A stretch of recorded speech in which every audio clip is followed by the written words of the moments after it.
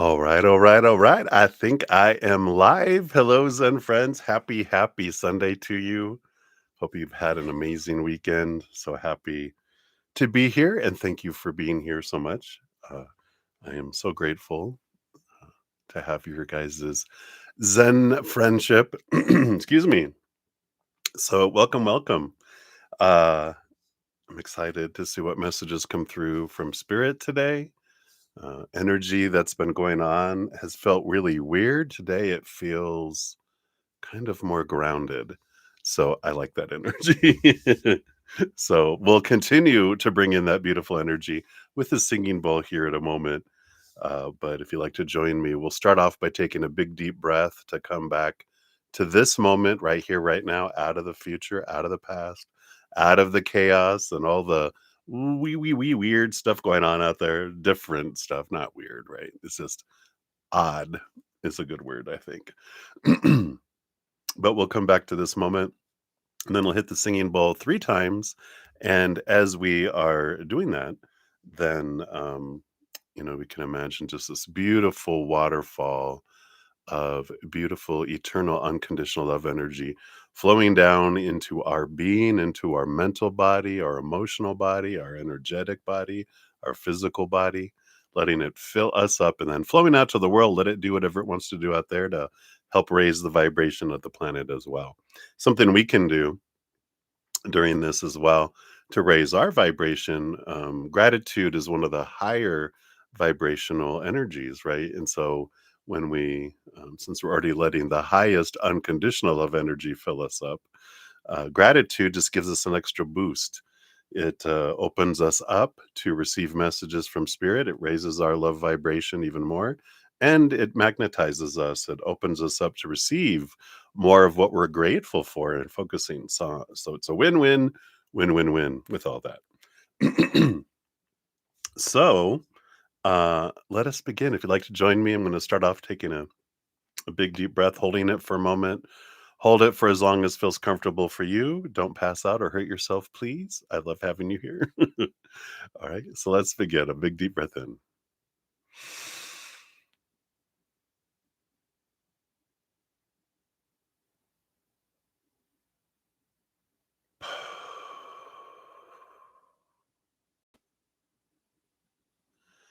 Beautiful. All right. Now that we're here right now in this moment, we'll begin with the singing bowl. So prepare as we begin.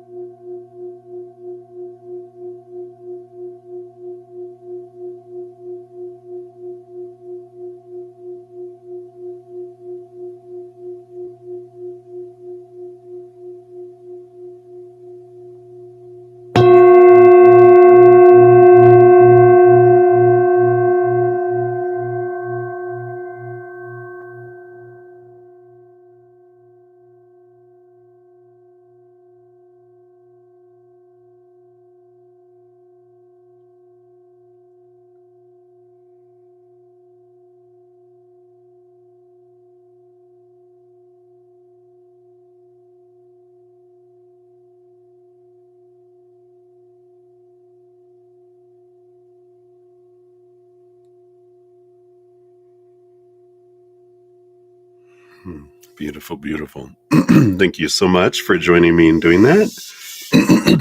So, sorry, I'm feeling a little congested this morning. As you might know, I'm feeling a little more nasally.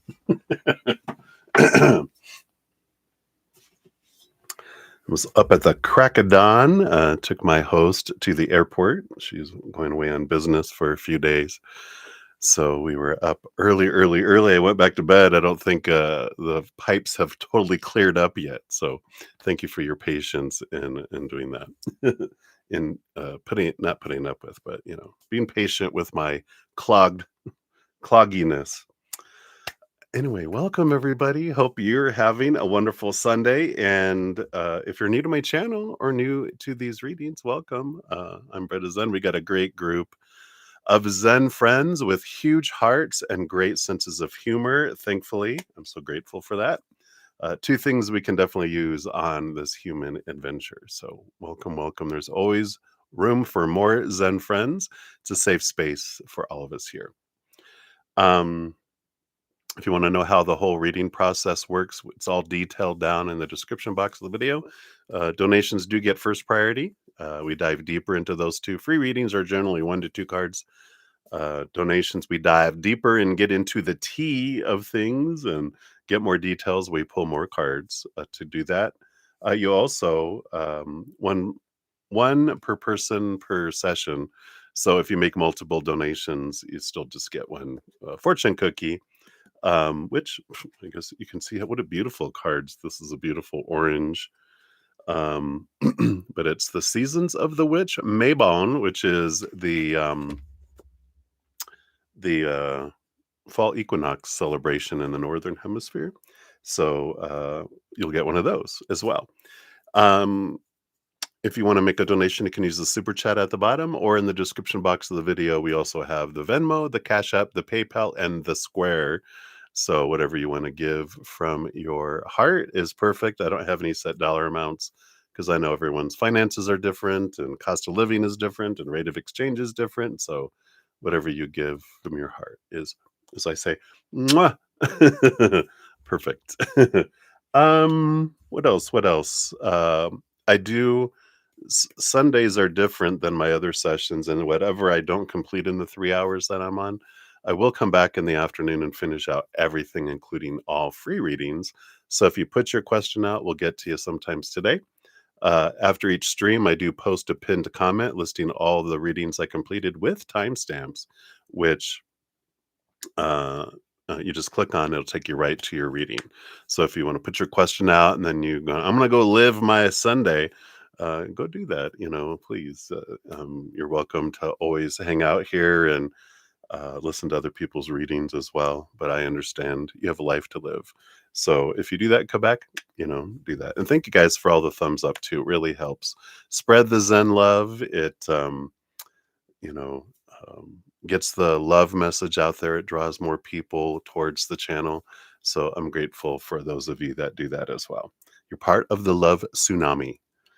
Let's see, last little thing, and we'll get into the readings. Not last week, but the week before, I did post a video with my introduction of my new upcoming podcast series, The Easier Path, and I had intended to get a podcast out this week, but the energy was not there.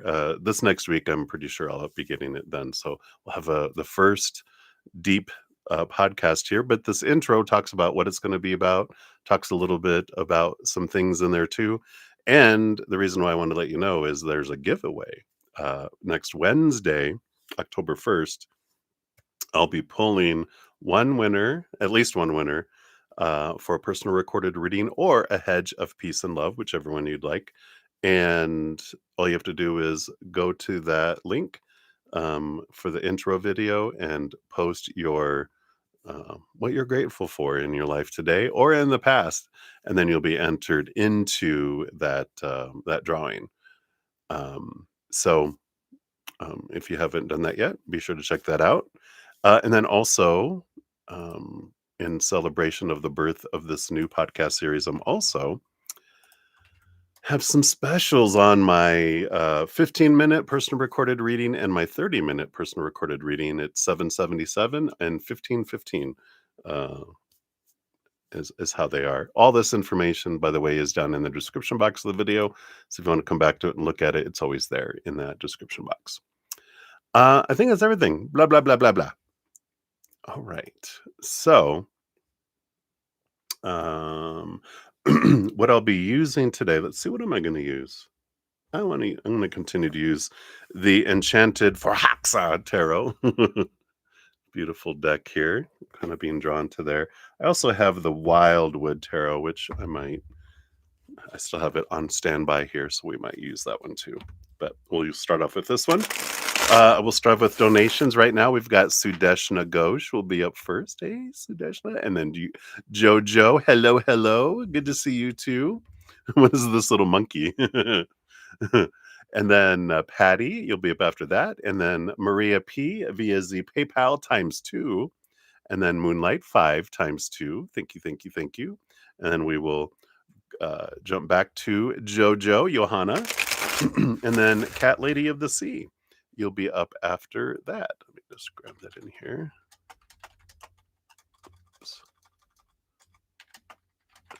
There we go. If I can type. All right. So you'll be up after that. All right. So again, thank you guys so much for being here. I'm so grateful for you. I was talking yesterday in my morning Saturday session. Usually I have like a big, a lot of people have put in messages and donations and everything before I even start, and there was like no one. There was like zero. It was like blank, and I was like, um, it was funny because I pulled a card from this deck, the blind spot, which I read in the beginning, and it was about something dying and death and letting go of something, and I'm like, is my channel going away? Is this what this is? Excuse me. So um, I was saying that it's a good reminder of, being grateful for everything. Sometimes we get used to things and we begin to expect it or assume or, become kind of stagnant with it. And, but we have great reminders of that. And as soon as I went in, everyone started to show up and I was on for almost 4 hours. I thought it was going to be a quick, like, oh, well, sometimes spirit speaks and we need to, just go with it, right? But it did reinforce my gratitude for every one of you. And so I don't want to take you for granted and let you know that I do appreciate you guys. So thank you for being here. I wouldn't be doing this. I'd just be talking to myself. I know, right? Oh my God. So it's good. It's a good reminder, you know. What are we grateful for? And take a moment to really reflect on that. I love it. All right. Well, let's get into it. Again, I love you guys. Thank you so much. All right. So, Sudeshna, my friend, thank you for your donation. Let's grab that here. You were asleep, probably. That is all right. Yeah, no problem. I think you came in later. Um, but yeah, you're on the other side of the planet, so I get it. And I have others here. I know Moonlight's on the other side of the world too. Patty on the other side of the world. uh, and I think Patricia is over there. Ateshi. Had some other people come in here. Anjali. Hey, Anjali. Definitely on the other side of the world, right? Mika Khan, I think you're on the other side of the planet. So I really appreciate, especially those of you that are like in the middle of the night hanging out. All right. So let's jump in here. So Sudeshna, thank you again, like I said, for your donation. Let's give that a love and a like since it lets me. And all right. So Mr. T has asked you to go out on September 30th for Puja? I'm probably mispronouncing that. I should look it up. So will we be able to go? And should you go or not? Is he thinking only two of us? Okay, we'll dive in here. So, based on current energies, will you guys be able to go? Okay, got that there. And then, should you go or not? With spirit, the should questions, they are like, well, I don't know. you know, it's funny when I ask them, should I do this or because I asked them a lot, when I begin to connect with them, you know, It's like, "Hey, you guys got great advice, so should I or shouldn't I go?" And they're like, "Well, there's no right or wrong, there's just different choices with different experiences." And I'm like, "Well, can you, like, give me some information on if I go or if I don't go, what will the result be?" To make it help me make an educated choice. And that's kind of what we'll do here, is if you go or if you don't go, and then you get to decide because they do honor our free will, which is awesome.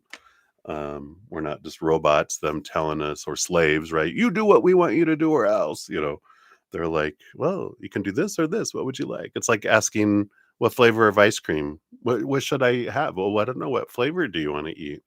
You know, choose for me. And they're like, no, no, no, no, no. That's your choice. You get to choose. So I like that. All right. So that's if you go. And then if you don't go, those will be the energies.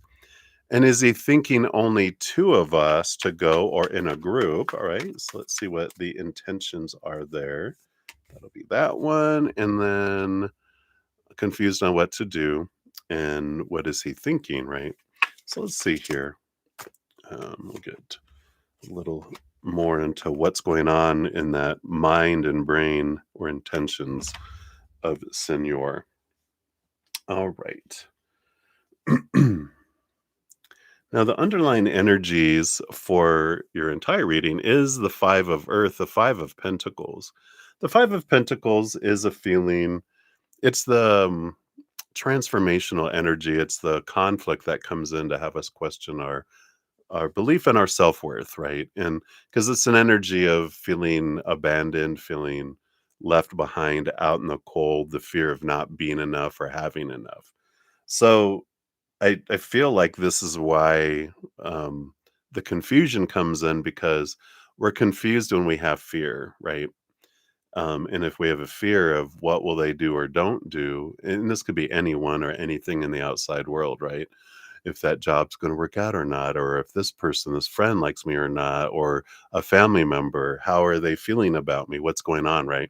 So this Five of Pentacles is our journey as humans anyway. It's a challenge of our worth because we come from a place of being super powerful, eternal spirit beings made of unconditional love, which we still are, but a little piece of ourself, a little pinky comes down to experience life as the human and goes through this life because we want to experience. It's like we dip our finger into cold water or jello or whatever, go, "What does that feel like?" "Oh, that's what that feels like." And so our journey here, we're born, we're still in that energy until humanity teaches us to doubt our worth, and that it has to do with the tribe that we're in and around, and the rules and the praise and punishment that teaches us you better do things right or you're going to get punished. So we live in this fear of our worth because we're taught to define our worth by the outside world till we have enough of it. And eventually, at one point, we're just like tired of that instability and that disappointment. And then we turn inward and upward and go, oh, there I am.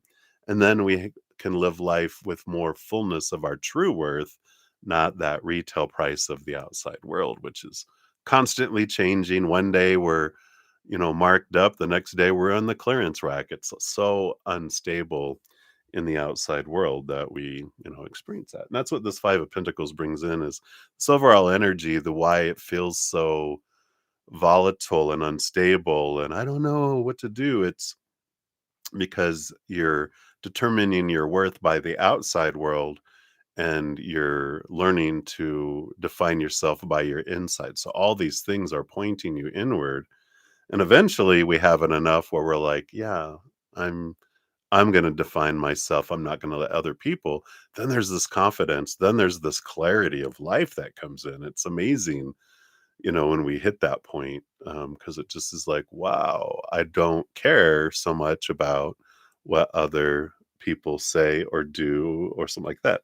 I was thinking someone had mentioned, wow, Bretta Z, you're kind of they think they said nonchalant, which they're like, I mean it in a good way. Like you're not impacted by stuff. And I'm like, not now, but earlier in my life, holy hell, I was. I almost killed myself in my early 20s. So I was very impacted. But through life and as we grow and learn, it opens things up. So I feel like that's for more than just you and me. But I like that underlying energy because it's understanding that the situations that you're going through are pointing you back to your self worth versus how we define ourselves by the retail price of the outside world. What is my value to others? I don't care. It's fickle, it's ever changing. If I define my self worth by that, then I do feel unstable and all over the place, right? But when we go inward and upward and define my worth by the creator's eternal unconditional love for me, then solidness finally, right? All right. So all of that just as the intro, the bottom of the deck. All right. So your questions now. Will you be able to go based on current energy? You do have the Knight of Earth. The Knight of Earth, here's the quest for our self-worth. I do feel like this is a yes. It's the slowest moving night out of it all, but there might be a little bit of delay on like when you go. Not as far as like days. I feel like it's still September 30th, but I feel like there's like um maybe you want to be there at the beginning of it, but it's going to be this delays and you don't go at the exact time as everyone's planning on going. Um, but all the knights are on their own quest. The Knight of Pentacles is on the quest for the Ace of Pentacles. The Ace of Pentacles is looking at our self worth in relationship to the outside world in a different way. It's the quest of our worth. So reinforced here, just like this is about your worth, not about um, I mean, that's what's really behind the scenes going on here. This is happening for you so you can look at your worth and go, yeah, I define it, not other people's actions or non actions, their words or their silence don't define me. I do.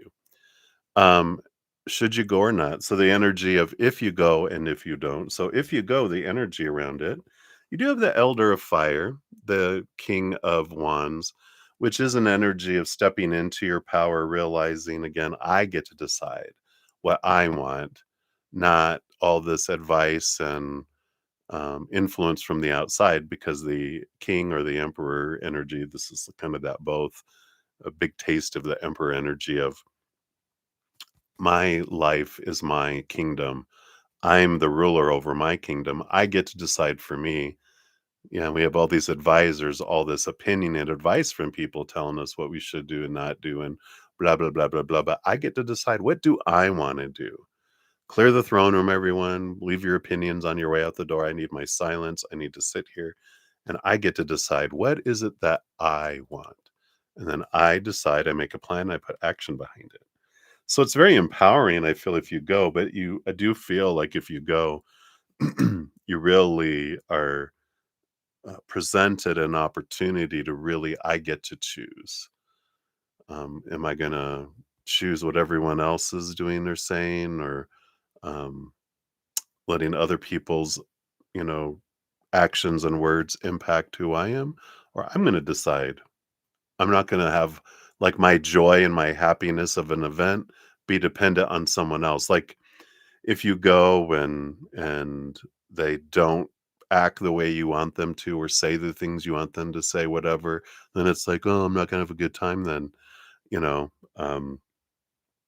And it's deciding to let that go and decide I'm gonna have a great time no matter what. I'm gonna do the things I want to do and enjoy it instead of having my actions and responses be dependent upon other people's, right? There's this freedom that comes in there. If you don't go, you have the 10 of wands. If you don't go, oh my gosh, the 10 of wands energy here, you'll be so consumed about the what if and this and that, and there'll be a lot of energy invested in wondering, and oh god, what if, what would have happened if I went, and you'll have all this energy invested in it. It's like if you don't go, you're still going to be there mentally. If that makes sense, right? Because you're gonna be kind of consumed with what are they doing? What's going on? What if I went? What if I said this? What if this? What would they have said? What would you're gonna have all this energy. That's that 10 of wands. It's like burden of energy. So yeah, so you get to choose there and you wanna go. So just go. All right. And is he thinking only the two of you or is it a group? We'll take a look here.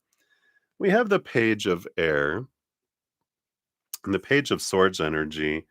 This is a lot of communication, a lot of energy coming in here.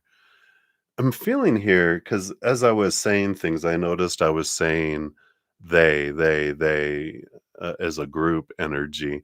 So I feel like it's more of, a small group of people, but they are, it's more group related, I feel, than individual. Let's see here. We got four cards about their intentions. What are they thinking? I feel like we'll get clarity in here too. Yeah, the world card. This is an ending of an old cycle, a beginning of a new adventure. Let's see what else comes in here. We've got the eight of air. It's kind of clearing the air a bit too, of letting go of old mindsets, old ways of thinking that don't serve, and to move forward. This is like a put the old stuff behind and move forward. Got the page of earth, page of pentacles, and the eight of earth. Wow, all these eights.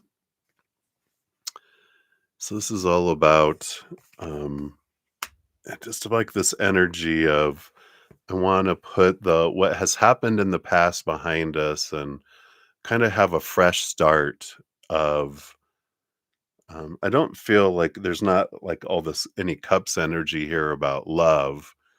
And it feels more I want to get past the uncomfortability and the what has happened and any of the preconceived conceptions and perceptions and whatever.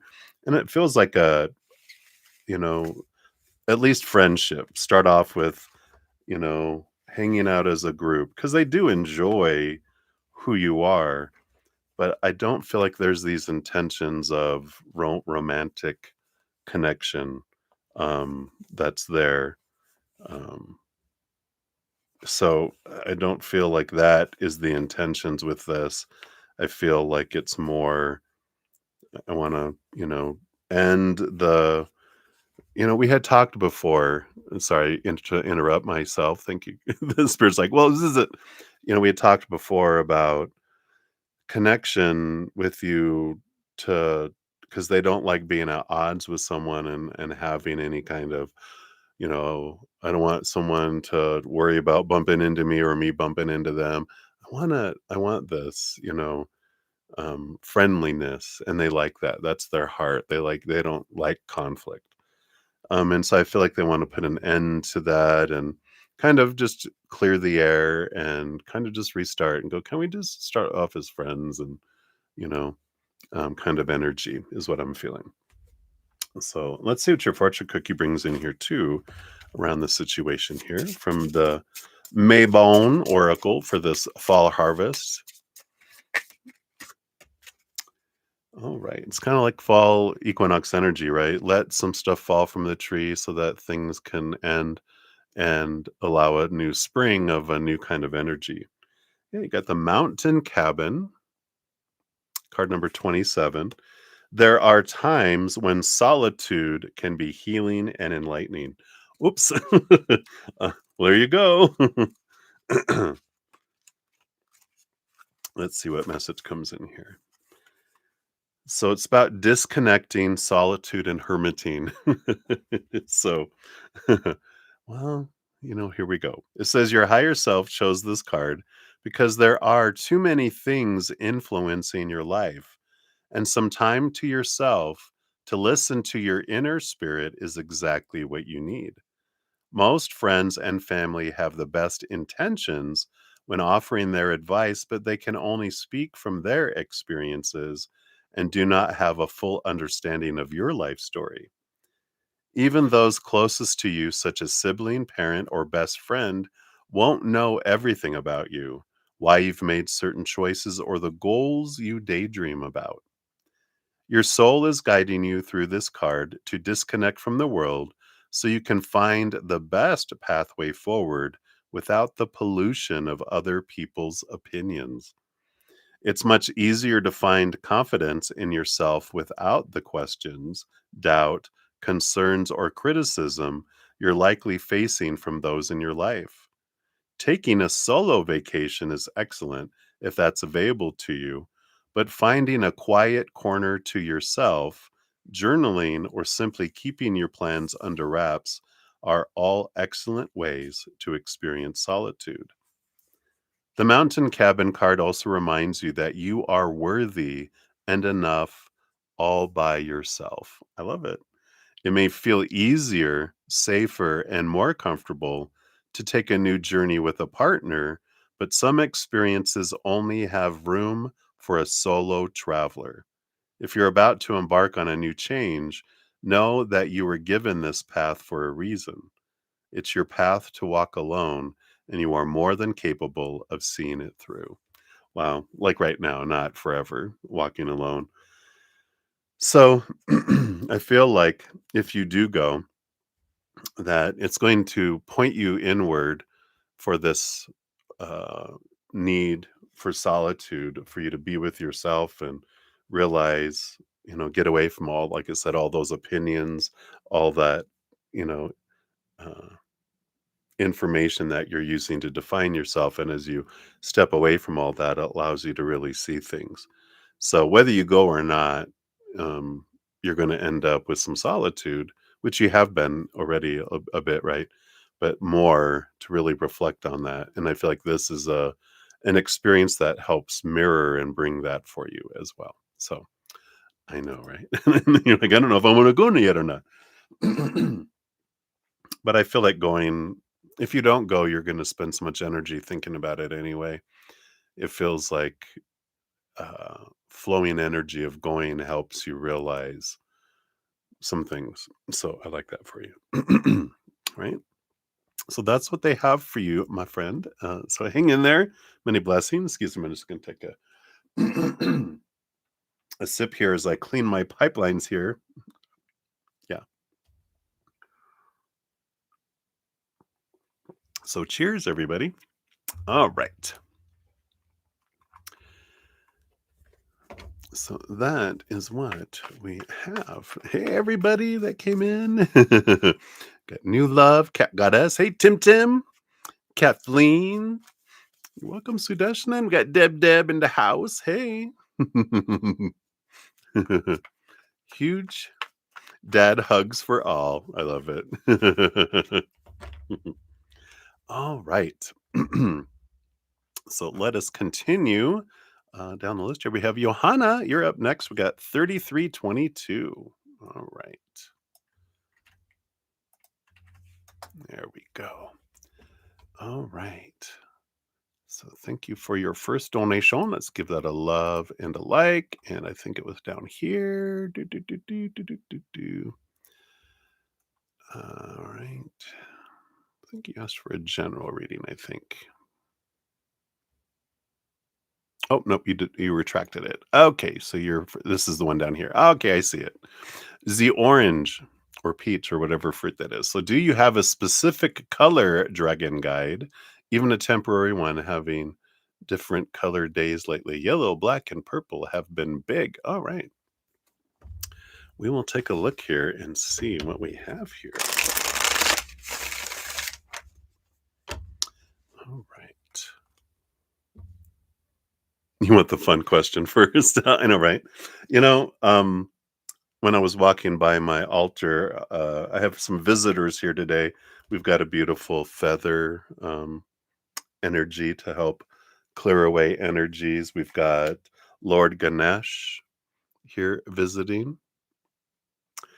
remover of obstacles. We've got a wonderful crystal quartz stone. And what's standing out to me, um, I also was drawn to, let's see, this is more turquoise. We've got the um, forget what that's called, but so we've got turquoise energy here, and and the turquoise that stood out yesterday for you too. It's really coming in as a message here. So I do feel like turquoise is very much prominent there, right? Yeah, this one today, you can't. I don't know. I'm gonna have to look at my camera because it might not. Because this looks orange, but it is a deep red today. That's the energy. It's the root chakra energy came in for today for life in these readings. But I feel like turquoise is what came in here. Let's see what else we have here. Um, get some confirmation of what message they have here for you as well. I think that's what we have here.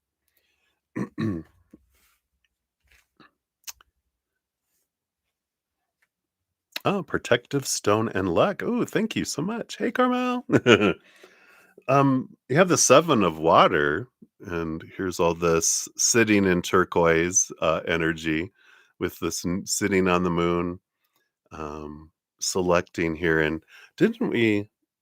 I feel like these are orbs. You wanted to see orbs. Well, here's some orbs, and this is like one out of several here. So you do have this turquoise dragon guide here. It's interesting with all the water. I feel like this is your water emotional elemental spirit guide that's coming in here. So I do like this. I like this energy that's coming in here around this. Let's see what message they bring in here. Yeah, they got the two of fire, two of wands energy. Here's all the birds. I feel like they're like, yeah, we come to you in a variety of different, um, you know, they like the power of the dragon energy, and so they like to present themselves that way. But also crows and ravens is how they appear, and maybe even bluebirds. If you have seen any bluebirds lately, I just feel like they like the color aqua because they they're helping you speak your heart. So even though they're the emotional elemental spirit guide for you, they're really activating your throat chakra and speaking your heart, singing your heart. And so I love that connection. They're helping connect your heart chakra to your throat chakra in speaking. And that also makes sense with the birds and the singing and doing that too, right? Crows have been big. Yeah. So I like that about speaking your heart from a place of love and singing, letting that emotional love energy flow through your vibration. So I love that. Let's see what else they have here. You got three more cards. We got the Knight of the Earth. Look at a blue aqua person. And they've been working on this for a while. And with this Knight of Earth being the slowest moving knight out of them all, I just feel like it's been a long they've been with you for many, many lifetimes. And because it just feels like they've been on this journey with you for a very long time. So it's not just a temporary one. I feel like this is someone that has been with you in many, many, many lifetimes but only as your elemental spirit guide, really helping you with that. And as we talked about with you being many lifetimes in entertainment and singing, it's been part of their journey to help you express yourself every lifetime. So I like it. They're like, um, I'm an expert. So you're in good hands. That's funny. You also have the Seven of Fire, which is about being in the spotlight, standing tall. So they're also working with your fire elemental spirit guide um, to because this is all about not dimming your light, not asking permission to shine, not defending what you do and how you do it, but it's really this encouragement, kind of dragony. That's funny. Oh, you have a little bat toy. Did they point that out for me to buy? Oh, that's fine. Well, we'll see here. Um, but we've got this, with all these. All these dragon bat looking creatures down here? Probably so. um, but there's this great energy of I don't know, it's this it's kind of like sun energy, like Leo energy, which is you, but it's about shining bright, and standing up on a hill and not dimming your light. And they're helping that with that too. So they're working in big coordination with your fire elemental spirit guide, which is the action and bringing things into your life. So everyone's always working in coordination, but it's like they have a special mission to work together to bring things towards you. I like that. And then you have the 10 of air, the 10 of swords. Yep, this energy, and I feel like this is part of this combination. What their part of the mission is to have you just get so sick and tired of trying to live up to everyone else's expectations and to please people, and all of that stuff that we have put on us as we're growing up. And this is like the escape here of I'm just ready to let go of I'm going to be me, and I'm not going to worry about, oh, I got to do this, or this person's going to be impacted. I'm going to do this, or this person's going to think this, or this, or this. It's like you're not a slave to the outside world. You're not at the whim of the outside world. And so they're helping you. Part of what they've been working together and coordinating is again, the fire elemental and your uh, water elemental. It's that it feels like the they're allowing this courage. Here's the strength card. You have the sun card, the strength card, finding your inner strength, finding this boldness to be yourself regardless. And part of that is also allowing you to feel the disappointments of the outside world of, I tried so hard and they still weren't happy. And it's like, yeah, it's helps us get to this point of all these expectations keep on not unfolding. And then I feel bad about myself, or I feel ugly not being my true authentic self, and feeling like I have to dim my light. And it's like, I can't stand it anymore. And then, dun, da, da, da, you just rise above it all.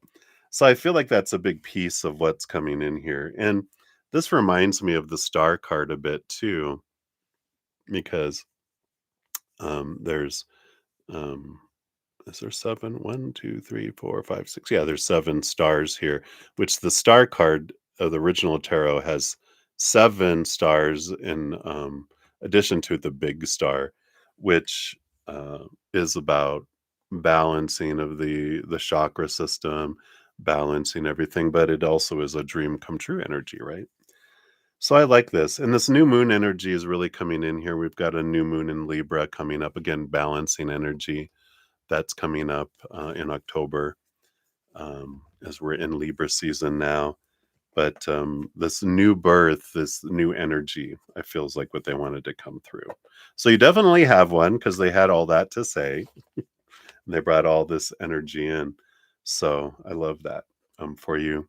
And I feel like we are going to do your fortune cookie in this one. Let's see what else they have here for you. Yes. Oh, I thought it said yes. You said yeah. The A looked like an S. I thought you were saying yes.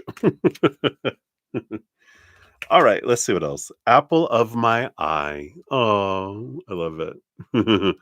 Which is card number 2, the High Priestess energy. Not all that's alluring may be what it seems. See beyond the illusion. Interesting. See what we have coming in here. So this is mindfulness, being careful, being present, and awareness. So I'm going to replace this and say your aqua water elemental spirit guide chose this card because there is often an expectation. Excuse me, there we go, clearing the throat chakra. There's often an expectation that transformation will happen with a big bang. One day you'll wake up and be completely different from how you were yesterday, or some dramatic event will happen that causes your whole life to renew itself. Transformation is usually sparked by a dramatic life change, but a spark only represents potential. You still have to take that spark and nourish it before it becomes a raging fire that burns through your life. Mindfulness, excuse me. I'm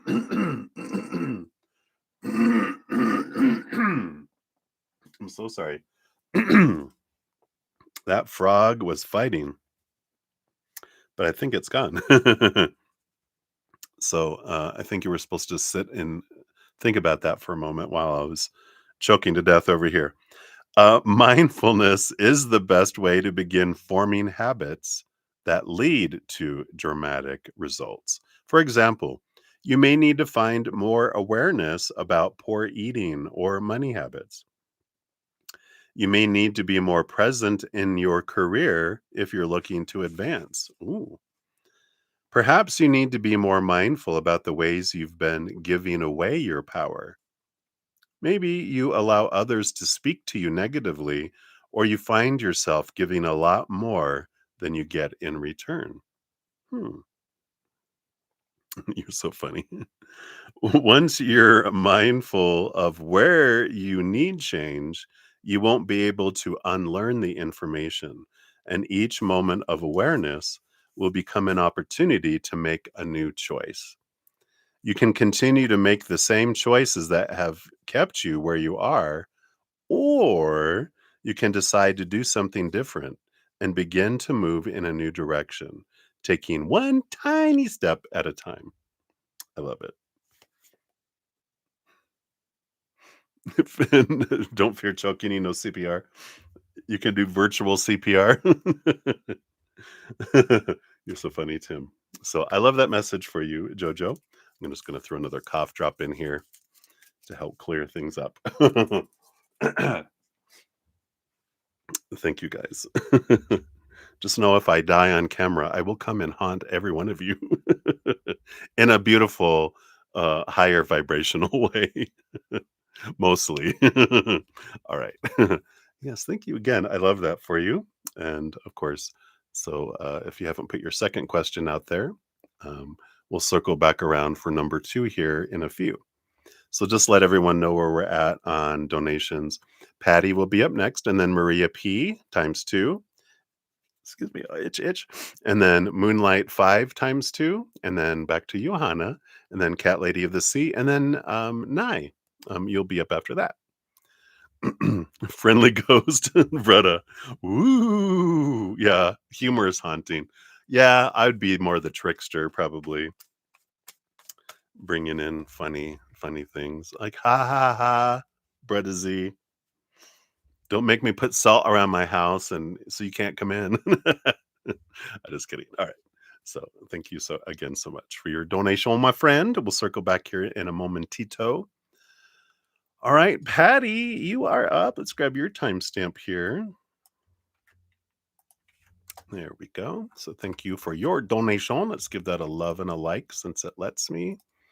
And the question was posted. All right, here it is. The hearing at work continues tomorrow.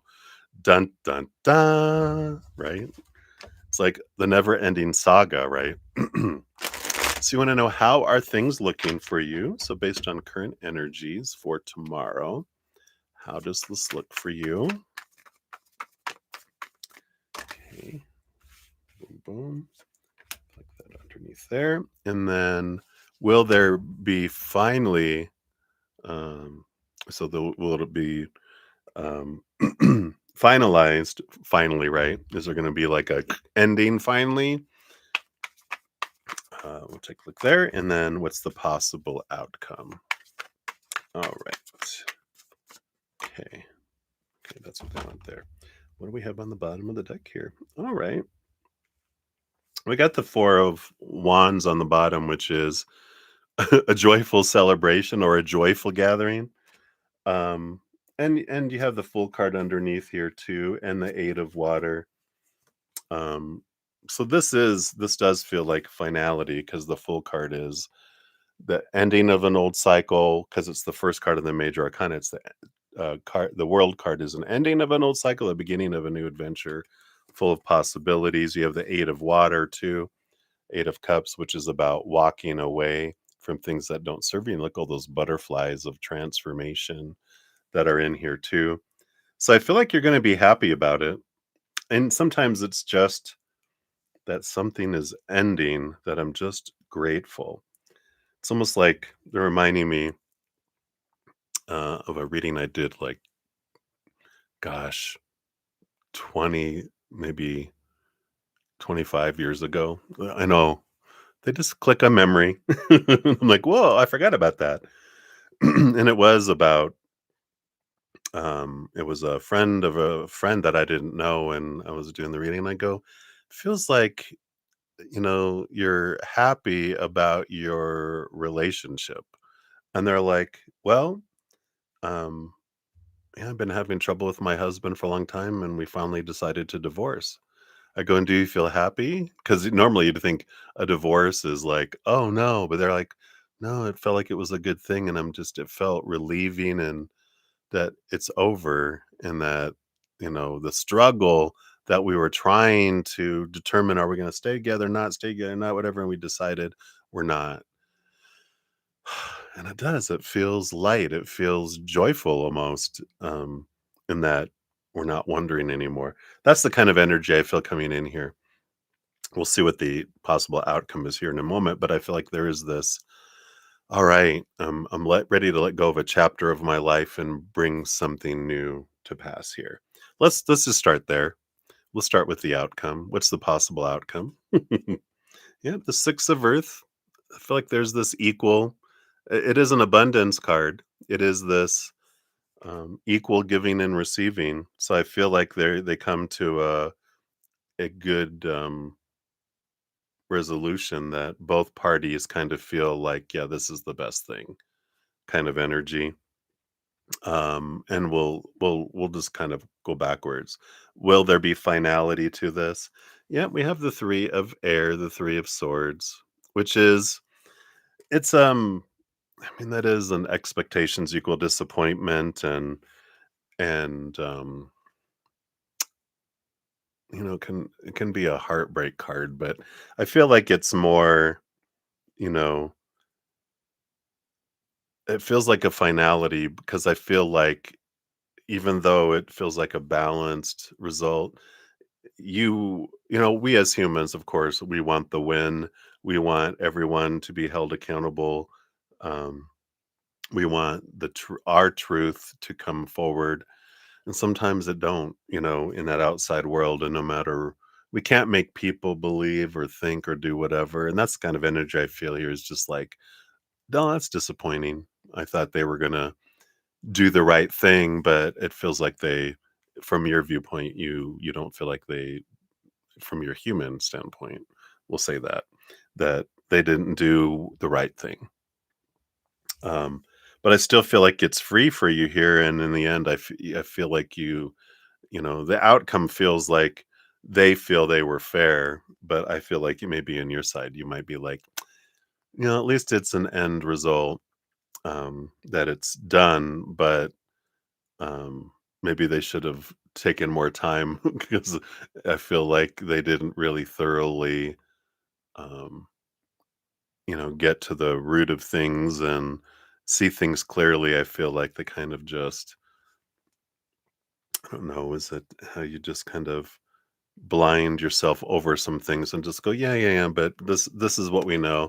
We're just going to look at boom, boom, boom, and not worry about all this other stuff. But all this other stuff will give you clarity. And they're like, yeah, yeah, we're just going to look at da da da da da. And you're like, okay, well, I'm glad that I feel like you're not going to be there anymore, which we've kind of felt for a while, right? And I feel like that's great. It's like the divorce, and that's, the energy of the divorce is final. Good, good riddance. Now I'm going to go live my life in a place that's more in alignment with me, in places where I am appreciated, and places where I um, can see things, people see me and not all this other, you know, stuff. So I like that for you. Let's look at the energy here, how it's looking for you here. So we have the Hierophant. Yep. It's allowing you to see things from a higher perspective. The Hierophant being the major arcana number five, and five being the power of change. I feel like the amount of time that this has taken to come to pass has granted you the ability to see it from a different perspective. You know, I still feel like there's a little bit of disappointment with that Three of Swords energy, but I feel like if they'd have come to a conclusion like a month ago or whatever, it would have you would have been looked at it so differently. 2 months ago, so differently. You've had so much growth in how you're looking at it, like from that higher perspective. That there's a reason why humans do what they do, the human characters, but the behind the scenes of the discomfort and the shutting of this door is allowing you to go in a direction that's more in alignment with who you are. And so sometimes we need a push and a nudge out of a situation because it's like diving off for a high diving board and we're afraid and someone just kind of nudges us over and we're like, ah, we're upset that they're doing it until we hit the water and we get out of the water and we're like, that wasn't as bad as I thought it was. And then we are able to be braver in life and do things because of the nudge. And I kind of feel like that's what's coming in here with that. You also have the Nine of Earth, Nine of Pentacles. Yep, being off by yourself. This would be an energy of independence and entrepreneurship a little bit too. That you're not alone, though. Spirits with you with this too, but it is a benefit, again, a self benefit, being off by yourself. And if you were looking at, were you looking at starting up a company or starting up your own business kind of thing? Because this Nine of Earth is very supportive of that. And that makes sense with this change. You're able to live your dream more. Whereas if you didn't, you would be like stuck in that same old cycle before. I like that. Underlying energy. Yeah. You got a death and a rebirth coming in. Here's that butterfly energy coming back in, right? I talked about earlier. So there is transformation for the best. And yeah, as the caterpillar's in the cocoon with its, you know, turning into caterpillar soup, letting part of itself go, that feels uncomfortable, right? But as it's forming into the butterfly and as it breaks out of the cocoon, it's like, damn, I'm glad that I went through that because now I'm going to go where I could never go before, do things I could never do. I'm not interested in the same old things I was before. Eating leaves, now I want nectar and I get to go experience blossoms and beauty and I can migrate 1,000 miles. So I feel like that's overall the energy that's coming in. We'll get you your fortune cookie here too, as we look at that. All right. So let's see what we else we have here. So what is your fortune cookie? What else do we have for Patty, Patty, Patty? All right, here we go. And you got campfire, number 6.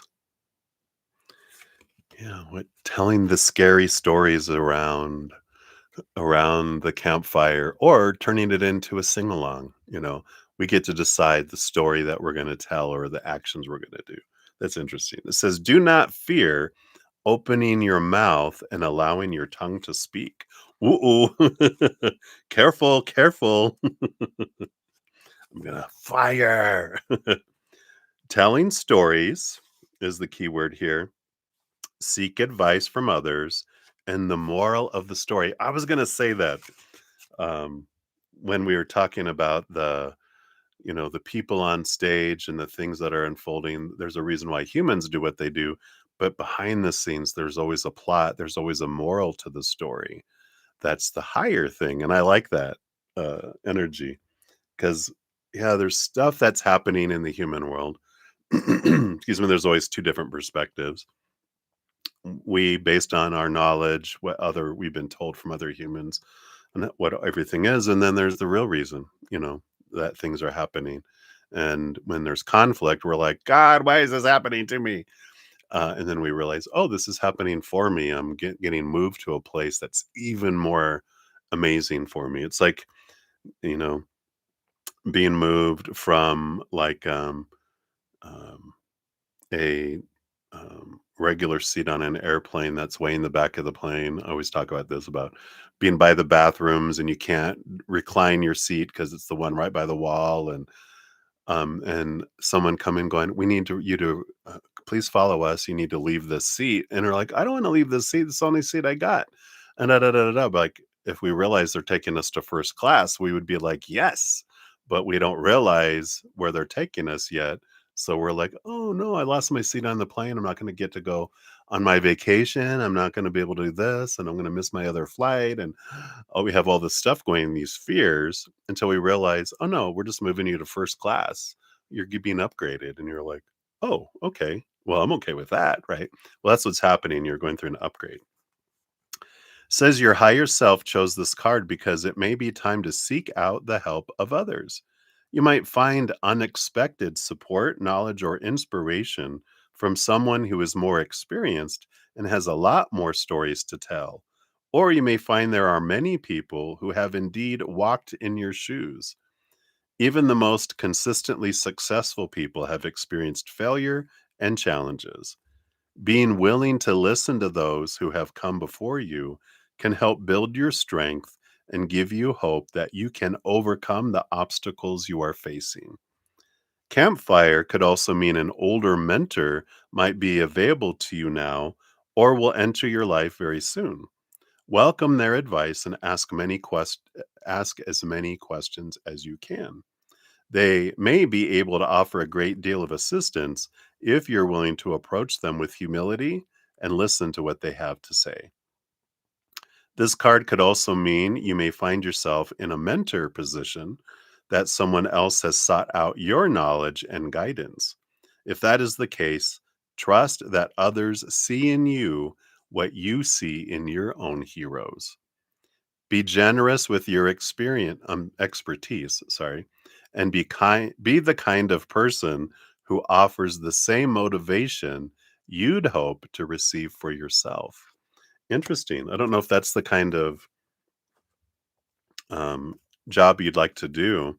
Like if you are looking to start up your own business, being like a life coach or a motivation or helping people through their situations, I feel like that is you have an expertise of going through a lot of things, but I love that for you. So hopefully that helps, Patty. Sending you lots of love and hang in there, my friend. Again, thank you so much for your donation. All right. So cheers, everybody. Hey, Olivier. Cheers, cheers, cat goddess. All right. So, Maria P., you are up 103.23. Almost rhymes with your name. All right. And that's times two. So we'll go over here to the PayPal email where your questions are. Let me just scroll down there. There we go. So thank you for your dual donations. Let's see what we got going on here. All right. That was a poor shuffle. Let me try one more. There we go. A more thorough shuffling. All right. So we want to know Walter's feelings and thoughts towards you today. Okay, that is that one. And then what's coming for us this week? Okay, thank you. And how many times will we be hanging out? Okay. All right. We got one and two and three. There's three. We'll see what that is here. There's two cards for that. We'll see what that means. Updates on the dark side. Kind of, whoa, the temperature over there. Is he making any plans on leaving there? Okay. And what's coming for us in October? I know, can you believe it? We're a few days away from October. Craziness. All right. We have one card for feelings and thoughts. What do we got here? Yeah, with the nine of air, the nine of swords. They've got a lot of fears going on right now. So I feel like they're really stuck in their head and this unsettled energy of so many expectations and the fear of not living up to so many expectations. But I don't feel like this feels like, maybe a piece of these are about you, and then the others are about work and dark side and family and friends. There's like the nine of swords isn't just all you. It's some of the fears of letting you down, and there's other fears of, things as well, and by letting you down, it's not living up to what you're wanting with expectations. Um, so I feel like that's kind of what's on where their energy is right now in the moment. They just feel very kind of overwhelmed. They're really in their head today. So there might have been some stuff that has happened uh, just in a variety of different places that just it's the combination of various things in their life that has caused this kind of thing coming in. What's coming up for you guys this week? We have the Ace of Earth, Ace of Pentacles, which is a new birth kind of energy in the outside world. So that it feels positive. It is abundance. It is the feeling of um, a good change in the outside world that's coming in here. Um, it just feels like a refreshing, a reboot, a getting back to basics kind of energy. Instead of all the stuff, it's like really just enjoying each other. Let's see how many times we've got three. Let's see what this is. We have one. Yeah, a lot of conversations with the Four of Swords, air energy, but it's peaceful, it's restful. And again, the Four of Swords is like letting go of expectations and just seeing things from a higher perspective.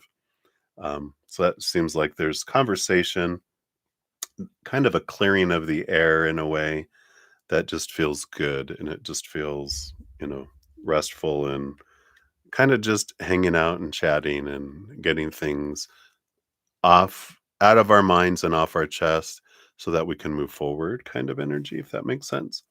The second one is the Eight of Earth, Eight of Pentacles. This feels more school related. I don't know if you're going to do something at the school but it is Eight of Earth is putting in the blood, the sweat, the tears. So it feels very work energy coming in here. And it's schooling too. It's learning. That's why it's school work. Oh, okay. That seems like where they're working, right? So I feel like it's something school work related, um, where that's a big focus of the second meeting. The third, you've got the Seven of Water and the Six of Air. Yeah.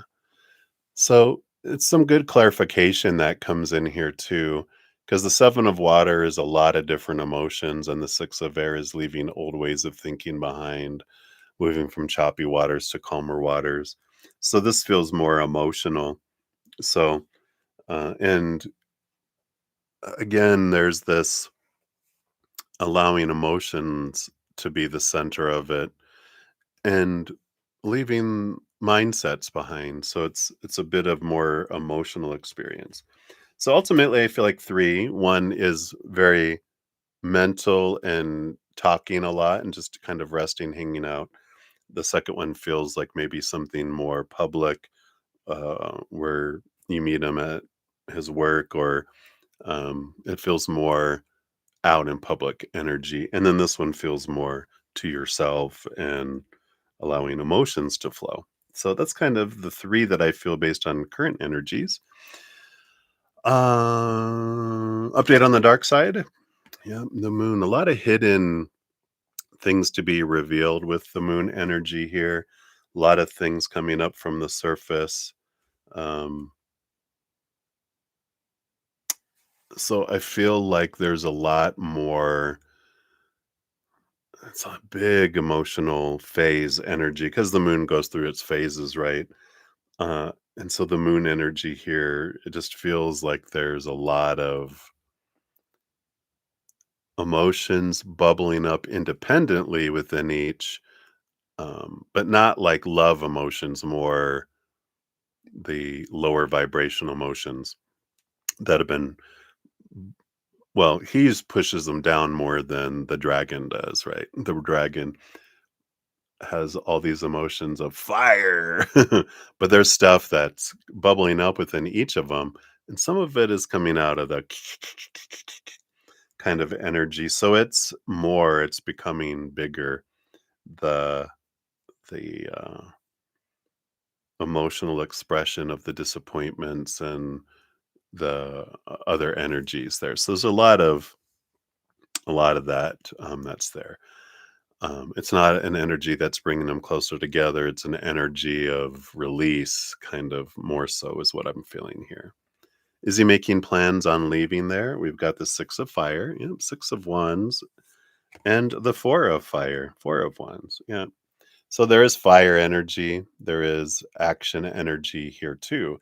So it's not just making plans. I feel like they're implementing their plans, because they've been doing a lot of thinking lately about what I need to do and how. Now they're putting some action behind those plans, and that makes sense with why this moon thing is popping up, because it is causing some things. Okay, well, I'm going to do this, and why are you doing that? And because the insecurities of the dragon. I need my cave. I need it full of gold. Like, what was it? It was one of the Lord of the Rings spin-offs. Of The Hobbit, but it's, the giant dragon protecting all of its gold, is what is coming up, so it's interesting. Um, I don't feel like a leaving yet, but it is 4 of Wands is a joyful energy, and 6 of Fire is a victory energy. So, in you asking that question, it's like, "Okay, good. That feels good that there's at least it's not stagnant, there's movement, um, on plans." What's coming up for you guys in October? Temperance. Yay, patience. Slow unfolding of things, trusting. I feel like in October, you really learn, both of you are learning to be present in the moment and not to try to rush things and get to something in the future, but to be in like a space of gratitude in the here and now for what you do have, and not feeling like there's something when here in the future I can be happy. It's I can be happy right now because I've got everything I need inside of me, and everything someone's giving me or what I'm experiencing is perfect. I feel like that's a big thing for October because it is patience, temperance, allowing alchemy to slowly unfold and not a rush energy. So that's interesting. Let's see. We're going to do your fortune cookie for this one, and then we'll move on to your second group of questions here, your second donation. So your fortune cookie says Queen of the Dead. Yay. So this is all about here. Card 31. Fear not the rage of fire living within, for it is the power of your fierceness, right? Fierceness, waiting to taste you fully. Ooh, all right. Let's see what this is here. Card 31. Let's see if we can get to the page here. There we go. So the key words are embracing your dark side. Ooh, embracing the dark side. That's funny. Updates on the dark side? No, embracing the dark side. Also naughtiness and using darkness for good. Ooh. All right. So your higher self chose this card because you need to learn to be unafraid of your soul's darker, naughtier side. There is a deep power within you that you may feel would be scary or too much to handle if you unleashed it. Perhaps you fear what you might become if you were seduced by the shadowy aspect of your spirit. Would you become too ambitious and power hungry or sacrifice your beliefs in pursuit of fame and fortune? Would you hurt people or forget your roots? Would you succumb to anger and find yourself difficult to get along with? These are all noteworthy fears, but they shouldn't prevent you from integrating both sides of your spiritual being. Queen of the Dead is tempting you to explore and use darkness for good. Rage, ambition, jealousy, and manipulation can be channeled for a good cause. Rather than viewing them as being bad, see them as opportunities for evolution and growth. These energies, sorry, well, I'll just read it here because it's not making sense to me yet. It says, these energies to be useful. Oh, and your willingness to work with rather than against your demon is key for showing them the way to the light. Interesting. All right. Embrace your dark side. But I love that, especially the jealousy or the insecurities and stuff that we experience when we're in relationships. I know for me, when I had my was it number three relationship, um, because of my jealousy and my insecurities, uh, and speaking up about them, they told me, "This isn't gonna work if you're gonna continue to not trust me when I haven't given you any reason to because of whatever happened in your past. You either need to go to counseling and deal with that, or we're gonna be done."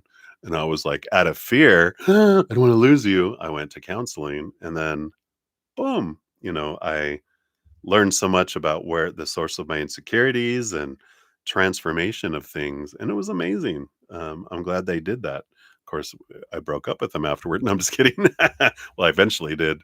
I was with them for 3 years, but but it was a good process. So I love that. All right, so that's what they have for the first one there for you. We'll take a look here at number two.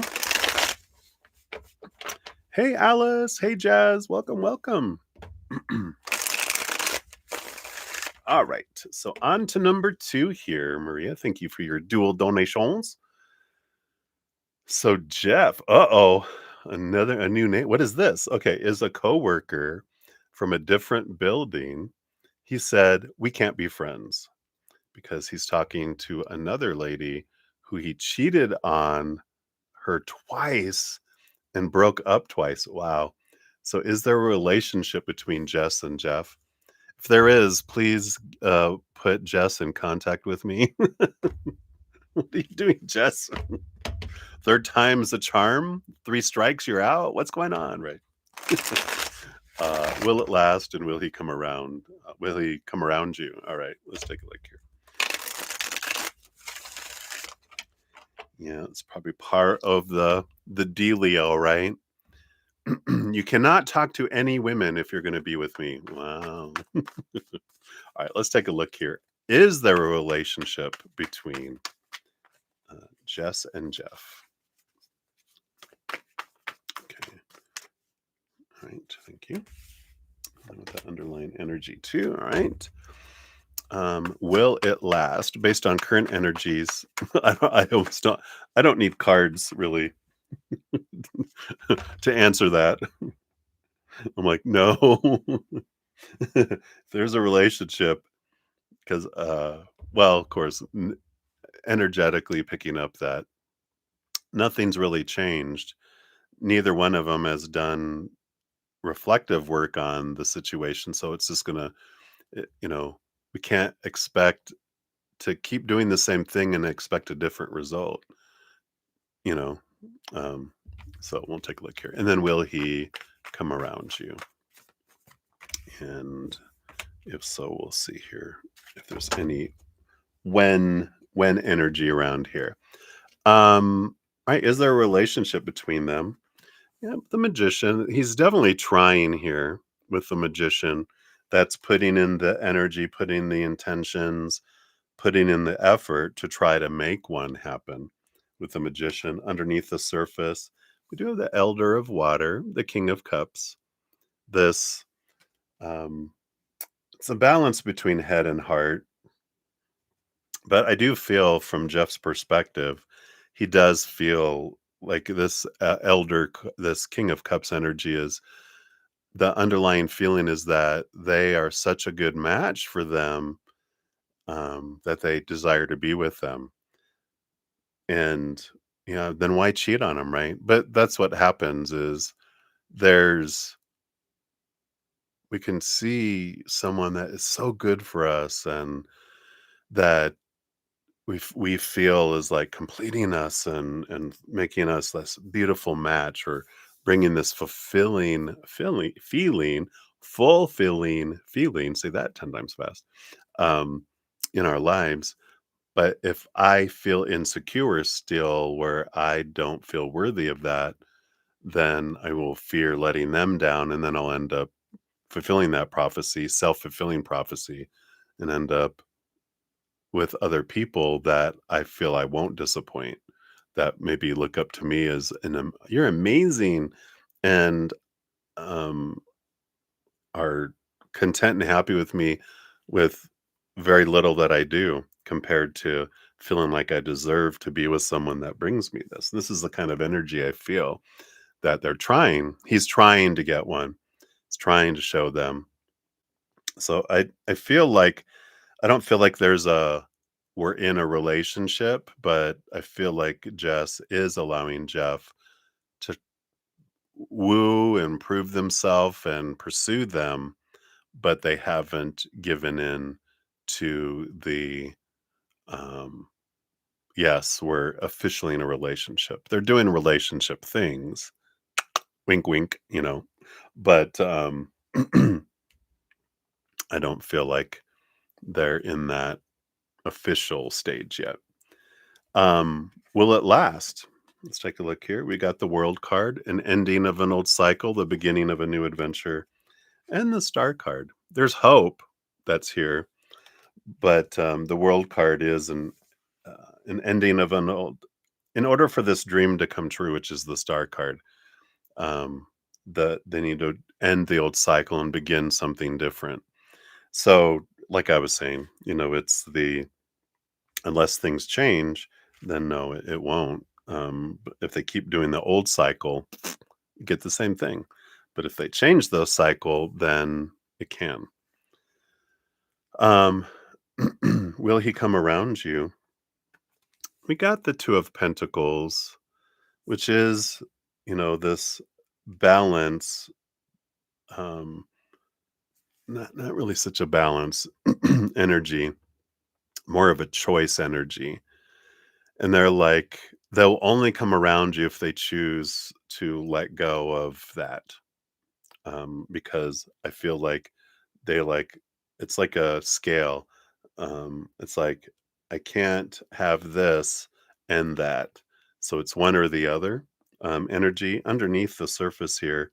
Yeah, we have the Ace of Earth, Ace of Pentacles, which is only if it's a new beginning, um, which would be they would have to end that relationship with them. So it's kind of undetermined right now.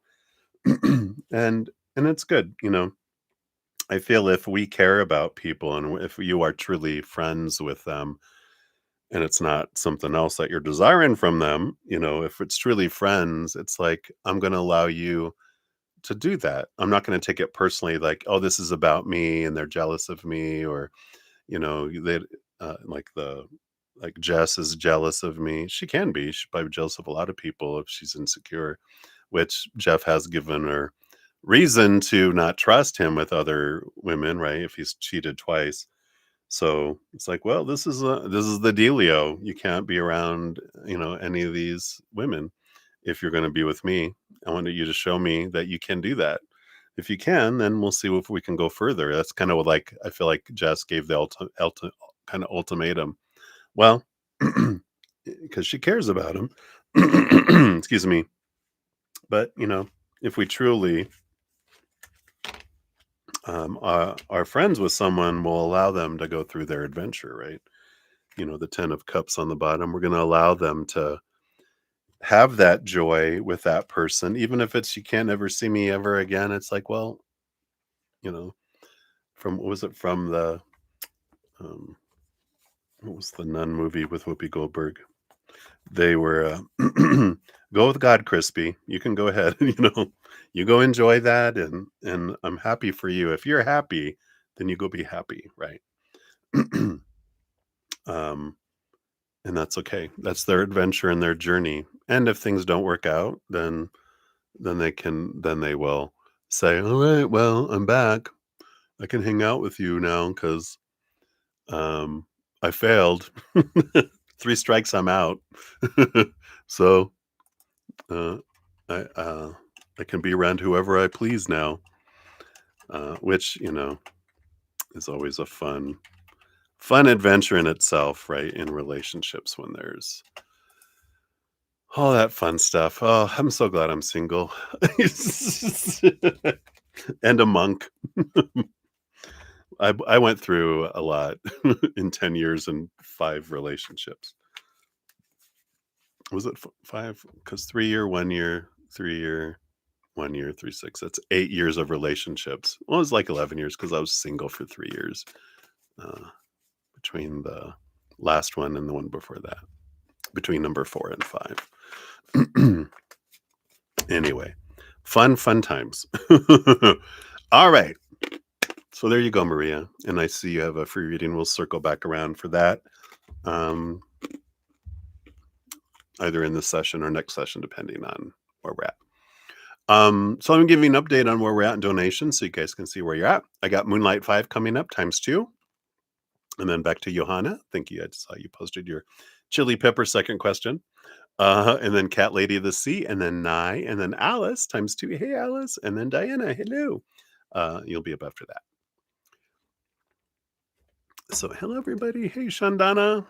If I'm saying that correctly. Hello. Good to see you, Jazz. If I didn't say hi to you. Hello. All right.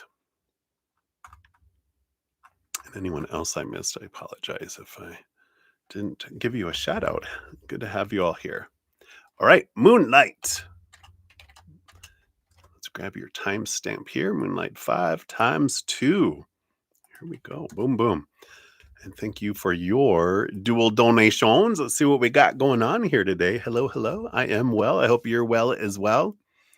And so for the new sticker, I want to know anything for the week to come. What does Spirit want you to know about this week to come? Okay, try that again here. Any cards? Nothing. There is nothing. No, I'm just kidding. There's always something. All right. I don't know if you ever watched Saturday Night Live here in the United States. Way back in the day, they had Rosanna, Dana, Tana, something like that. It was a little bit that I can see her face. Not remembering her name. Oh, Gilda Radner. Thank you, Spirit. She was hilarious. She would do this little bit. It just goes to show you it's always something. All right. Let's see what we got here for the week. Got the 4 of Air. A very restful peace of mind energy here for next week. We like that. Kind of some letting go of some expectations and sitting in some nice peaceful energy. So the overall theme and kind of flow below the surface. You got 2, 2, and 1. So let's take a look here. I feel like we've got Monday, Tuesday, Wednesday energy, Thursday, Friday energy, and then into the weekend with the 1 card for Saturday, Sunday. So for Monday, Tuesday, Wednesday, you do have the Tower and the 10 of Earth. So the Tower card is an energy of something being removed out of your life that no longer serves to make space for this thing that does, the 10 of Pentacles. So I don't feel like this is it feels mutual. It doesn't feel like the universe is removing it out of your life for you based on your previous agreement with them before you came down, saying, if this isn't out of my life by this time, please remove it. And then we as humans go, whoa, what'd you remove that for? And it's like, here's your signature. You told us to do this. We're like, oh, okay. And then there's other times where we remove things out of our life. And this feels mutual. It feels like it's starting to be removed and you help push it out and going, yeah, I don't want this in my life. It's not for me anymore. It's not serving me anymore. And you know that it opens up an opportunity for something that feels more fulfilling and full for you. So I like that Monday, Tuesday, Wednesday energy there is this, yeah, let me help you, universe. You don't have to carry that out yourself. I'll do it for you. Here, I'll throw the match on the gasoline on the tower. You hit it with lightning, I'll burn it from the ground up, you burn it from the top down. And boom, boom, we'll work on this together. That's funny. And then Thursday, Friday energy, you do have the world card and the 10 of air. Look at all these tens with endings, and you got all this endings and beginnings energy. The world card, of course, is the last card of the major arcana, which is a victory and an ending, ready to go to a new cycle. The 10 of air is letting go of some mindsets that don't serve anymore. The I'm tired of pleasing people, trying to do what's expected, and understanding of why do I want this? I don't want this. It's this changing of mind, this clearing of mindsets and things that you're trying to achieve and move toward. That you're like, I don't want that. Why did I want that? And you're like, oh, because this is earlier in my life. I was told this, so this is what I feel like I should do. But now you're like really cleaning out your mind, and this is creating this chain, all these changes in your life this week. I like that. And then as you get into the week next weekend, you have the 6 of air. Yeah, more movement energy. 6 of swords is about letting go of old mindsets that don't serve you anymore, seeing things from a higher perspective. And it's from going from choppy waters to calmer waters. It's because you're changing mindsets and letting things go and seeing things from that different perspective. It's making its way out into the outside world for some change to come in and some movement to come in. So that makes so much sense. Going back to your original card on the bottom of the deck of the 4 of swords, which is letting expectations go. They sleep on the Ace of Swords, which is seeing things from this higher perspective. And it allows us to rest and be more at peace because I'm not trying and fearing whether I do something or don't do something, or if something happens or doesn't happen.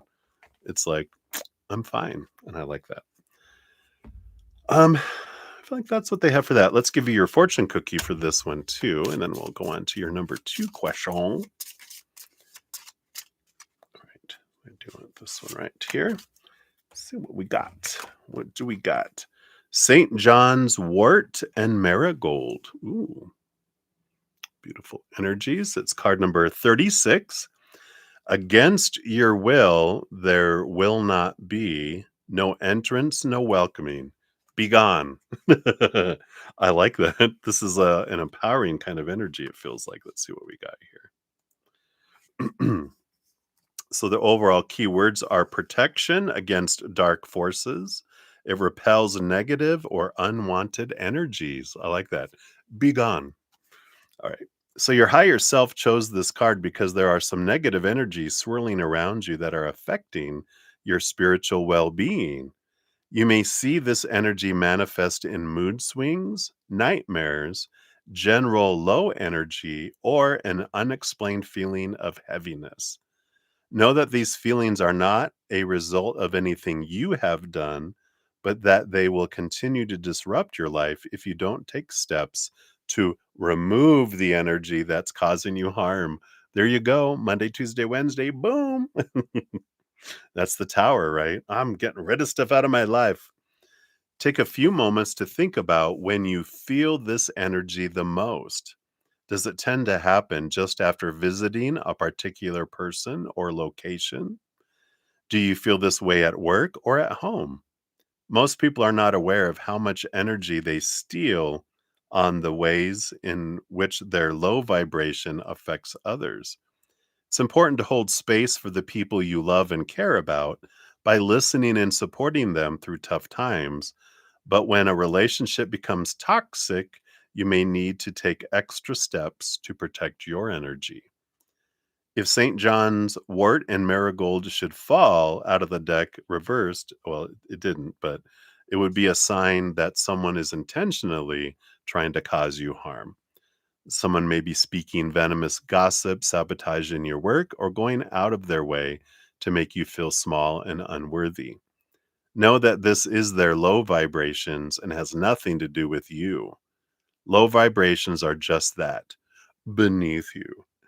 Pay them no mind, but take steps to defend yourself if it comes to a point where they are gaining traction with their maliciousness. Ooh, good to some good reflection there. So that is your fortune cookie, my dear. So thank you again for your dual donations. And we'll move on to number two here. There we go. Which is the banana peel. Whoosh. Don't slip. So you have here will connecting with NN. Oh, will you be connecting with NN the coming weeks? What are his feelings towards you? All right, we'll take a look here. And then I do see your free reading. We'll eventually circle back around for that.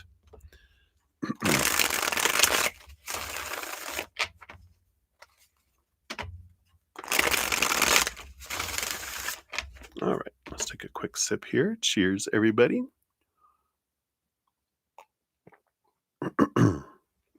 All right. So, based on current energies, will you be connecting with NN the coming weeks? Not week, but weeks. All right. Okay. Thank you. Boom, boom. And what are his current feelings towards you? Okay. Thank you. Boom, boom, boom. Three cards there. All right.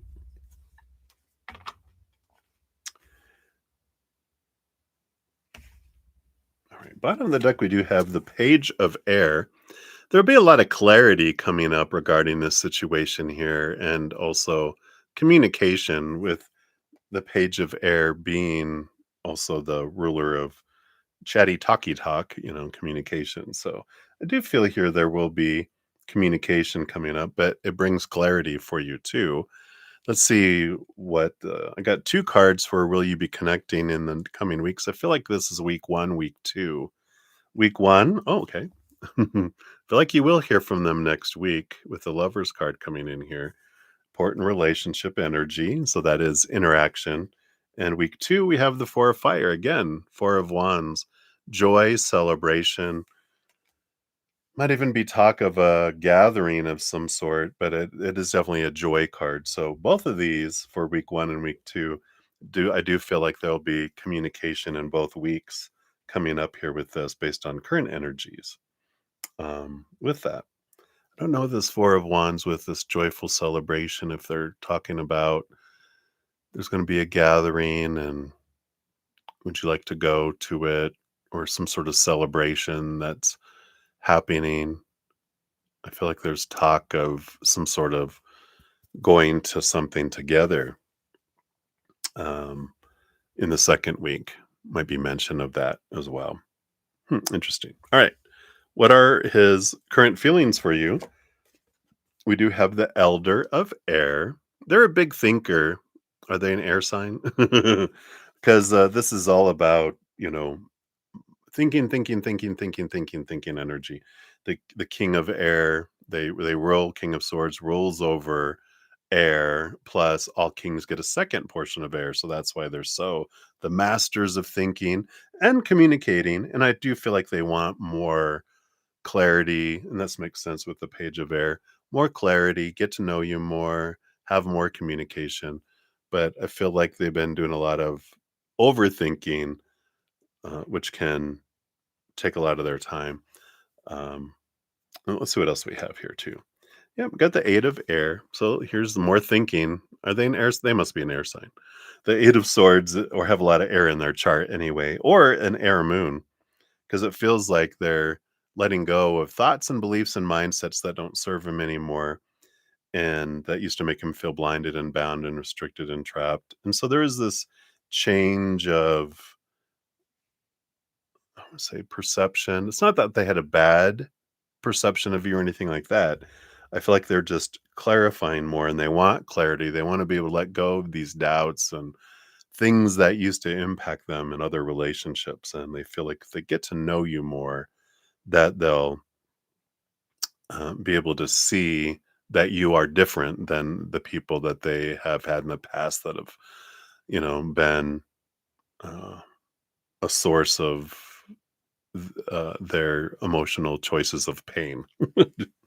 What's the third one here? You got the Strength card, Leo energy. Yeah, there's a bit of more passion energy here with this.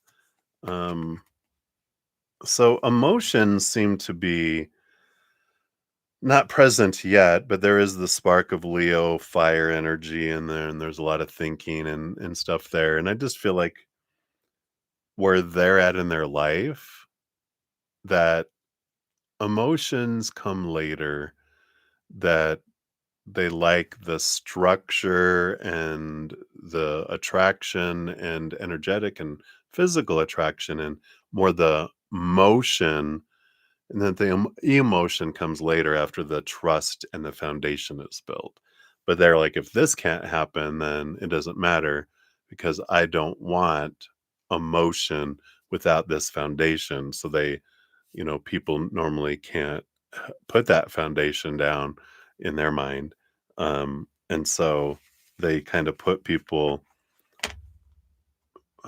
kind of in stages. Well, if we can get through this stage, then emotion will come later, but this has to happen first. So hopefully that makes sense. And that's what they have there for you for that one. So thank you again, Moonlight. And I'm sorry, I'm not even paying attention down here if you're here. You are. Oh my God, I wasn't even reading down here. You'll bring the gasoline. Nothing. What else is new? You're here and awake for once. Yeah. So sorry, I wasn't even paying attention. Um, Sounds like you're answering your other question. Yeah, that card hit you. Okay. You and your attractions. Wink, wink. Yeah, communication. That'd be very nice. Yeah. Yes, you and your air signs. Yeah, right. So, uh, fun, fun, fun. But it feels good. It feels like that it's happening. Just one oracle card per session. I only do one of those uh, per person per session. So no fortune cookie for the second one, just the first one. But I do feel here just a little add on since you don't get a fortune cookie. We'll give you a free what is it a tip. Here's your tip. um, I don't. The energy I pick up from them is that they're more of a stepping stone. This isn't like someone long term for you, like the forever person for the rest of this life anyway. This feels like it is a great experience, um, because it brings a lot of clarity for you about you and what you do and don't want in relationships and put into practice so much stuff that you've learned and grown through that you see it's like, it's not the kind of relationships you've had before. It does feel like a higher, one, but ultimately you're going to have a relationship that's at this higher vibration. And this is a nice kind of stepping stone in between. Instead of a stepping stone just taking it at the same level, this is like a step up and then you'll have another one there too. You're very welcome. I'm glad that you have a sense of humor and that you think I'm funny. That's good. And then of course we'll have your other question, your free one. We'll circle back around here, either in this session or most likely probably in second session since we've got quite a few more donations coming in here. So it'll probably be in the second sesh. All right. So thank you, my friend. I appreciate your donations and hang in there. Now you can go back to sleep. All right. Many blessings. All right. So, JoJo, we're circling back around for you here for number two. You'll keep hill climbing. That's funny. It's great. It's worth it, to be up there. Oh, yes, yes, yes, yes. All right. So, JoJo, thank you for donation number two. Yep, that is one of those that allows me to give it a love and a like. And then let me look for the chili pepper. I know you had it down here. There it is. So, JoJo. um, we're see was oh, okay. So were you someone in a past life whose art you've looked at in this life as this human, or something like that? I get you, right? Have you heard the music? Have you read the plays? Have you, any of this artistic entertainment energies from past lives, have you come across to any of it in this lifetime? Let us take a look-see and see what we got. Okay, got those and those and those. Anything else? Okay, no. All right.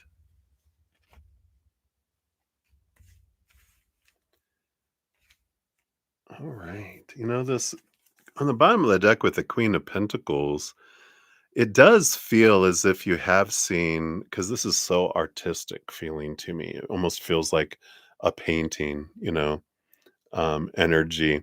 And I feel like it doesn't feel like it's something like, the Mona Lisa. It does feel like it's a picture or a painting that does involve and have a prominent female. It does feel very fantasy like with this, with a fairy princess or a fairy in it. So it feels very like enchanted, like the enchanted deck here. It just feels like, ooh. So I do feel like there's one piece of art. Let's see what that's the bottom energy. And then let's see what the other four cards are here. You do have the Five of Water, the Five of Cups. Feel this feels very poetic.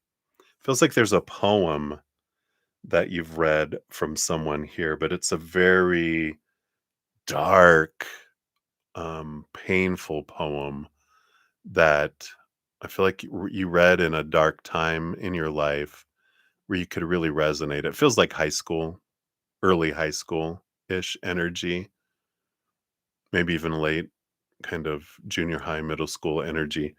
But because it feels like maybe you were like 14, 15 years old, when you read this. It kind of just feels like it's that. But it was like poetry that you were reading, and it was something that you just had this low time, and it was a message, and it was a poem that you really could resonate with, and it helped you. I don't know if it helped you feel seen. It helped you feel um, understood is a good word for it, and it helped you transform your energy. It was a like a spark of hope that just helped you instead of continuing to go down. You kind of just stopped, and it, allowed you to start um, turning. So I love that, a poem. And then you have the Queen of Air and the Two of Fire. So the Queen of Swords and the Two of Fire. This is an interesting energy because there is a little bit of storytelling here, because it's a balance between head and heart, and it feels like more of a it doesn't feel like a popular play, but you were a playwright of some sort. It's very obscure, but it reminds me of the Raven with all these birds that are here.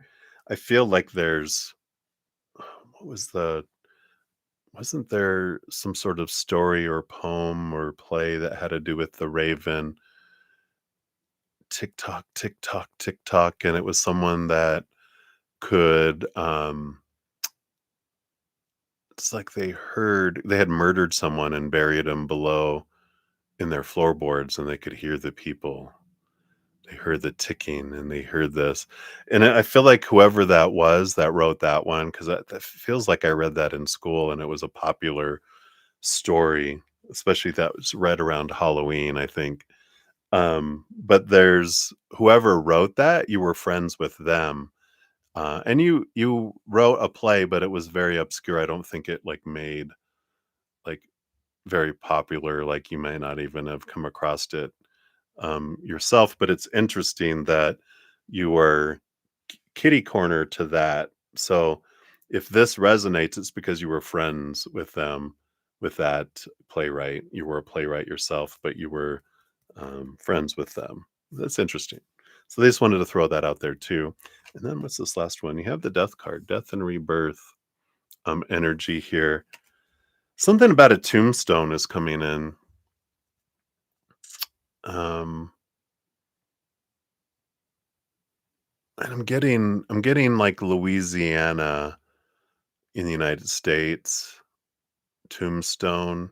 There's there they bury people above the ground because it's below sea level that it's wet. So they bury everyone in mausoleums or whatever. They have all the stuff above, but it's that they're showing me that kind of tombstone. It's something above the ground energy here. And what is this about the artist, though? I feel like you might have seen the tombstone of this individual, so it's like you've visited your own grave because they're showing me, what is that? It's when the person Scrooge, when they get visited by the ghosts of Christmas past, present, and future, and the ghost of present of, future takes them to their own grave. That's what they're showing me here that you've seen pictures of. I don't feel like you visited it maybe in person, but you've seen pictures of it. Um, so I feel like that's an important uh, message there. So hopefully that helps. I love your questions. They're so unique and interesting. I appreciate that. All right. Telltale Heart by Poe. Thank you, Tim. Yes, that is it. Poe. Is that Edgar Allan Poe? All right. So hopefully that helps, Jojo. So exciting. I can't wait to hear if those resonate. All right. So that is for you. Thank you again for your dual donations, my friend. So enjoy, enjoy. All right. So let us scroll up here. All right. So who we have up next? We have Cat Lady of the Sea, and then Nye, and then let me check my. And we have Alice times two, and then Diana times two as well. So, all right. So here we go. Cat Lady of the Sea, you are up. Thank you so much for your donation, and thank you guys for all your patience in getting to your readings. I know some days Spirit can get quite chatty, um, but it's worth the wait, right? So give a love and a like to your donation there. Thank you. You want to know, will you get offered jobs from interviews next week? All right. Let's take a look here and see what we have. Based on current energies, will there be job offers for interviews? Thank you. Card came flying, like levitated out of the deck here. So let's see what we got here. That's underlying energy. Okay. All right. Well, the bottom of the deck looks very promising with the World card. That's a victory card. It's also the last card of the Major Arcana, which is the ending of a significant cycle, the beginning of a new adventure. So I really like that. It feels very uplifting and positive. Whenever we ask a question and we get that, it is a an energy of you're ready for a new stage, a new level. So I like that. That's the underlying energy. And then the first card that came out, we do have the Five of Waters. There is a change of energy here. The Five of Cups can be sorrow, but the five, this card can also mean, which is the big meaning that's coming through, is a change from low vibration to higher vibration emotion. Five being the number of change. And it starts off with us focusing on loss, focusing on lower vibration. But as there's usually someone standing there, um, kind of mourning the three spilt cups. And then behind them are the two cups of the power of emotional choice. And I do feel here we talk about energy. Emotional energy is very powerful. And if I begin to purpose to transform and focus my emotional energy and like what I'm grateful for on hope and higher vibration joy, laughter, playfulness, unconditional love, then I draw on things that match that. When I'm focusing on my pain and my suffering, I know this is so true that when we do, we get more of it, and our focus is on it, we magnify it, and we draw more of it to us.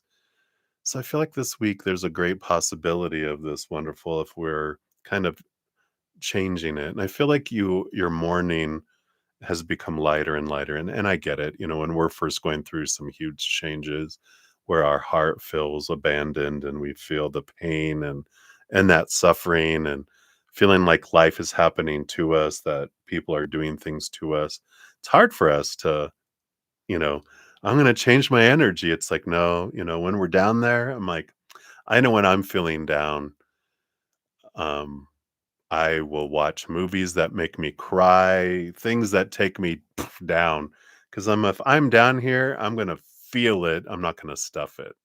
And I love that you are in this place in your life where you don't stuff your emotions anymore. You used to feel like I've got to push all this down, and now you're allowing yourself to feel, and that's great. And I do feel like here that you're reaching this kind of point where you're like, all right, it's like if you've ever like cried so much that you're just like, I have no more tears left. I've cried it out. I'm just tired of crying. All right, I'm ready to take a step, and that's where I feel like you're at this week. And that's an important part of the unfolding here because that does change.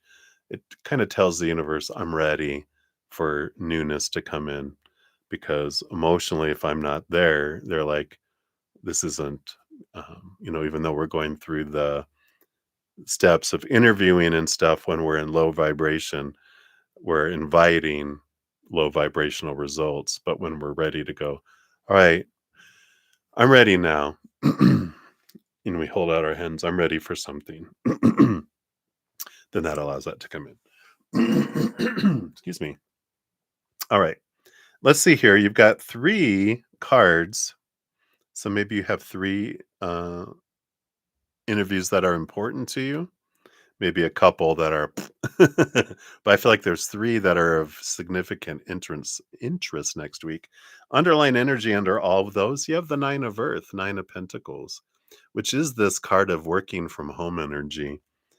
Um, so I know I feel like now that I see that card, that's something that you were interested in before. I feel like they're bringing back, but that there is an underlying energy and a desire to be able to work independently and work from home. And I like that. Don't give that up. I feel like they're saying with that being the underlying energies. Interview number one, you have the Two of Fire, Two of Wands. So this one could go either way. This has to do with your energy. Um, we talk about that. That's what we talk about with the five of that's the emotional energy. But this is, am I focusing on gratitude and um, gratitude for the jobs I have had, gratitude for what I do have in my life? Again, it's that energy will really can change this first interview. And I feel like this first interview that you have in the week, maybe you're not quite there yet. I don't feel like that one really unfolds the way that you would have liked it to, and that's okay. I feel like it's a good indicator for you going, yeah, I went in there with um, feeling some deep feelings, and it feels like, sorry, you hear my stomach growl. Growl, row, row, row. All right, quit growling. Oh my gosh. Behave. It's like you're hungry, right? Maybe you need to eat before you go to this one. But it's like maybe with fear and the need, that makes sense. With hunger is I really need this job, and when we go in with that need and want, we actually push it away. If I go in with gratitude, then I draw away. If I go in with need and fear, I got to get this, then it goes away. So I feel like that's an important energy of interview number one. Interview number two, yeah, the 10 of Cups. Yeah, you go in there with joy here. Number two gives you the joyful response. So because you're going in there with joy, you get a joyful response. And so I feel like number two, you do get a job offer because you're going in with that one with joy. And number three, yeah, again, going in there with this self-love and mother nature, mother nurturing yourself, going in with this sense of love for yourself and this deservingness and the energy that you go in with the third one brings you a result too. I feel like even a bigger result being a queen than the 10 of cups. So even bigger than the second one. So it just feels like it progresses. I feel like it gives you what you want. The third interview, I don't know if that's a work from home one because I feel like um, that is very nurturing and allows you to be the mother, this nurturer. So number three feels that. And even 10 of cups can be relationship. Usually it shows children in the 10 of cups. It usually shows two people and then um, children that are there. At least the one they're showing me in my head. So I like that for you. So hopefully all that helps. We'll grab you a fortune cookie here too. See what else they'd like to add in here. I'm sorry, I'm not paying attention to the bottom of the screen again. Let me just make sure if you're down here. Oh, yeah, you are. Hello. All work from home. Oh, I love that. How perfect. So the foundation is that. I love it. I love it. I love it. I love it. All right, let's see what your fortune cookie says here. Yeah, you're more and more ready to move on. Yeah, it takes time. I know. Um, and I feel like you are um, getting up off the ground and getting onto your feet. And it feels empowering, and it'll just take more time, and we all get it. I've been there many times, so I totally understand. Yeah, absolutely. And you've got the corn maze for yours here. Card number 8. Although your path is unclear, it is there waiting for your faith to lead you. I love that. Trust. And that's kind of that energy, it's like I'm going to go to these interviews and I'm going to focus on gratitude to creator.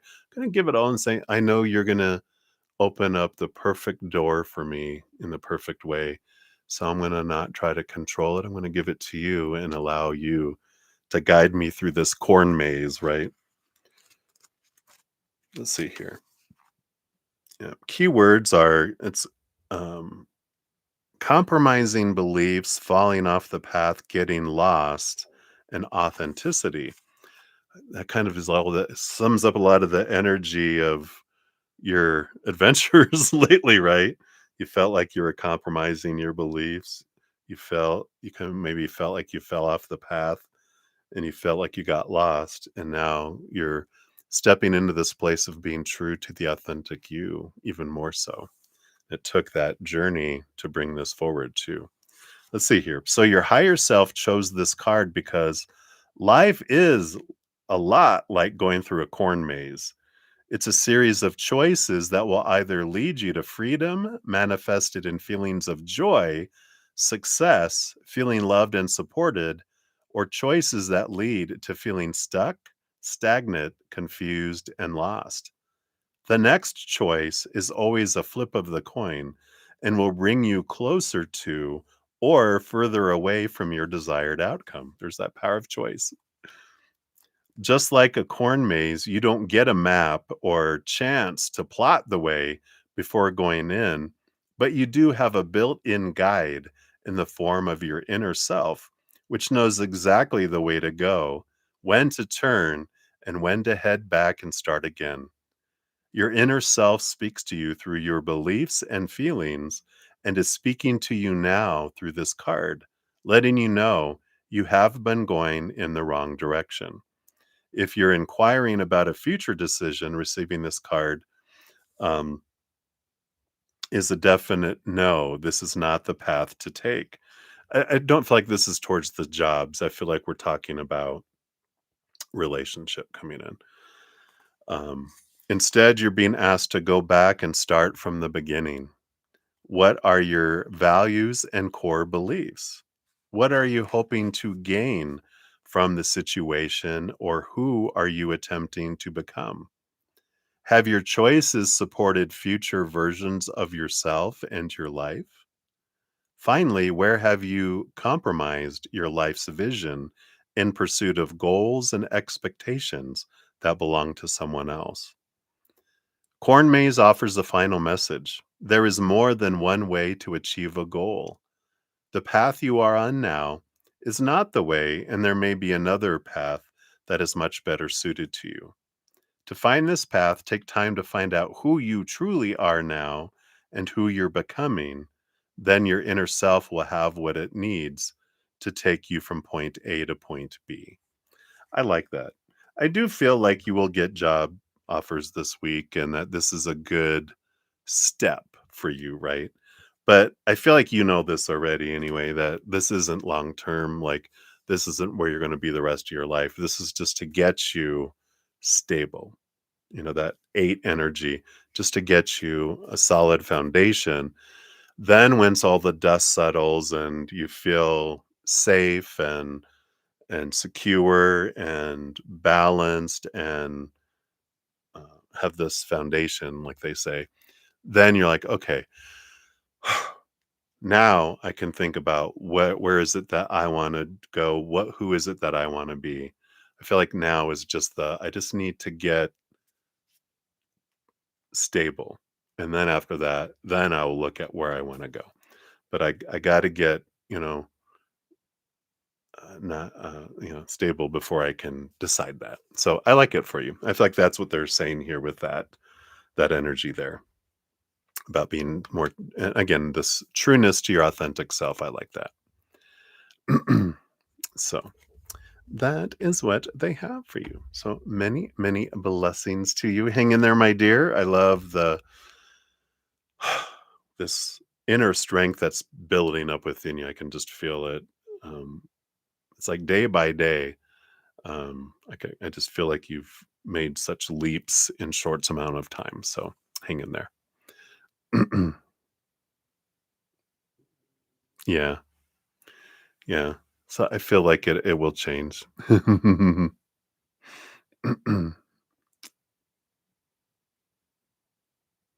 Oh, cool. So mare lion is the national symbol of Singapore. I love it. Beautiful. uh, the mare lion. That's amazing. I love that. I know, like the sea goat is Capricorn. The lion head, mermaid body. Hear me roar, right? Is that going to be your fight song, cat lady? It's going to be uh, oh, who was it that sang that? I can see her face.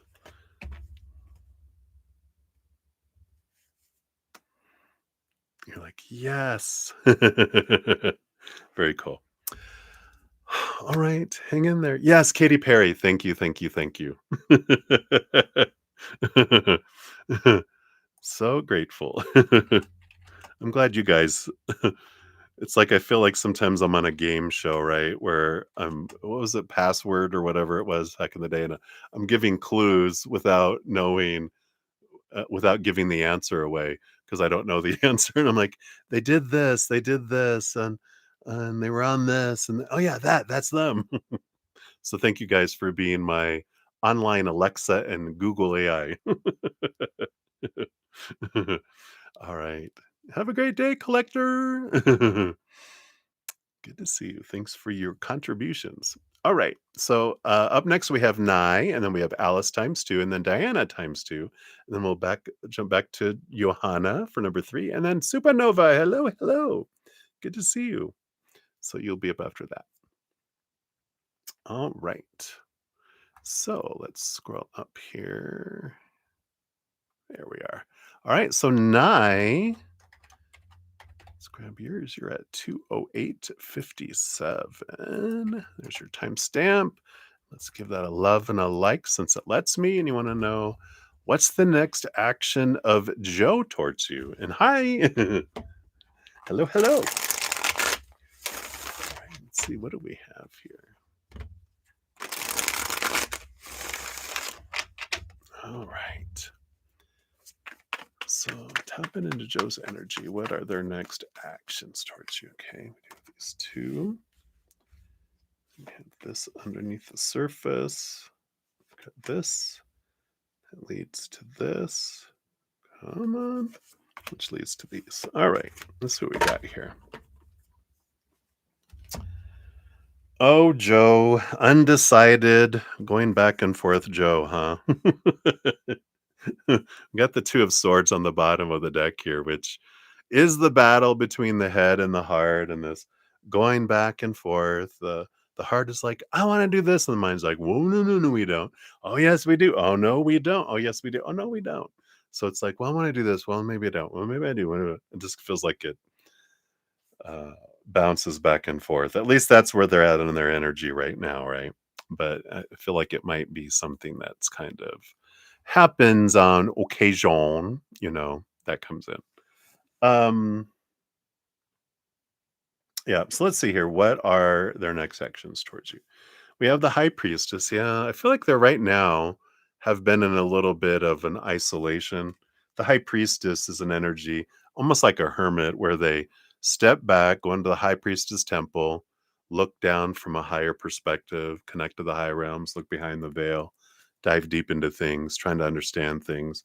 So it's a bit of reflective energy, which makes sense. So I feel like if they are like here, if they come close and they back off and they come close and back off, that's that, the heart and their mind. So their mind has them back trying to understand things right now, trying to figure out what is it that I want to do.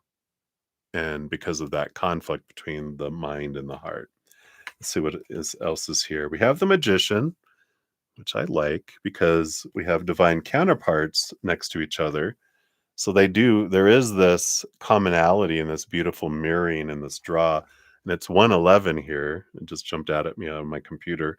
1111. There's all this mirroring energy and this one energy, which is a new beginning and wanting to initiate things. Magician is the masculine active energy, where high priestess and like the empress are divine feminine waiting energy, waiting to receive, whereas the masculine is the giving, right?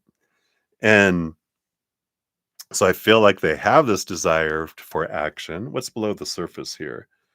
Yeah, this death and this rebirth. This is what scares them here.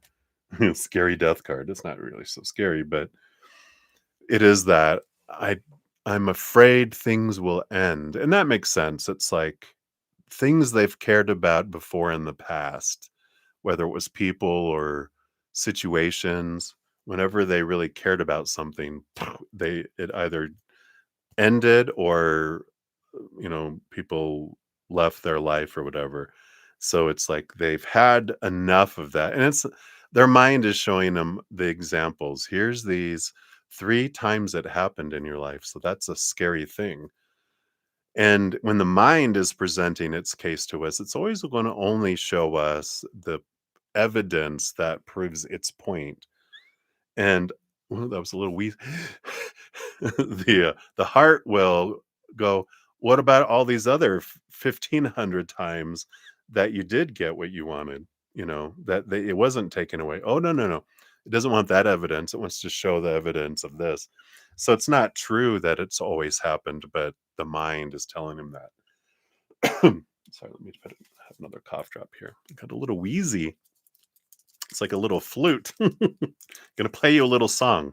All right. Let's see where this is leading, though, here, because I feel like this is them just trying to help you understand what their fears are and that it's not about you. This is about past being reflected outward. And that's what's holding them back is this fear of abandonment or fear of failure energy. We do have the 5 of air. Yeah, here's more battle between the head and the heart, the conflict that comes in here. Um, I like this energy because it says eventually in a battle between the head and the heart will always win eventually. Because it has unlimited energy, whereas fear energy will eventually wear out, where we'll become used to fear energy, not feared anymore. And then the heart takes that opportunity to step in. So eventually, the fear of things, they just get tired. We just get tired of it. I'm tired of this fear holding me back. I don't care anymore. Because when our fears outweigh this ugly feeling of us not being able to do what our heart is wanting us to do, we don't make a leap. But when that ugly feeling outweighs our fears, then that's when we take action. So I feel like it's getting there. Let's see what else they can tell us here. Yeah, we have the page of fire. So there is some fire about to be put under their butt and move here. They're going to take this action of the fire, like the magician energy of the wand suit, fire energy uh, being access here to take action and move forward. When is this? Um, Pages are number 11s because they come right after the number 10. They're the next. And I feel like with this page of fire, it feels like November energy right now is when they're just like, I'm tired of it. I'm gonna take action. So I feel like November energy is really coming in here. Let's see what action it is they're gonna take. Oh, okay. Yeah. So they have the page of water, which is moving and sharing emotion at a higher level. Again, number 11. And the five of fire, the five of wands is a change of energy. It's the change of passion. So that makes sense. So they're telling us here it's a sharing of more than just motion, it's a sharing of emotion.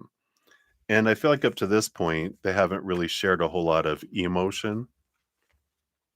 But I do feel like there's this um, that's the action in November. What's November 5th? I feel like November 5th is important energy. So whatever November 5th is, I feel like there's something around that date right now um, coming in. But I feel like that is the action. They do share their heart um, and allow their emotions to flow and allow their emotions to be expressed. Because I feel like it's mainly been, more mental and kind of passion, action, energy is where it starts off. But I feel like they're ready to share some emotion. Again, November 5th. Put a little in that, right? But on that date, I feel like I want to look in this little planetary guide for November 5th. Let me just I just need to see it. Oh, that's a full moon in Taurus, which is great. I love that on a full moon. Oh, you know, because Taurus is ruled by Venus, so I like that. It's very grounding energy and can share love on that date. So there we go. That makes sense. All right, let's see what your fortune cookie brings in here, Nine.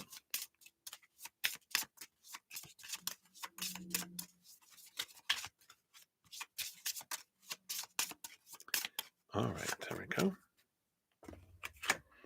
And you have the coming of darkness. I like that. Someone's coming in the door. Dun, dun, dun, on a full moon. See that back there? All right. So all the light is dimming. Life is withering at the core. Are you ready? Whoa. I know it sounds ominous. Let's read this though. Because it's preparing. It's the coming of darkness. Let's see what this says here. It's because your higher self chose this card because a storm is about to hit, and it's a warning to take steps now to prepare for darker times ahead. All cycles must come to an end, and it's common to hear the phrase, and this too shall pass, in reference to difficult situations. Rarely, however, is this advice given for good times. Perhaps it's critical to enjoy periods of abundance and happiness, but it's also important to remember that the good cycles of life will also pass at some point. The tables will turn, and while you can't do anything to stop the natural ebb and flow, you can lessen the blow as much as possible. When you receive this card, consider where you need to take steps to be better prepared moving forward. Is it time to open or bulk up a savings account? Do you need to do more research? Be ready when an elevator pitch or a great business what? Oh, ready with an elevator pitch, which is when you bump into someone in an elevator and you can pitch an idea or get business cards made. Perhaps you've seen some instability with your employer and it might be time to consider looking for another job. The signs are right in front of you, and the first thing that gives you a feeling of uneasiness is likely when you will experience some challenges moving forward. So I like that. Um, you know, preparing preparing it's almost like preparing for disappointments, and not that you're gonna guarantee to have them, but I just feel like there's this energy of um facing this, of what if they don't present it the way you want it to. That's kind of funny here because I was going to say, we want them to appear at our door with what, flowers and chocolates or whatever, and they're bringing firewood. You're like, oh, thanks. And it's like preparing for a disappointment that not everyone has the same mindsets as we do. And so when they're going to present themselves to us, they may not do it in the way that we think they should. But I feel like that's about going, you know what? It's like they're showing me, I'm gonna go to, my grandparents' house, and they're gonna give me a birthday present, and they always give me socks, and they're the most ugliest socks I've ever seen. So I'm prepared for it because I know, because I'm not expecting more. But if the first time, if I'm expecting, "Oh, they're gonna give me this," and then they get socks, we can't, like, hide our face. We're like, "Oh, thank you." And I feel like if we go in just grateful for whatever our grandparents are gonna give us, that we're like, "Oh my god, thank you so much. I love these. I'm gonna wear them. I'm gonna put them on right now," embrace the gift that people are giving us. And I feel like that's the preparation they're talking more about here, is when they come to express their heart, it might be firewood and not flowers. So it's like, "Oh, this will make a nice fire. Thank you so much." Not, "Oh," because if we aren't grateful for what someone gives, then they will give less. When we're grateful for what someone gives, they'll give us more, you know, even more of things that we are not grateful for. So, something to be aware of. I love that. All right. So, that's what they have for you. Many blessings. Thank you again for your donation. All right. And then Alice, you are up next. Times two. Thank you for your dual donations. Let's grab your timestamp here. Hey, Ashish. Welcome, welcome. All right. Let's scroll up here. There we are. All right, Alice. So thank you for your first donation, the big old smiley sticker. And let me just highlight that so I can see where I'm at. I'm going to take a quick sip here. Cheers, everybody.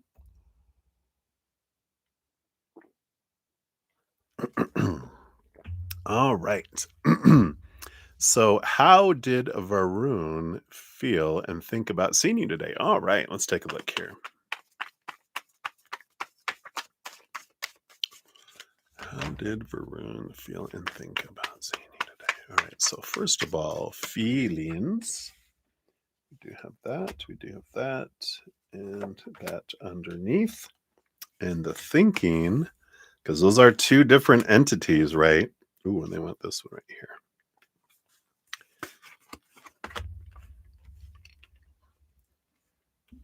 And they can be opposites sometimes. It's crazy, isn't it? All right. Underlying energy, we do have the Three of Wands energy. That's an interesting energy because the Three of Wands is like, with new information, I want to take things differently than I thought I would. And so I do feel like, after seeing you today, it has altered course a little bit. We'll see that based on uh, a bit more clarity when we look at from their two perspectives here. So from their heart, we have the Hermit and the Ten of Air, the Ten of Swords. Wow. There's a bit of energy here. Um, which normally this feels like mental energy. It's like their mind took over their heart here, in that it feels like they have their heart like locked in a basement in a padded cell in a straitjacket going, the heart can't express itself or feel. It is suppressed. It is trapped. It is confined because this 10 of air, 10 of swords is I am overwhelmed by all the expectations that I feel someone has on me. And heart, you're going to get hurt if we allow us to come out of our hermit and if I allow you to get out of your cave, you're going to get hurt. So I'm keeping you down there. This is the kind of energy that's coming in with that, which means that they've had a lot of experiences where they felt disappointed in the past growing up and people telling him that they were disappointed in him, a lot of punishment for not doing what was expected. And so they've got this very strict long list of how things are supposed to be and should be and need to be. And I feel like that's what is keeping the heart from being able to express itself. Below the surface, let's see what's below here. Yeah, we have the Wheel of Fortune, which is a very positive card. Excuse me. And it's like the heart loved seeing you today. And they're like, this is great. This is whatever. And, but it's confined in there. So I love that's below the surface. The heart is all in. The heart is like it enjoys who you are and it's drawn and it's like I want to be able to express myself, but they're in a soundproof padded cell and they're in that straight jacket where they can't act. They're like, "Oh my god." Like, putting their I'm doing my feet on the ground like trying to make noise cuz my feet aren't, in a straight jacket and I'm like yelling, "Hey!" The heart's yelling, but you can't hear any of it. You can't hear what they're doing, there. Isn't that interesting? Let's see what's going on in their head. So what are they thinking here? We have the Ace of Earth. That's good. Ace of Pentacles and the Six of Air. So here's that change of thinking. That makes sense with this Three of Fire because it is like this looking forward to getting together, another opportunity in the future. The Six of Air, Six of Swords is about leaving behind old ways of thinking, seeing things from a higher place. And it's like going from choppy waters to calmer waters.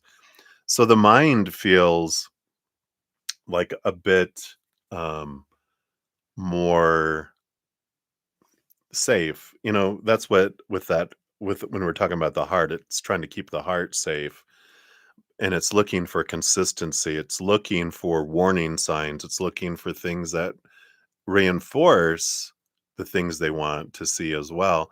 So whatever happened, there's this beautiful the mind's going, okay, good. There were nothing. I don't feel like there was warnings going off and stuff. And they're like, all right, I'm looking forward to another opportunity to investigate further kind of energy. Isn't that funny? Below the surface there, yeah, the Eight of Air. So we have this too. The Eight of Air, Eight of Swords is about this is like here's the heart all trapped. They've been blinded. But it's becoming aware of my own thoughts and beliefs and mindsets that have made me feel blinded and bound and trapped and restricted. And again, it's releasing some old things, going, okay, I can let this stuff go. I can move forward a little more. So I do feel like they're wanting, the Three of Wands because they were expecting this is going to go like every other relationship I've had, which they're, you know, having in their head, is always goes that way. But this, they're like, huh, no, I'm going to give another opportunity. Let's see what's going on here. Let's investigate further before they take an off ramp.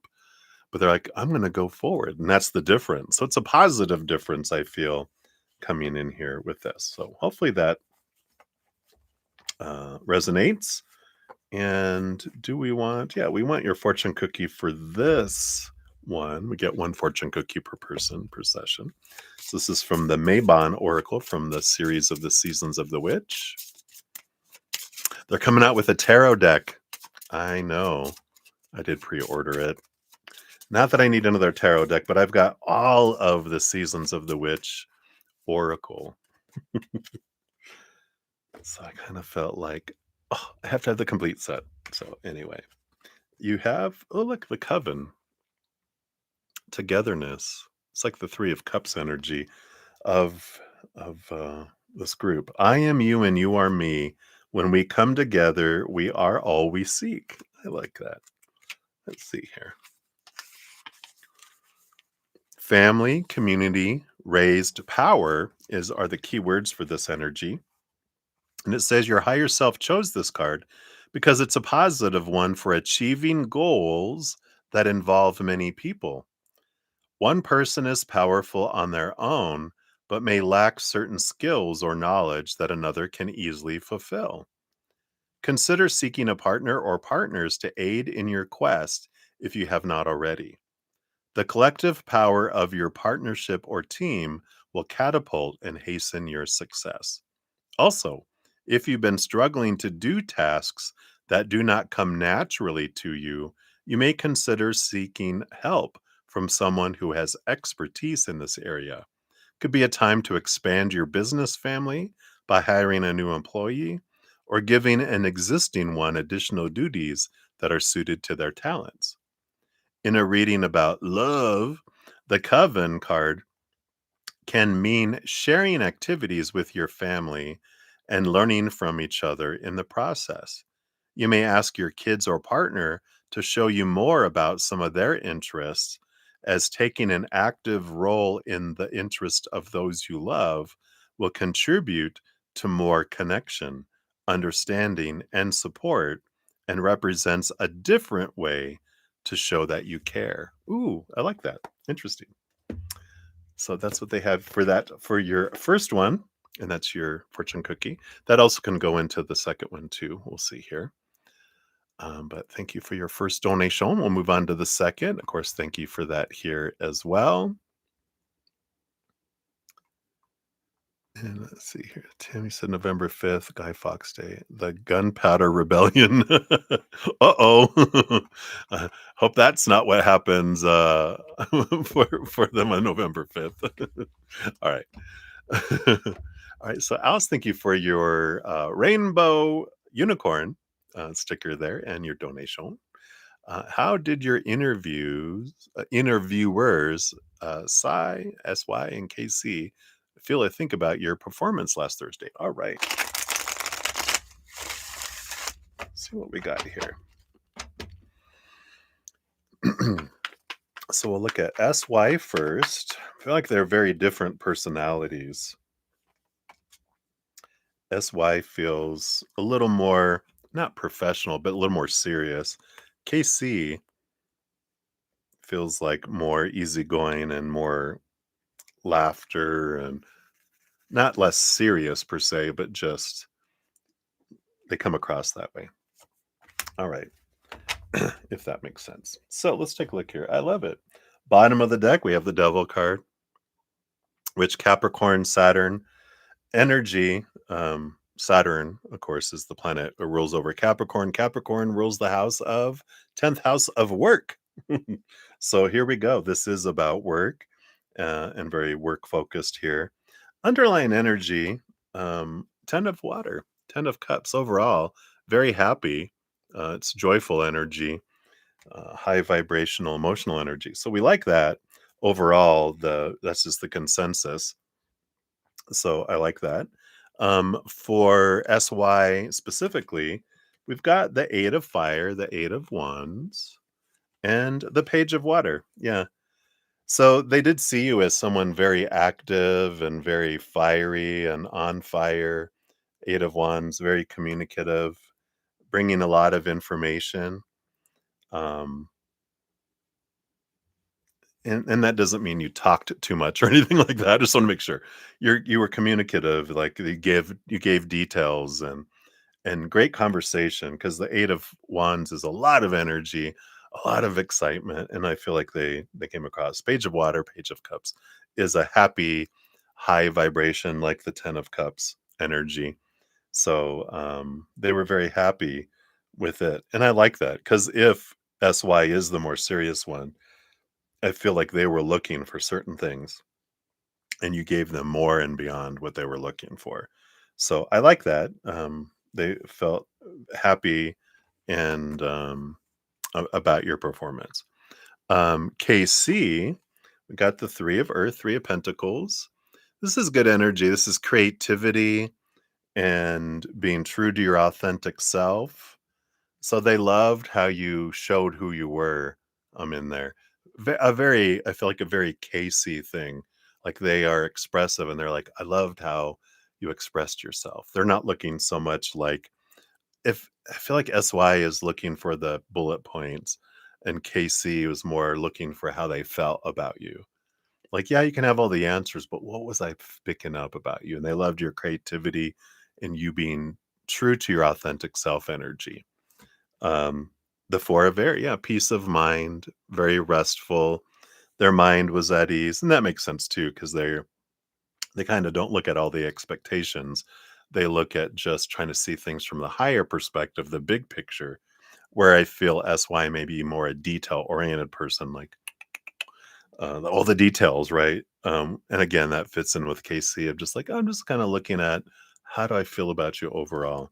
And I liked it. Yeah, the world card, victory, huge victory card coming in with the world card. So I feel like, and that makes sense with the 10 of cups on the bottom, that they were very happy with your performance here. So I feel like you are in the running for whatever they were looking here because you pleased both of the sides of the spectrum there. So I like that for you.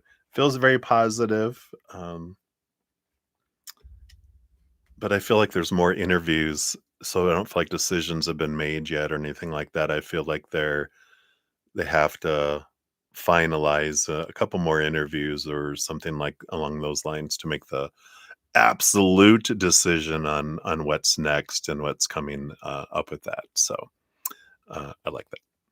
Right. So that is what they have for you, my dear. Thank you again for your dual donations. I greatly appreciate those. So thank you again. All right. Very good. Okay. Let's take a look here. I had a couple of donations come in here. Let me look at timestamps here. Okay. Oops. Sorry, I'm crunching my cough drop a little bit. We'll stick it back over here. All right. So up next, I do have Diana times 2, and then Johanna, and then Nova, and then Cat Lady of the Sea, and then Maria P. Via Z PayPal. We'll circle back around there as well. So thank you guys so much. And for those of you waiting for free readings, I probably won't get it to in this session, but I will after I go take a break and grab a bite to eat. I'll be back this afternoon and finish out all readings, um, including all free readings. So at the end of every stream, I do post a pinned comment listing all the readings with timestamps so you can find your name and click on it. It'll take you right to your reading as well. So thank you for your patience in getting to those, but I don't think um, I'm going to try to finish all donations in one session, depending on how many more I get. Um, but I won't have time for free readings. I usually try to keep it to around 3 hours. If I don't, in the other sessions, in my last half hour, if I haven't got to any free readings, I do step away to complete free readings. So at least we get at least 30 minutes of free readings in each of those sessions. Sunday's different because I come back on to finish everything. So I do it a little differently on Sundays. I know it's my Aquarius energy. We have to be quirky and weird and different. All right. So that's where we're at, everybody. All right, let's scroll up here. All right, so Diana, you are up. Let's grab your timestamp here. Thank you again for your dual donations. There's your timestamp, and we'll look at the first one here. And this is the unboxing. All right. So, good morning to you too. I am doing very well. I hope you're doing well as well. So, you would like a reading on FS and CP today, then this coming week and next week. Spill the beans. All right. Let's take a look here. Let's do a cheers. It's coffee, but we can do the cheers to the tea. Here we go. All right. So, for today is Sunday. I can't believe it's Sunday already. So FS and CP today. What's going on with them here today? Okay, thank you. Those two with the T underneath, the under T, and then this coming week. What can we know here? Okay, we got those two. Got this one. I feel like that's the week after. With this one and that one. Okay, that's the beans. That's the beans to be spilled. Where's this leading? I have this one over here too. All right.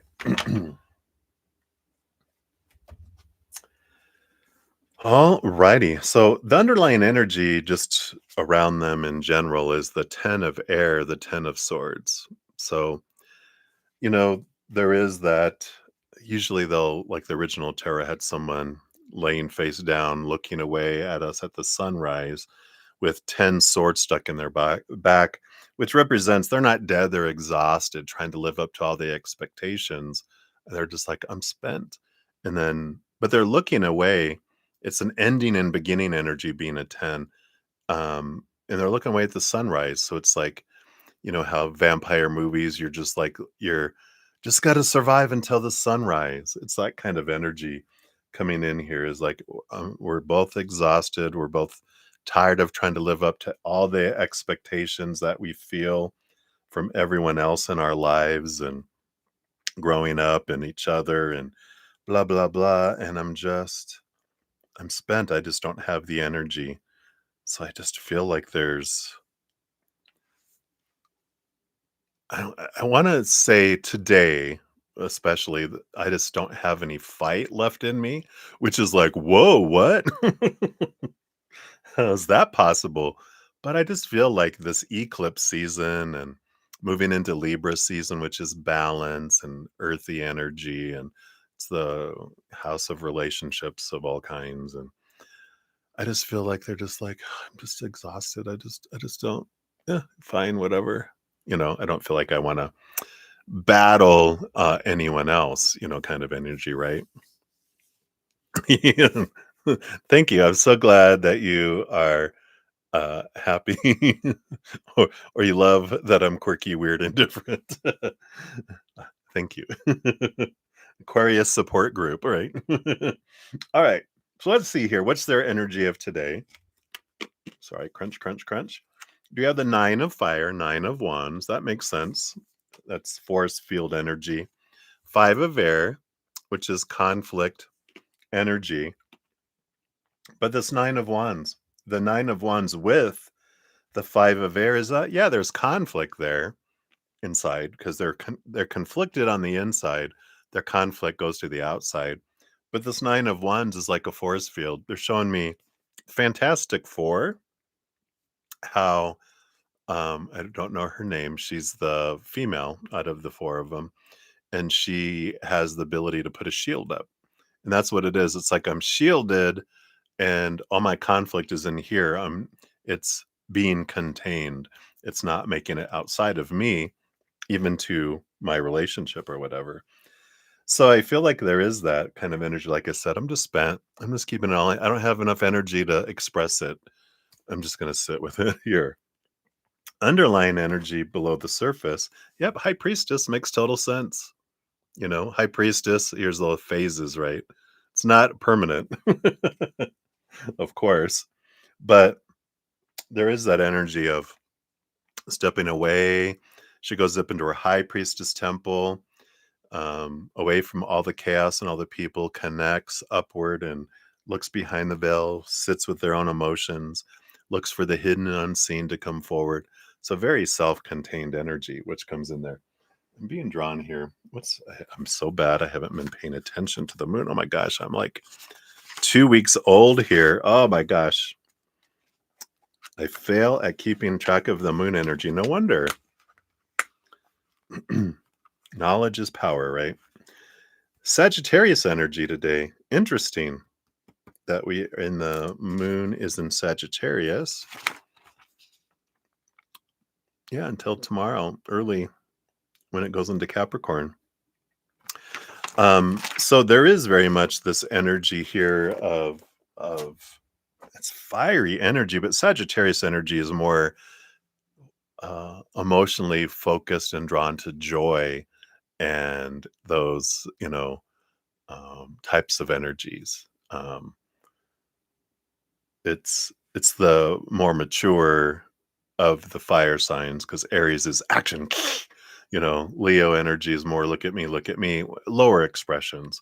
Sagittarius, even at their low expression, is more um it's like the King of Wands. It's I've been through so much.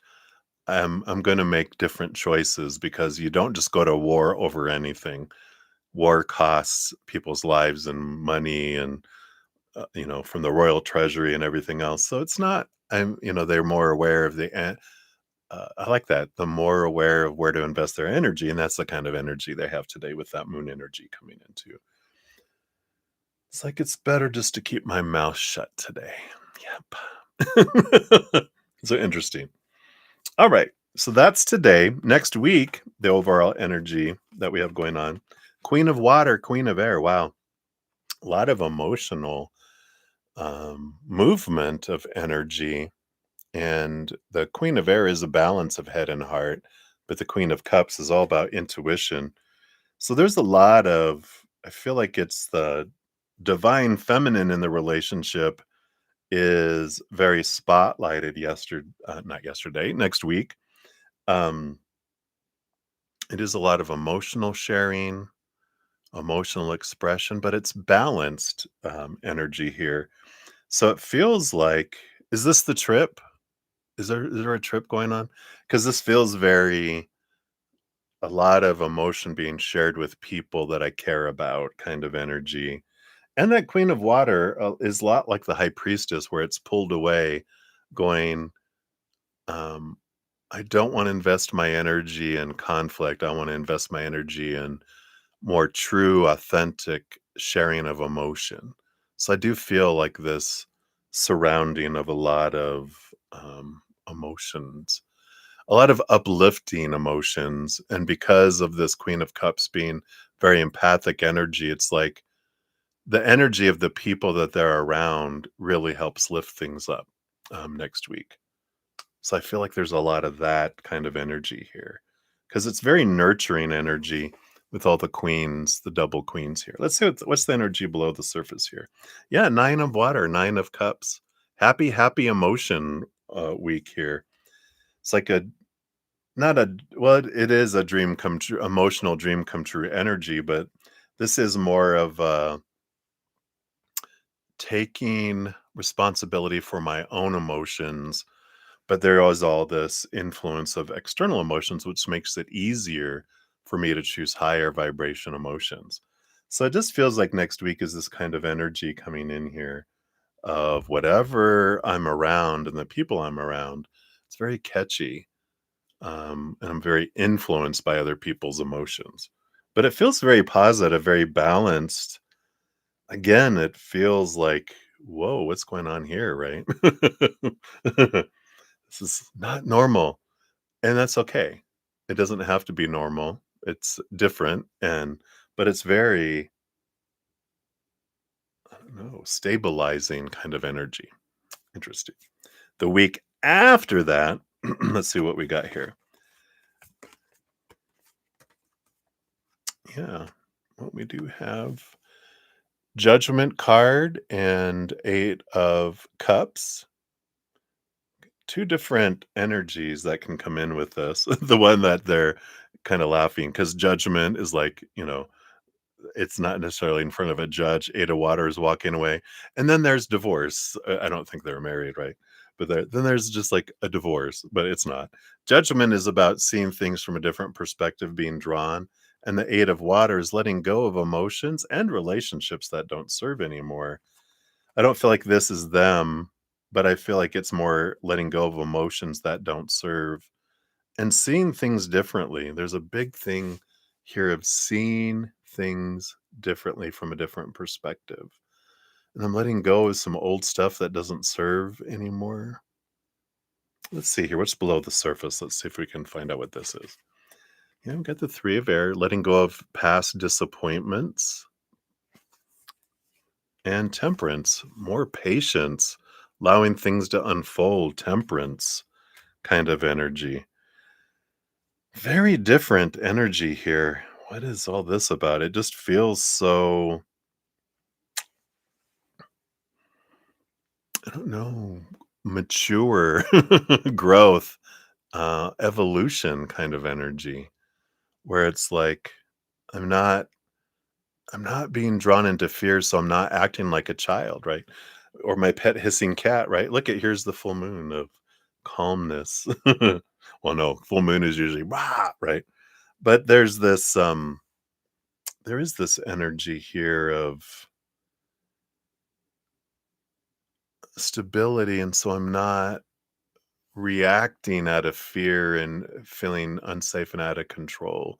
Things just feel very stable. Like next week, the week after, it just feels different. Um, so I don't know what's going on here. Let's see what this last card is here too. Yeah, I got the Tower card, which is whatever's not meant for me is moved out of my life to make space for something that is. Um, I feel like this is leading to tower moments. Um, and what is this about? I feel like here, coming back here to this original on the bottom of the deck, we have the 10 of swords. I don't feel like it's necessarily like a breakup or people separating or it's significant being the tower, but this 10 of air, it's like what's burning down are all my expectations, or not all, but a lot of expectations. A lot of this, the source of frustration is being removed. And I don't know, it's like there's less fear. And that's what happens when these fear-based beliefs and expectations, it's all rooted in fear, fear of rejection, fear of not being good enough, you know, blah blah blah. Um, when we have less of those, then we trigger less into fear, which we have, right? Yeah, right. It feels more beliefs than it does feel about situations and or people. This feels like a very internal tower energy because I didn't get like, whoa, tower. I got like, I'm um I'm repelling beliefs out of me that don't serve me anymore. The source of my frustrations. And yeah, the source of get rid of my source of my frustration. Bye. No, it's because they're realizing this is in here. And it's not just the frustration they have in relationship, but around life and job and family and friends and da da da. I feel like whatever unfolds here over these next 2 weeks, they just see things so differently because if they're interacting with a bunch of different people, they're hearing a lot of other people's disappointments and stuff. It's almost like they have group therapy, not official group therapy, but like a group therapy where they realize because they're reminding me of my mom when she's the oldest of 10 of her siblings, 11 if you count a baby who died when it was um, very, very young. Um, but when her first sibling passed away, um, it really hit her hard. And then the next year, she had another sibling pass away around the same time. And it was like hitting her hard because she wasn't, she had already lost her mom and her dad. Um, and she felt like she didn't want to go on. She didn't want to kill herself, but she felt very down. But they recommended a grief therapy group, and so she went to the group, and she went like just once, I think, because all it took was her being hearing everyone else and everything they were going through to realize I'm not alone in feeling this. And in a interesting way, it just made him realize I can let some of this stuff go. And I feel like that's what happens with them. All that to say, I feel like all this unorganized, group therapy that they go over this next 2 weeks, that they hear a lot about people and the things they're going through, and they're like, "I'm not alone. We're all going through stuff." And why is that? And it really takes them into this deep thinking kind of energy, if that makes sense. Let's see what else comes through in your fortune cookie here, and then we'll go on to your second question. We got tobacco. Calm down, right? Smoke. Feed your ancestors, raise the sacred smoke to them, for they are hungry to connect. Ooh, interesting.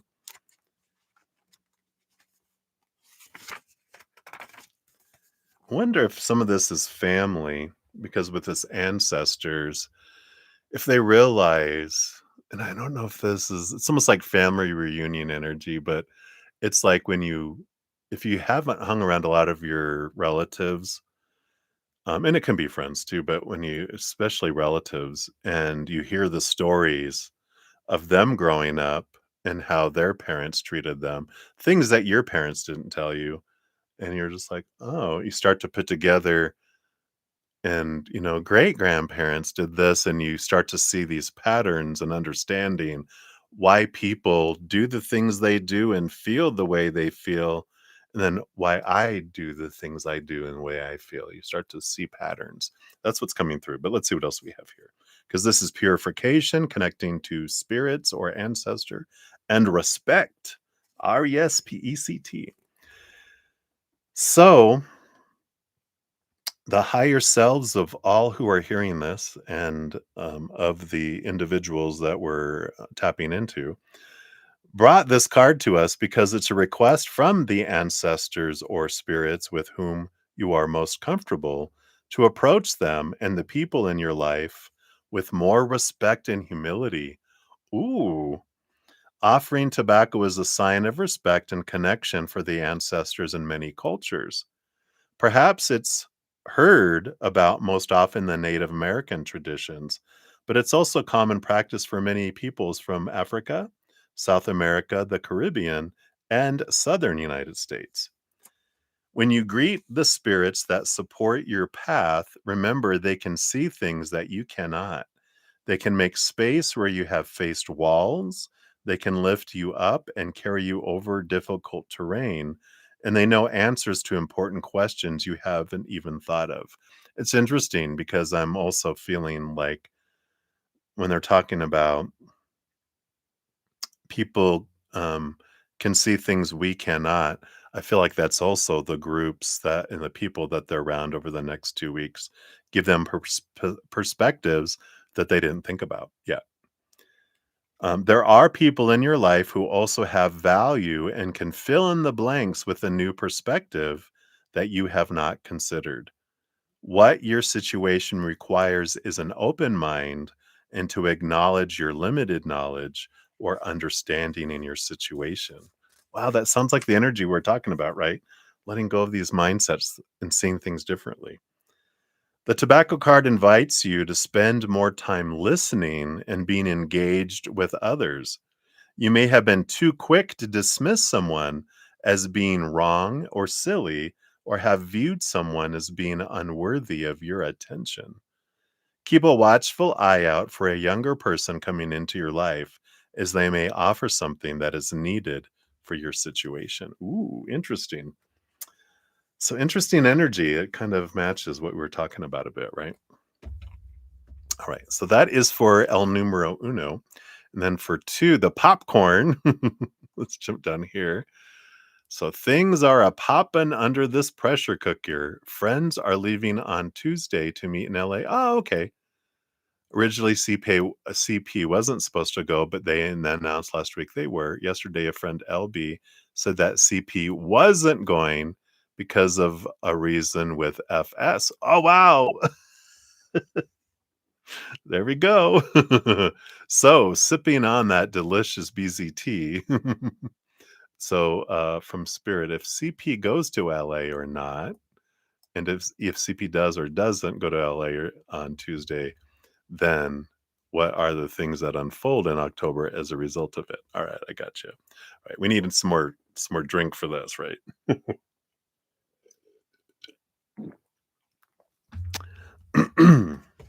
Because originally we predicted, well, it came through the cards, right? That on the original energies, like, no, they're not going to end up going. Something's going to happen that's going to keep them from going. And then we had the other one. Is he going there? Like, yeah, it's in there in the impression that they are. Although I have to say that I didn't believe it was gonna happen. I mean, I still believe that they weren't gonna go, but the cards and the energy was like, well, based on the energies, it looks like CP is choosing to go, but I really don't think they're gonna go. But we'll pull cards again because I'm like, I feel like this independent energy, but we'll find out here. So let me get it in my head here, or the energies anyway. So are they gonna go or aren't they gonna go? That's like let's find that out here first. Are they going or not going? Okay, thank you. And then whatever happens, then what unfold in October as a result of this, right? Okay, we get this, we get this, we get this. Maybe that's why it's so peaceful. That's funny. uh, okay, and this. I feel like this is the T underneath here. And I don't want that one, but I do want this one. This one comes after. Okay, I got it. All right.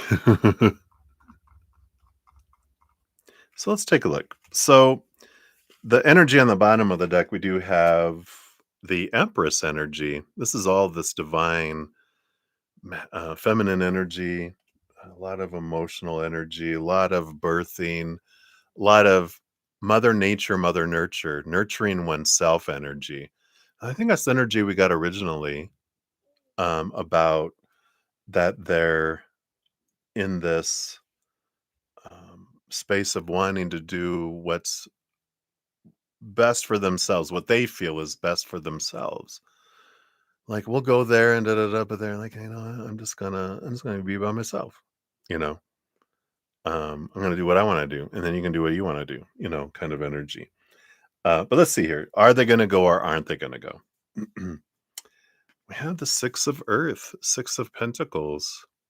It's an interesting energy because I do feel here it's the scales. You do your thing, and I'm going to do my thing, kind of coming in here. And that kind of builds on what I just said with that Empress here.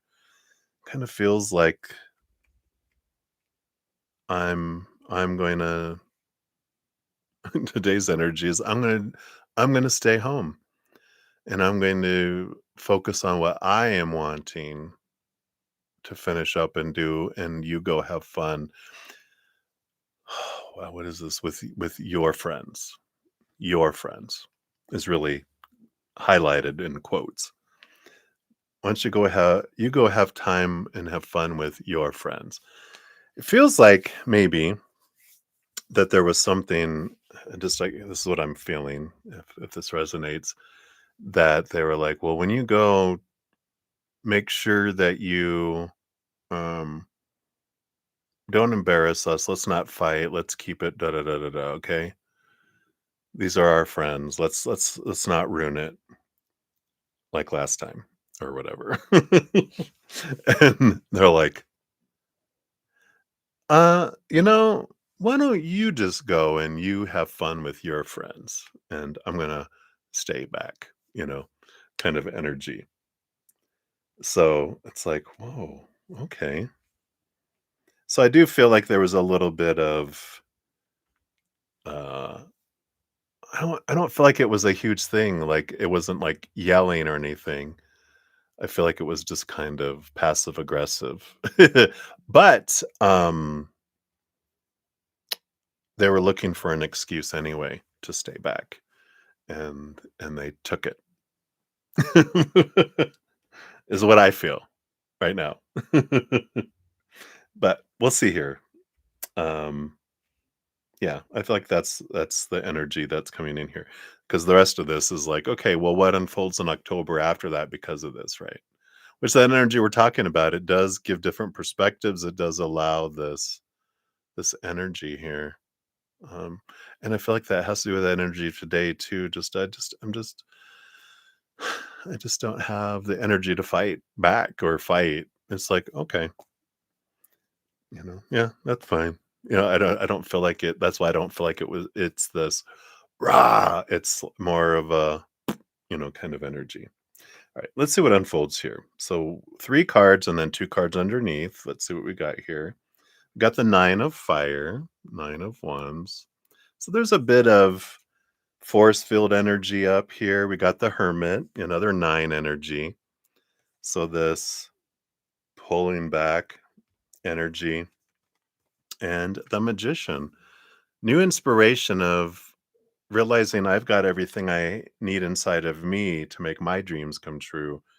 And this energy of I'm focusing on me and my dreams, and this new start energy. So, very much there is this alone energy, and um, initiating my own energy to do things. I don't know. And it doesn't, I'm just checking in, oh, that's funny. That's what they've been saying? Yeah, I kind of feel like they're like, fine, you go by yourself." But this it doesn't feel like a, "Fine, I'm leaving you, and I'm gonna spend time by myself with just me." This is, "Yeah, we're still together, but we're also independently gonna do our own things." And more so, even more,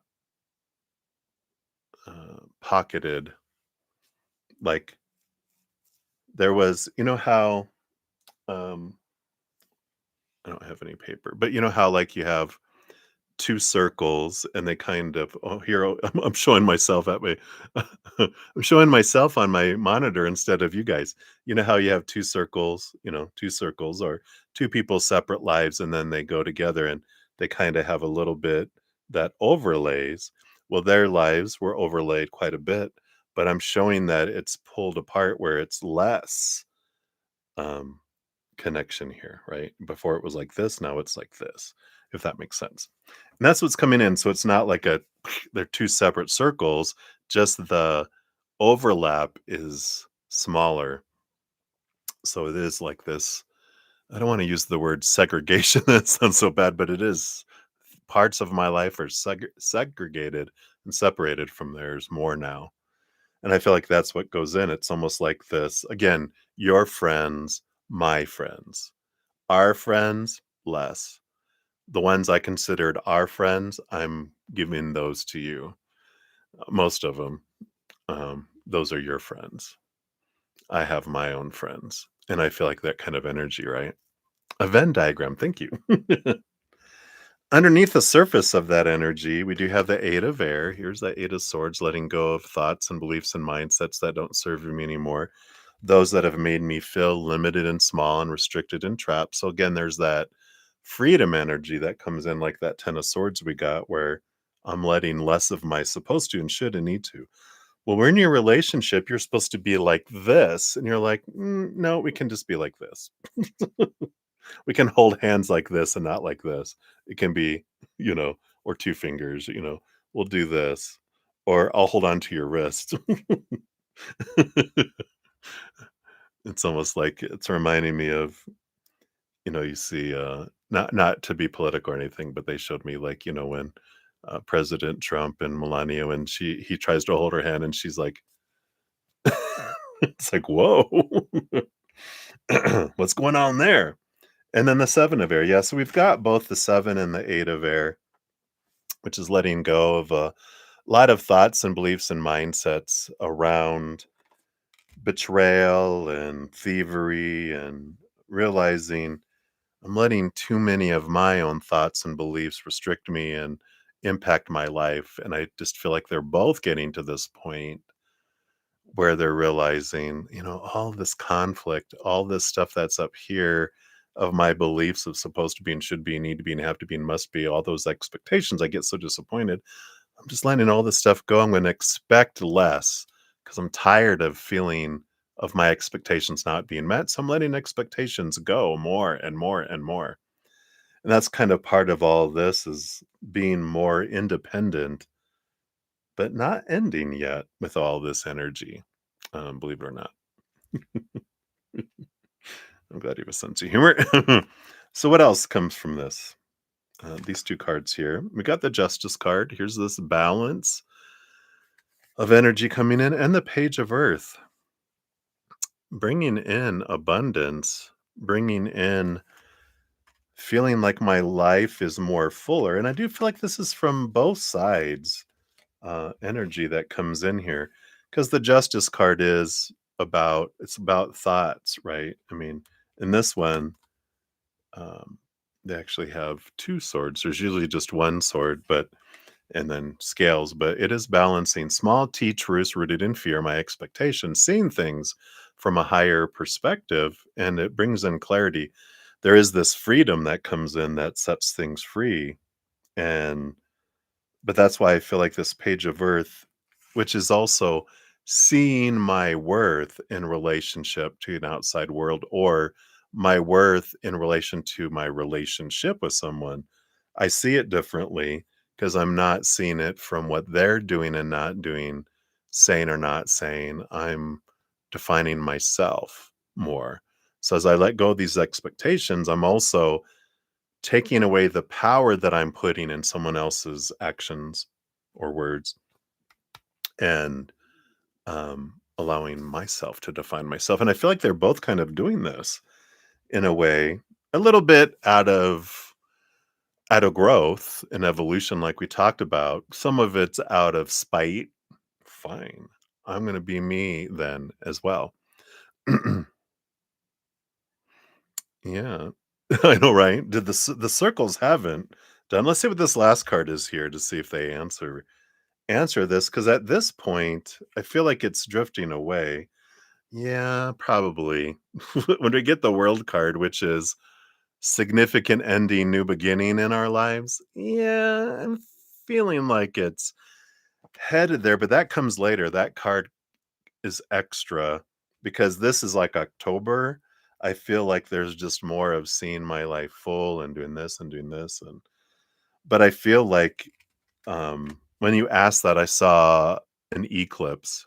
Like you have the sun and the little moon, it comes in, and it shows that and then it goes out. And so these two things are like moving away. It's the like the last part of the eclipse, how you see it start to become smaller and smaller and smaller and smaller, and then it's done, right? But I feel like this is eventual. I don't feel like it's October. I don't feel like it's November.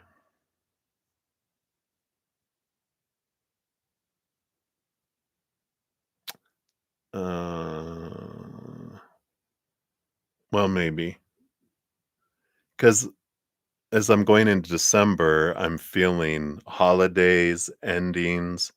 It almost feels like Thanksgiving. Thanksgiving time might be a time of gratitude in a different way, but it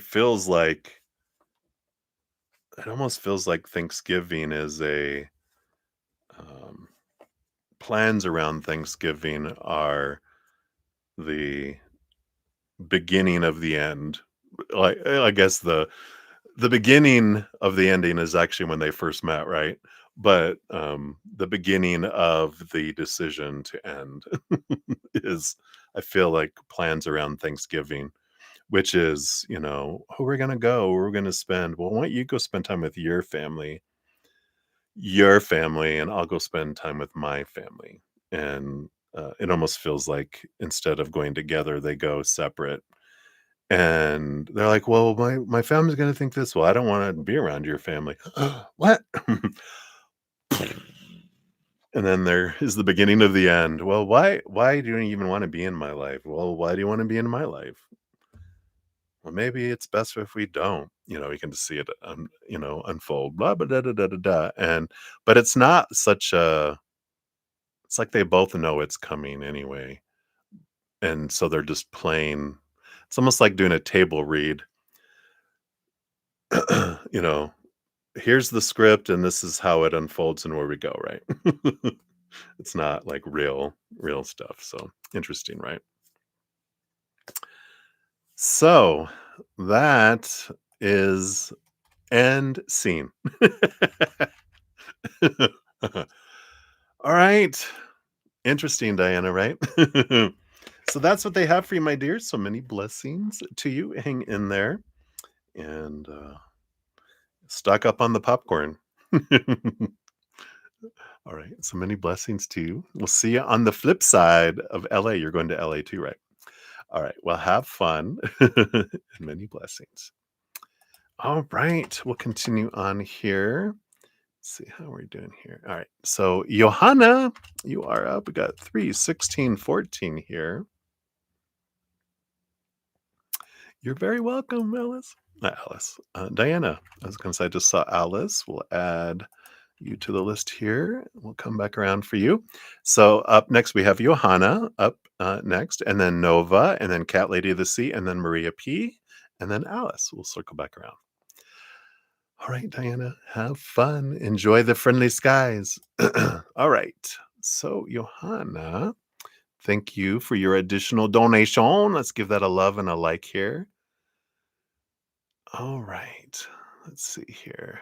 I think you asked some other questions. Let me just make sure. See. Do, do, do, do, do, do, do. You are over here. There you are. Oh my God. Fascinating how down to details, right? Friends with Poe. I know, right? So cool. And you wanted to clarify, was the poem and the painting something in your own past life that you wrote, painted now, and saw in this lifetime? Yes, exactly. You saw it in, I mean, yeah, the painting you did was a past life, the poem was written in a past life, but you saw them in this lifetime. Yeah, exactly. So the tomb is that the poem? Or yeah, so interesting. The tomb. All right. So let's take a look here. And Johanna, if you're still here, let me make sure. Did I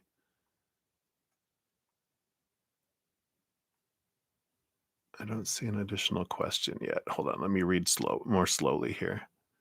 Okay, there you are. There you are. There.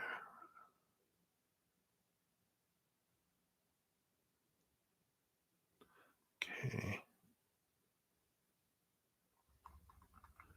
So maybe was that just a an additional tip for the clarification? Well, let's take a look here. Spirit knows what you were wanting to know here, so we'll dig in here a little more. Sorry if you hear my stomach growling.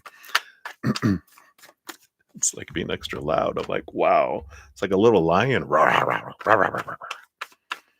right. So what else for you, honey? For Jojo.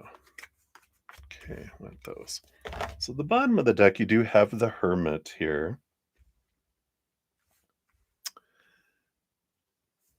On the bottom, I'm getting monk energy here with the Hermit.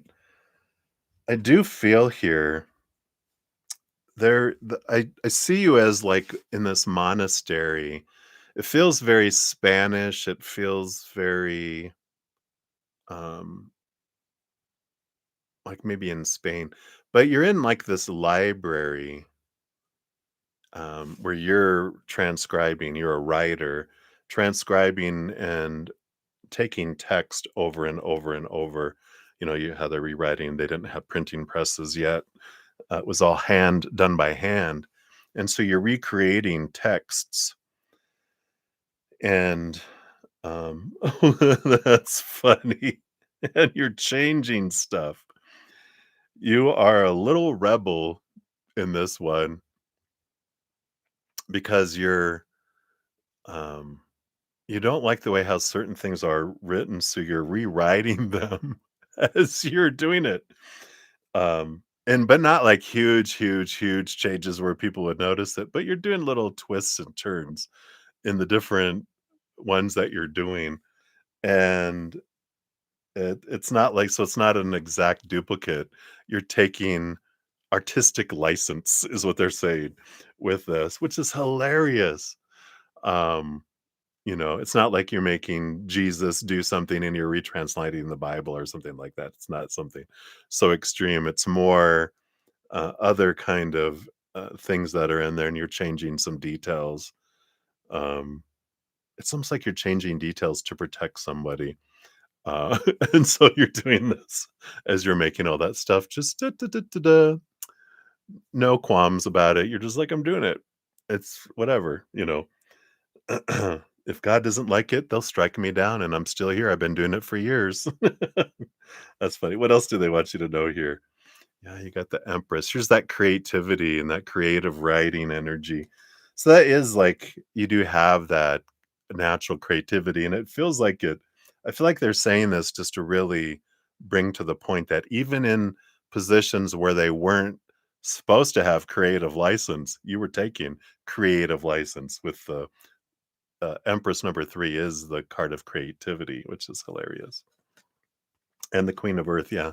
Queen of Pentacles, Mother Nature, Mother Nurture. Again, this nurturing energy coming in here. You were doing it always from a place from your heart. You always wanted like your source of sharing this and changing this one particular one with the monk is to protect someone. You were doing it from a place of care that if I don't change this they're going to get killed or end up in the Spanish Inquisition. So if I change this report, then when they read it they're like, okay, that's no big deal. But if it left it as it was and just reported it as the person did it, it would be like, we need to bring them in and torture them to get answers, you know.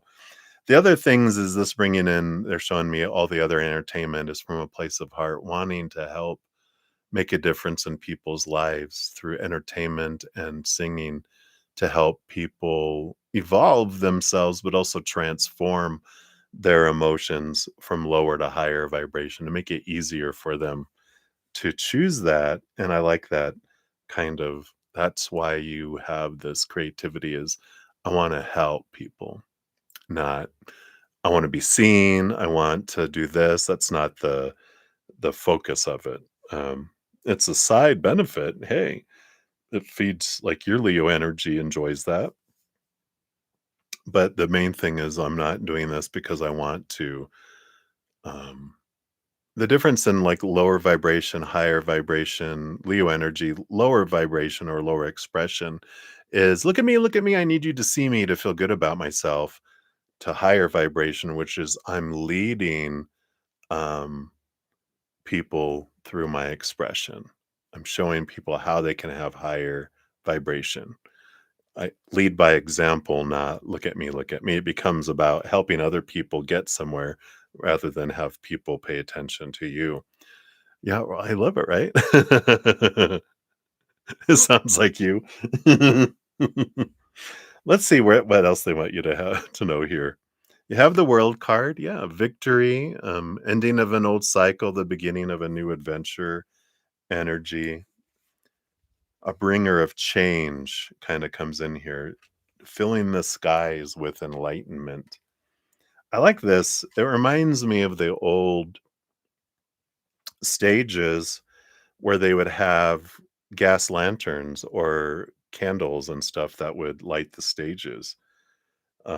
So that's very interesting. And you have the Lovers card. Yeah, the helping people with emotional choices. that come in here, and the Knight of Air. Yeah. Movement of thought as well. So helping people change the way they're looking at things.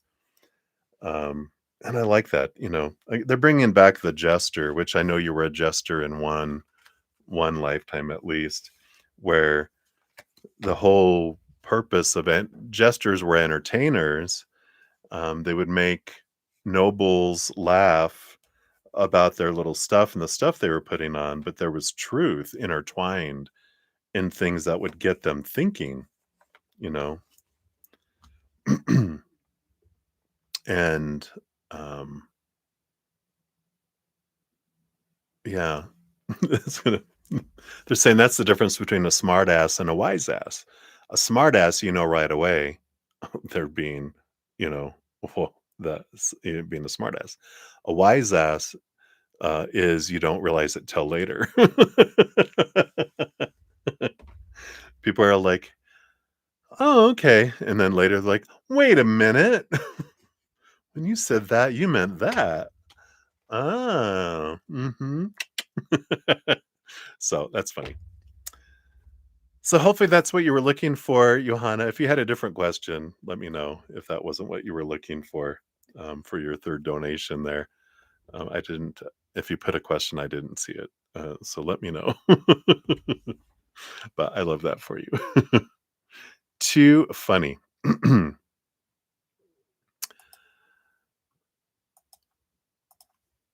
Alright. So you is so funny. We were probably, in the same monastery. I was probably next to you doing the same thing. Oh, I probably would be someone going, "Look, I made Jesus walk on water. They'll believe anything." Too funny. Alright. So, up next here, we do have Supernova. Hello, hello, Supernova. You might be sleeping over there in the other side down under, but here is your timestamp. And thank you for your donation and your sticker, your super sticker there. All right. And Nova, let me take a look here.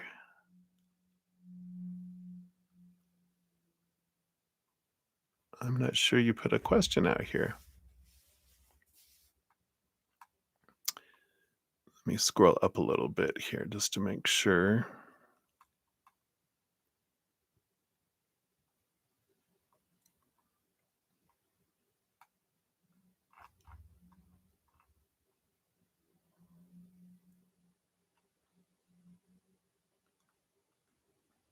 Nope, I don't see that. I'm going to delete that for now.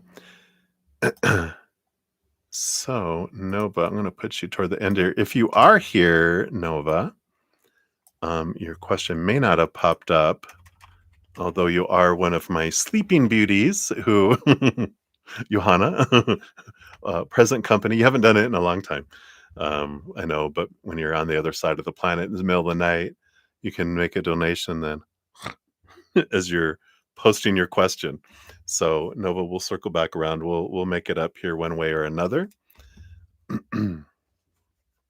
I'll just put on here for now. I'll put no question in chat. Please put comment on this post or email me. I'm going to put this in the pinned comment if I don't hear from you by the time I finish the next few donations, because I'll be back and I'll include it then. I'm going to post your email and I will complete your reading in next session or independently. if if you send an email. All right, I'll just put that way. Okay, there we go. It was indeed. Oh, I love it. You're catching up. Okay. All right, so we'll continue on here. So, Cat Lady of the Sea, you are up for your additional question here. So thank you so much for that. Let me put both of your time stamps here and remove that there.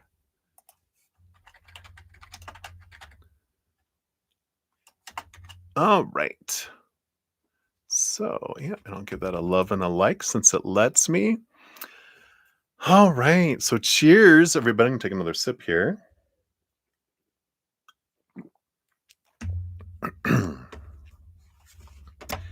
Let's see here. So, what is the field where you stay a long term job? Ooh, interesting. Let's take a look here. Based on your current energy, let's see what they bring in here. So, what is the field that you stay a long term job? This does feel like something that matches more your heart. Let's see what that is here. See if we can get any hints on what that is.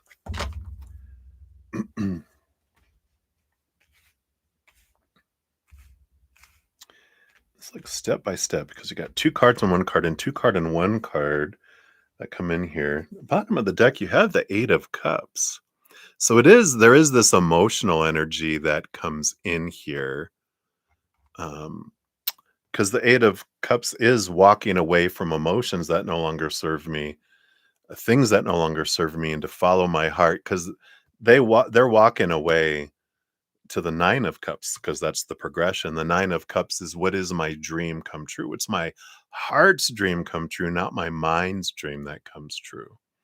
I almost feel like there's this energy here with the Eight of Cups too, is helping people with their emotional energy, helping people move from something low vibration emotion into something higher vibration emotional, whether that's counseling or life coaching or some sort of um, support.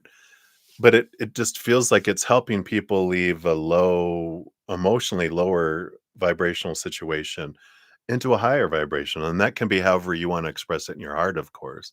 But, just thinking counseling, um, even, running a women's shelter that helps, you know, um, or it doesn't have to be women's, but people who are in abusive situations, helping them get out of, people that are in dead end jobs that are want that could be like a life job coaching, but it can be any of that. It doesn't have to be extreme, but it's about, I feel like your heart is helping people move from a bad situation into a situation that they feel is better for them, right?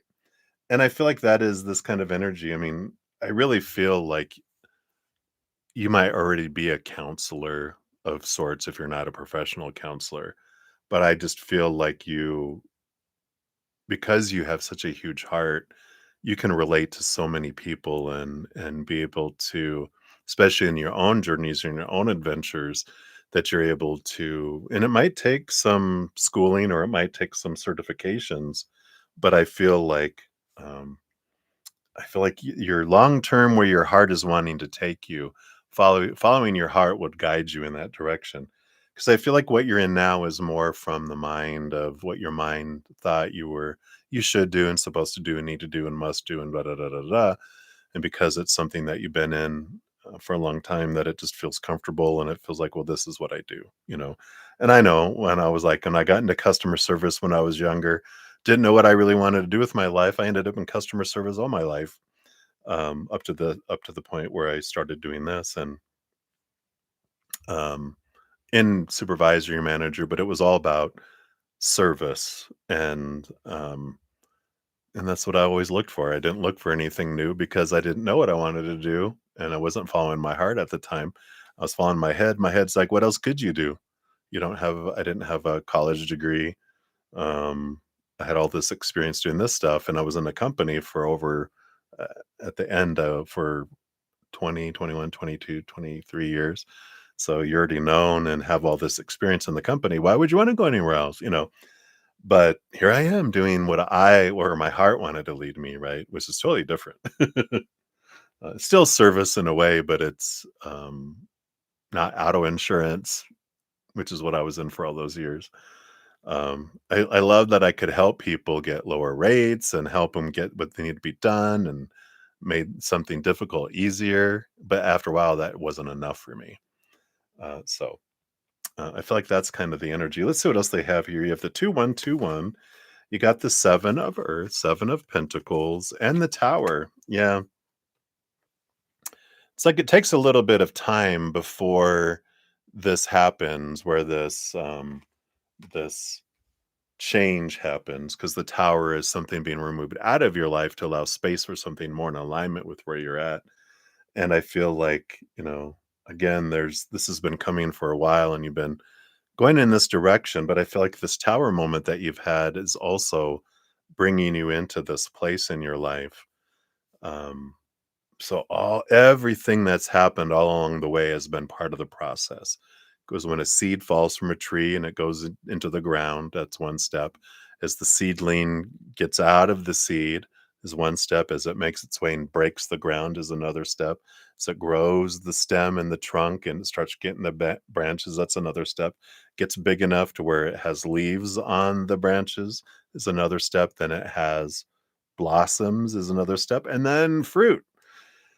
So it's all of this stuff in your life has been happening to bring you to the point where you will express your heart at some point. And so I feel like that's a piece they want you to know here. Yeah, the page of earth. Yeah.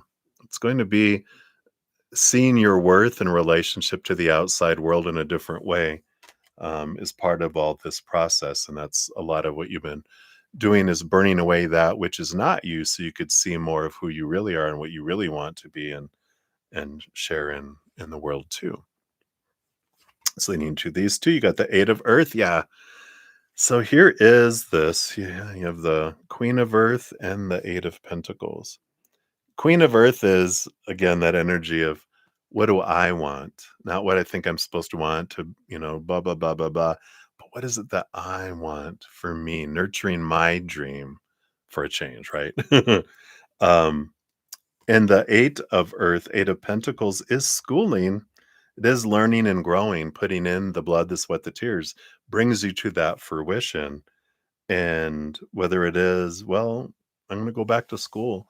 Maybe I do want to become a counselor, let's say, for example. And I'm like, yep, I'm going to take the classes. If I already have a bachelor's degree, then I can look at what master's program, I need to go into. Um, what do I need to go into a master's program to become a counselor or whatever it may be that comes in with that. But I do feel like I could take steps toward it. I don't have to go, well, I have to be able to go to school full time. It's like, no, you can work it out whatever way you want it, but you can do it and don't let that stop you. I mean, if you heard of Louise Hay, she was like 55 or 60 years old when she started Hay House and she wrote her book, and it changed the world, through her writings and her publishing company, and that was that far in her life. I mean, not much younger than I am now, around my age. I'm like, "Wow," she made a big difference. She didn't go, "Oh, it's too late in my life." It's like, "You know what? I'm ready to live my life," and I like that for you. And the Two of Pentacles, Two of Earth. I do feel like it. Look, all these hands. You can do it.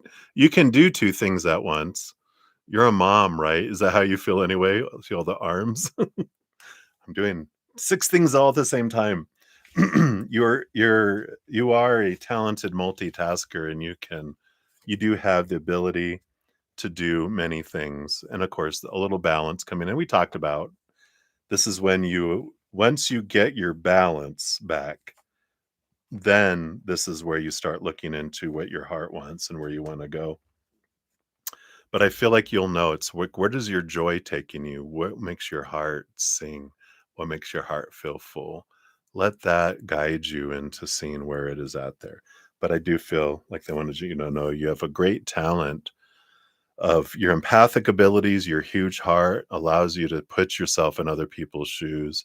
Your journey of your life has given you a lot of expertise in overcoming great difficulties, and that you can help people with that too, in whatever way that may be, whatever area of life you choose to focus on. I feel like you have a great ability to do that. So hopefully that helps. That's what they have for you right now. So many blessings to you. Thank you again for your multiple donations. Sending you lots of love. All right.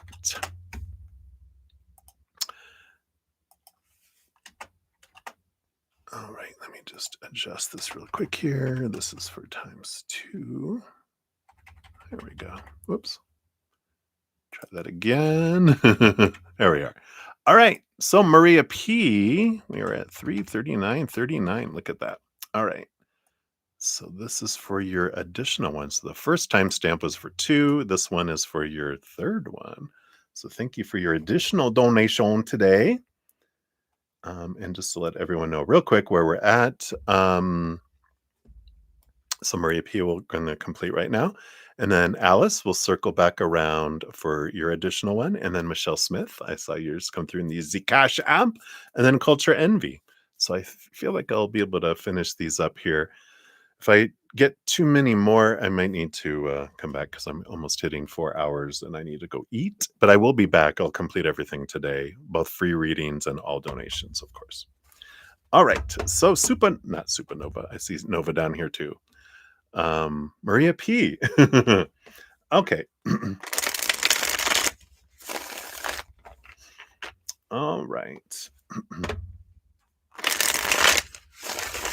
So let's take a look here. So you messaged them to check in, but he hasn't messaged you back. Is he upset with you? All right, let's take a look here. Will he talk to you? I don't know. We'll have to take a look here after that last reading. It's like,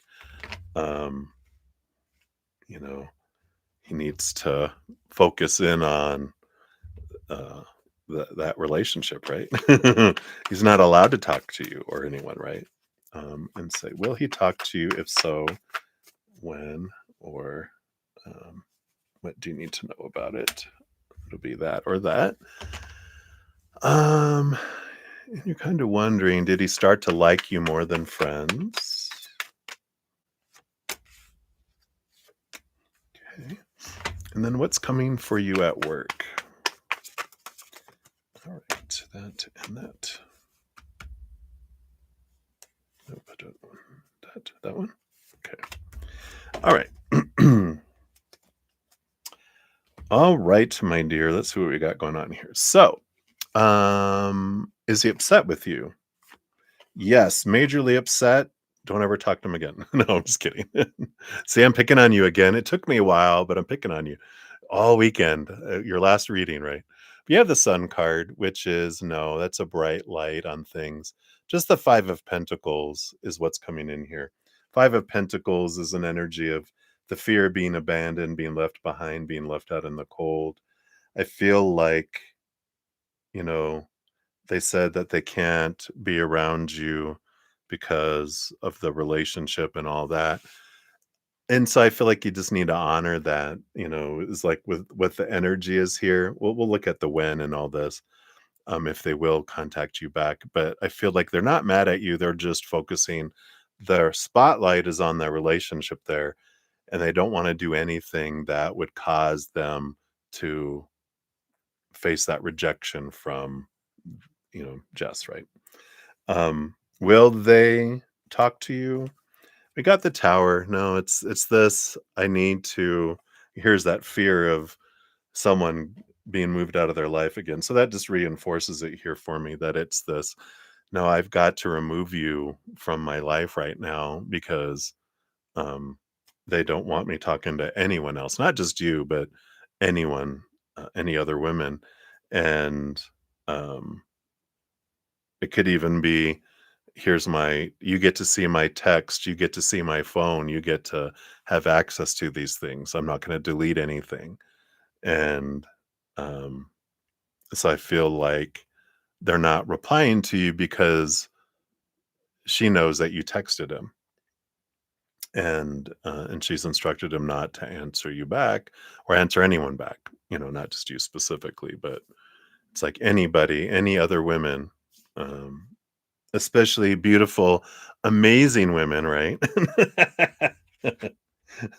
Do not interact with them.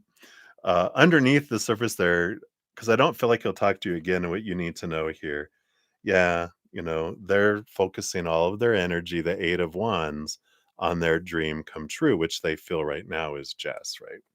So there is this energy here, they're like, so don't feel, I mean, you can feel however you want to feel, but realize it's not about you. It's about what's going on with that situation. So um, I don't feel like they'll reply because I feel like they need to, you know, um,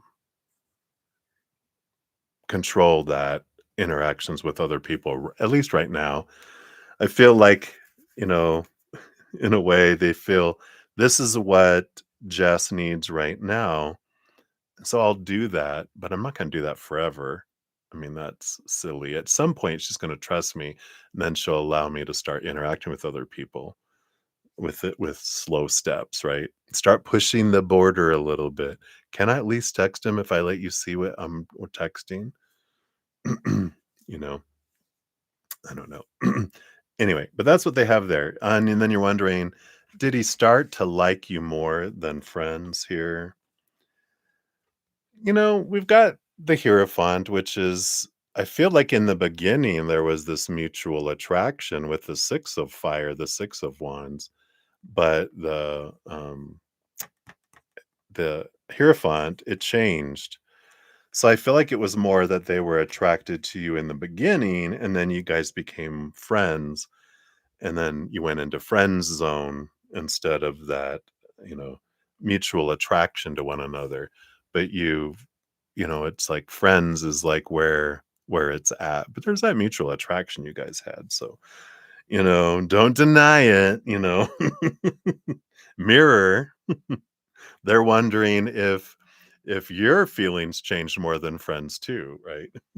It's like, just admit it. You guys were both attracted to each other in the beginning. That's why you became friends. And then you went into friend zone. So there is that attraction that's there, but you guys see things from a different perspective. Um, yeah, because I feel like you guys always have different interests. You're Whenever anyone is single, the other person is with someone anyway. And I feel like you guys haven't really had to like face that energy, except in the very beginning, or maybe not in the beginning, one of you was with someone. So that's why I went into friend zone. And then like, if you were with someone, then when you were single, they were with someone. And then when they were single, then you had already been with someone. And so there's always this, you know, there. So it's interesting energy. And it's like to the point, like if we got romantic, we'd ruin our friendship. And after, as the different people that you guys have been dating, um, it's almost like, yeah, we see that how our relationships, that you can either be in my life for a year, 2 years, 3 years, or you can be my friend forever. Which would you prefer? That's funny. All right. And what's coming for you at work? You got the Ace of Cups, some happy news coming in here, and happy opportunity. Yeah. And the Lover's card too. So there is this powerful emotional opportunity. What's underneath the surface here? Yeah, Seven of Pentacles, something that's been slowly growing here, slowly coming its way. I feel like you get something that makes your heart sing, and something that you've been working forward to or wanting to work toward. I feel like there's an opportunity you see coming ahead. So I just feel like here over this,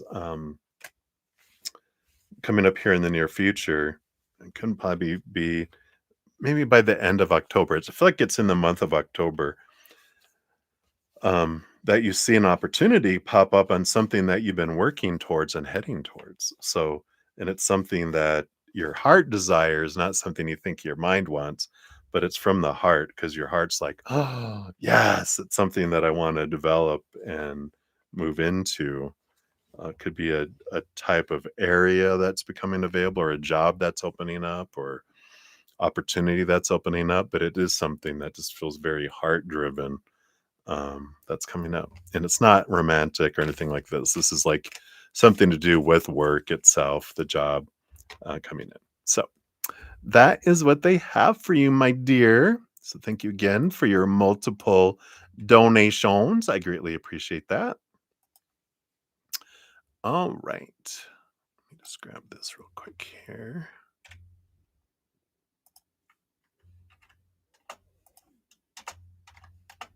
Oops, that's not right. Here, I did it again. Hitting the wrong button. And sign, not percentage sign. All right, Alice, you are up. This is for number 3. Let's get your time stamps out here. Whoops. Boy, I'm just grabbing everything here. There we go. All right. So, Alice, this is number 3 for you. Thank you again for your multiple donations. And this one's a piece of cake. All right. And you want to know here, when Aiden was practicing with you last week, did he give you harsh feedback on purpose to try and mess with your head before your interview? Oh, okay.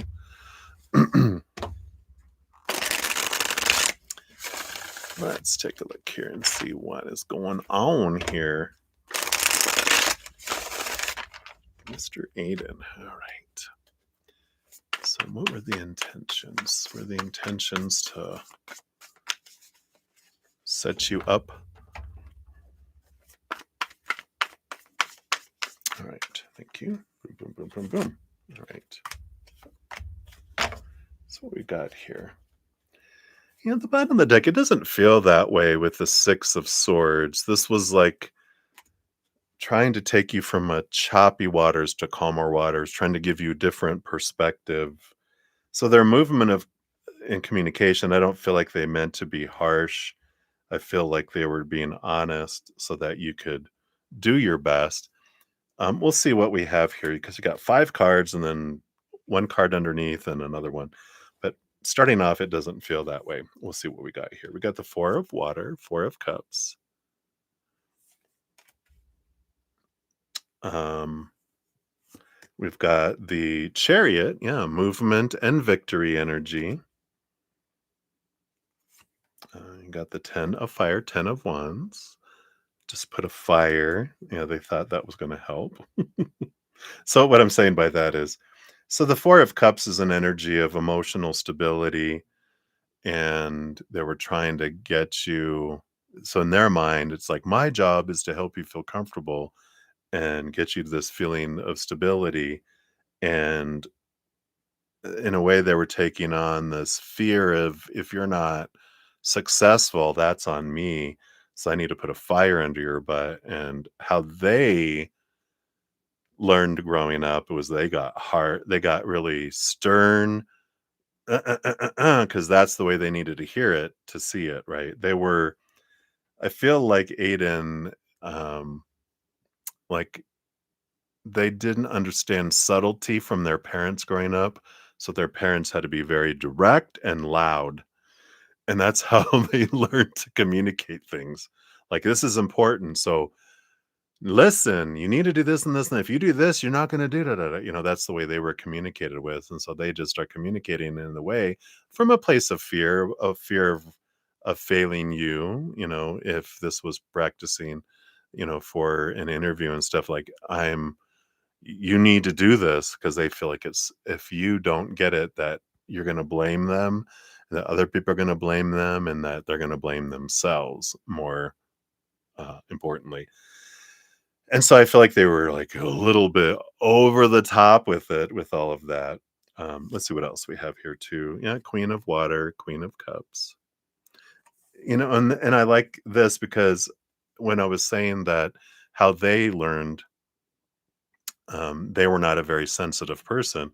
So with you being a huge heart and great sensitivity, picking up energies and people's emotions, you picked up all their pain and emotions from their past while they're telling all this to you. And of course, when someone says something like, if I have bionic hearing, if someone's yelling, it sounds very loud to me, even though to them they're half deaf.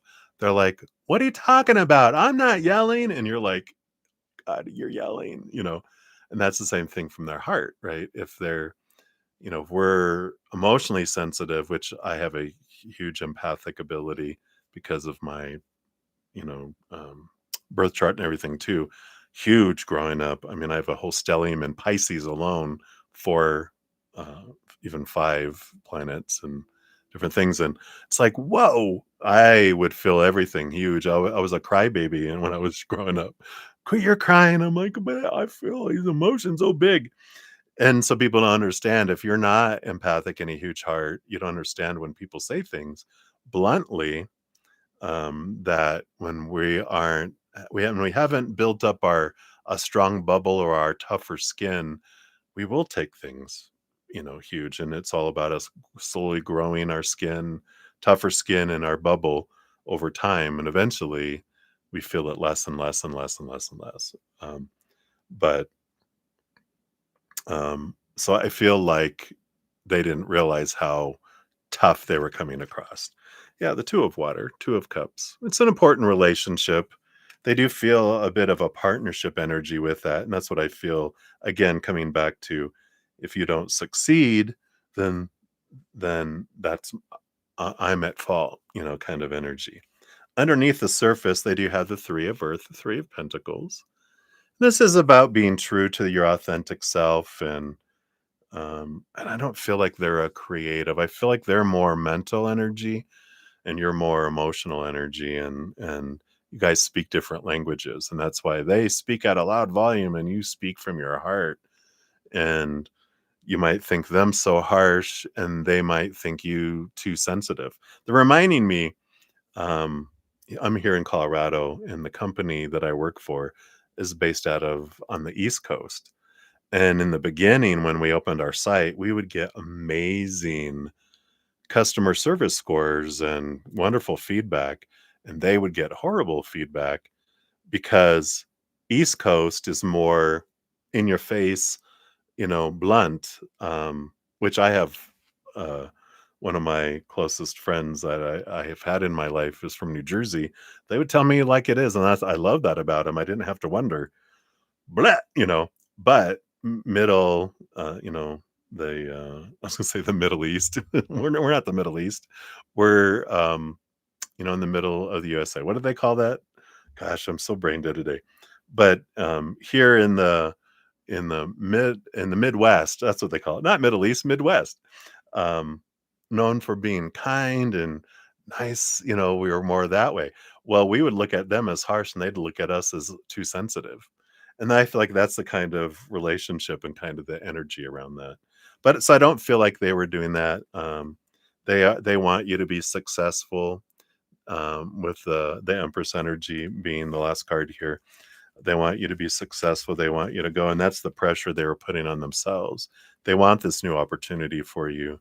They want you to be able to grow and to, do all that. So it was more out of the fear of, if you don't get what you're wanting, that they have this fear that they're gonna be blamed, because they were blamed growing up around because of everyone else's things in their life. "You made this happen," when they didn't, kind of energy. So hopefully that helps, Alice. That's what they have for you, my dear. So thank you again for all your multiple donations. I greatly appreciate those. All right. Hang in there. All right. So, Michelle Smith, you are up. Hello, Michelle. Thank you so much for your donation via Zcash app. And there's your timestamp. Peace. Peace to you as well. So, you dislike talking about your personal business, but would you tell me why my siblings have almost animosity towards you? You've nothing but love for them. All right. Yeah, I hear you.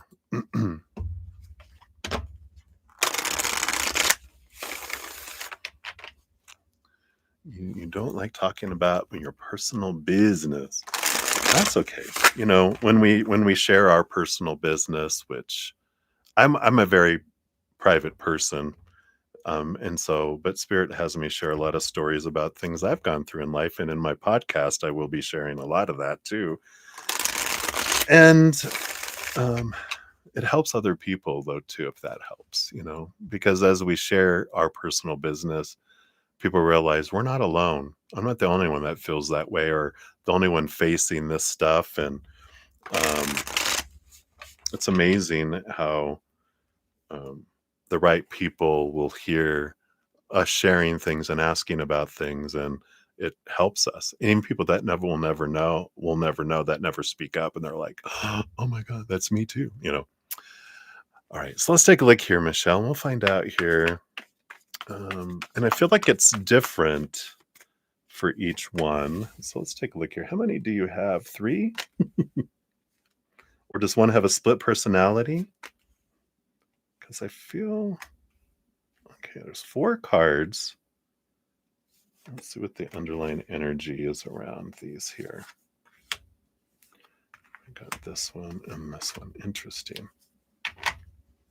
Maybe one of these is represents you. I don't know if there's four total siblings, but I got four energies. So we'll see what these are all about here.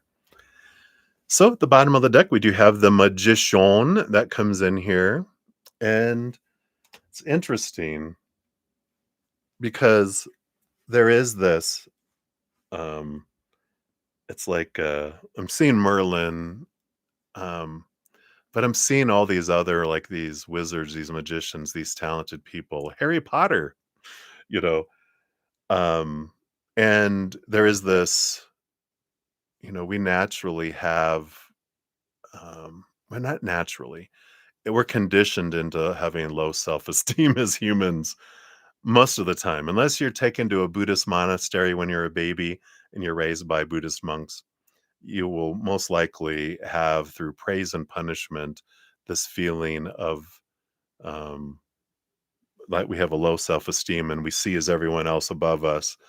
And so when people are having these things like the magician, having this magic in their life and they're seeing things, um, as you're growing and they see you as why, and they don't see you as growing this way, they see you as pushing them lower. And there is this, it's not so much jealousy as it is, like you said, the animosity. Animosity is fear. It's rooted in fear. And they fear that they are lower than you and that they're not lovable and rejectable. That's the common being on the bottom of the deck. This is for everyone, right? And that's for us all. When we see other people doing well and doing better, we can be jealous, we can be envious, we can be angry that why are you trying to make me look bad? And so there's all this variety. We'll look at each individual here and see how this resonates here. But sibling number one, who is the Knight of Air. So this is someone who is more cerebral. Um, and I feel like their biggest challenge here is that they don't feel like they're smart. They don't feel intelligent. They feel like people have told them they were stupid. And the underlying energy around this, yeah, the Justice card.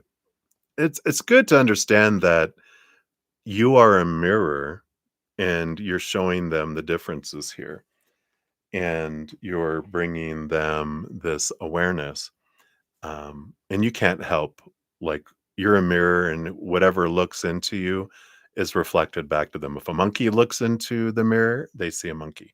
If a badger I don't know why badger looks into the mirror, you see a badger. An elephant looks into the mirror, they see an elephant. So we can't help what other people see in us. We can't control how other people are going to react and respond and all that. And um, and I like this. If you have nothing but love for them, that continue to do that with that magician card, because whatever you focus on about what you love about them and all of that, then that grows, right? So, if and that could be something to be aware of. Like if I'm like, all I'm picking up from them is animosity, If I focus on that I'm receiving animosity from them, I get more of that, right? So if any of my energy is focusing on why are they treating me this way? Why are they acting this way? Why are they reacting in this way? Um, if I can step into this, which I know is against our nature, we like stranger danger. I need to be aware of this animosity, but it's like they can't hurt me. All I can do is I can start focusing on what do I specifically love about each one, and continue to focus on that love, and focus on doing that energies, right? Because then that just grows, then, right? And um, and realize every you know thing that's coming out of them is because of the reflection. Things that they're saying is because if people have animosity towards me, that means they have animosity towards themselves, because that's the mirror, right? It's like walking into someone in a public restroom and they're in the mirror going blah blah, saying criticizing things to the person in the mirror. That's what's going on, right? It's like this isn't about me. The things they say, it's like, oh, this is how they feel about themselves in some way, somehow. So if they're being unloving towards you, it's because they don't love themselves, right? And you can be loving towards them because you have love for yourself, right? So it's realizing that. And I know our inner child does not appreciate receiving all that. It makes it feel unsafe and out of control, which then they go into reaction mode. And then we end up, going in that as well. But I feel like this particular one, the mirror that they're seeing, they're learning about themselves, realizing to see things from a different perspective. I feel like this individual is someone that's really down on themselves quite a bit and even say, I'm so stupid. And I feel like if you will continue to give them love and continue to show them, you know, what what is it that like the sincere true statements, like you're not dumb. I mean, look at this. If you think of things that they have done, and you're like, look at you did this and you did this and you did that. I mean, a stupid person couldn't do that. You're not stupid. Just you're not a know-it-all, and no one is. You're growing, you're learning, and look at how you've done this stuff. And if you're sincere and have specific examples, and I feel like you've done this for them in the past, especially growing up, that they're like, "Oh, wow." And you're helping them through that. But when they're in their low vibrational energy, they might go, "Oh, you just think you're a know-it-all," because they need to defend their, you know, their safety, you know. They need to, when they're feeling unsafe and out of control and inadequate, their inner child's gonna attack you, not themselves, right? They kind of have an all or nothing energy, black or white. So if they're either a success or a failure, and if they feel like they failed in some way, they've got to point somewhere. You're a safe place to point. And for a lot of them, you are a safe place to point because you have this unconditional love energy for them. And that makes, you know, people who are so loving and giving usually are the place that people, they feel safe dumping their blame and dumping stuff on, right? Interesting energy, right? So that's your first sibling there. Let me take a look here.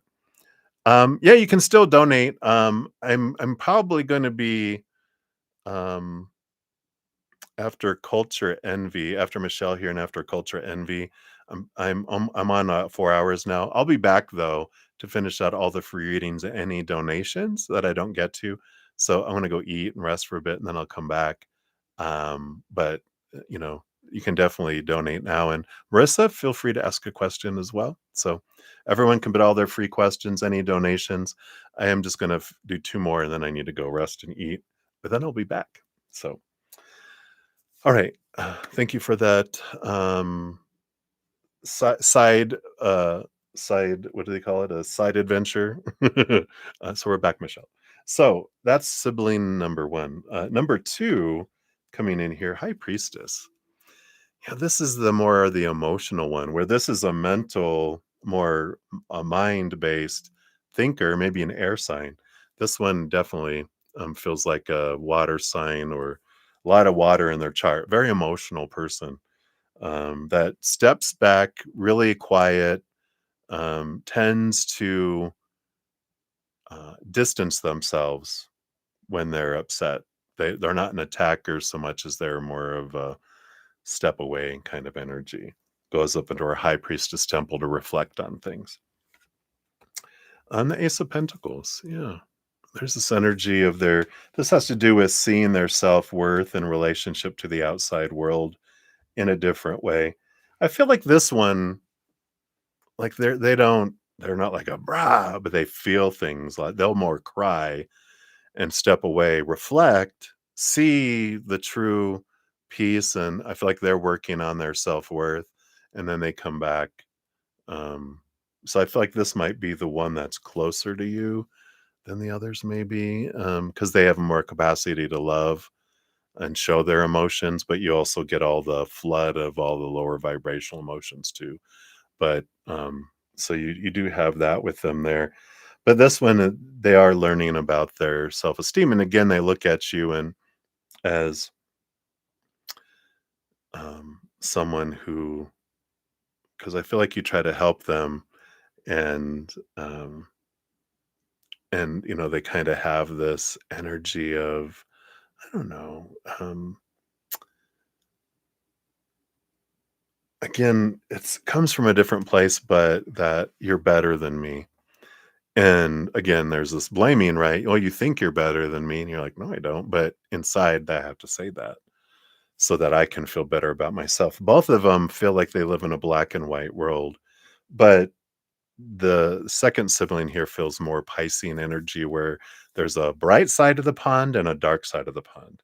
And depending on their emotions, they're either up or they're really, really down. There's like no in the middle with them.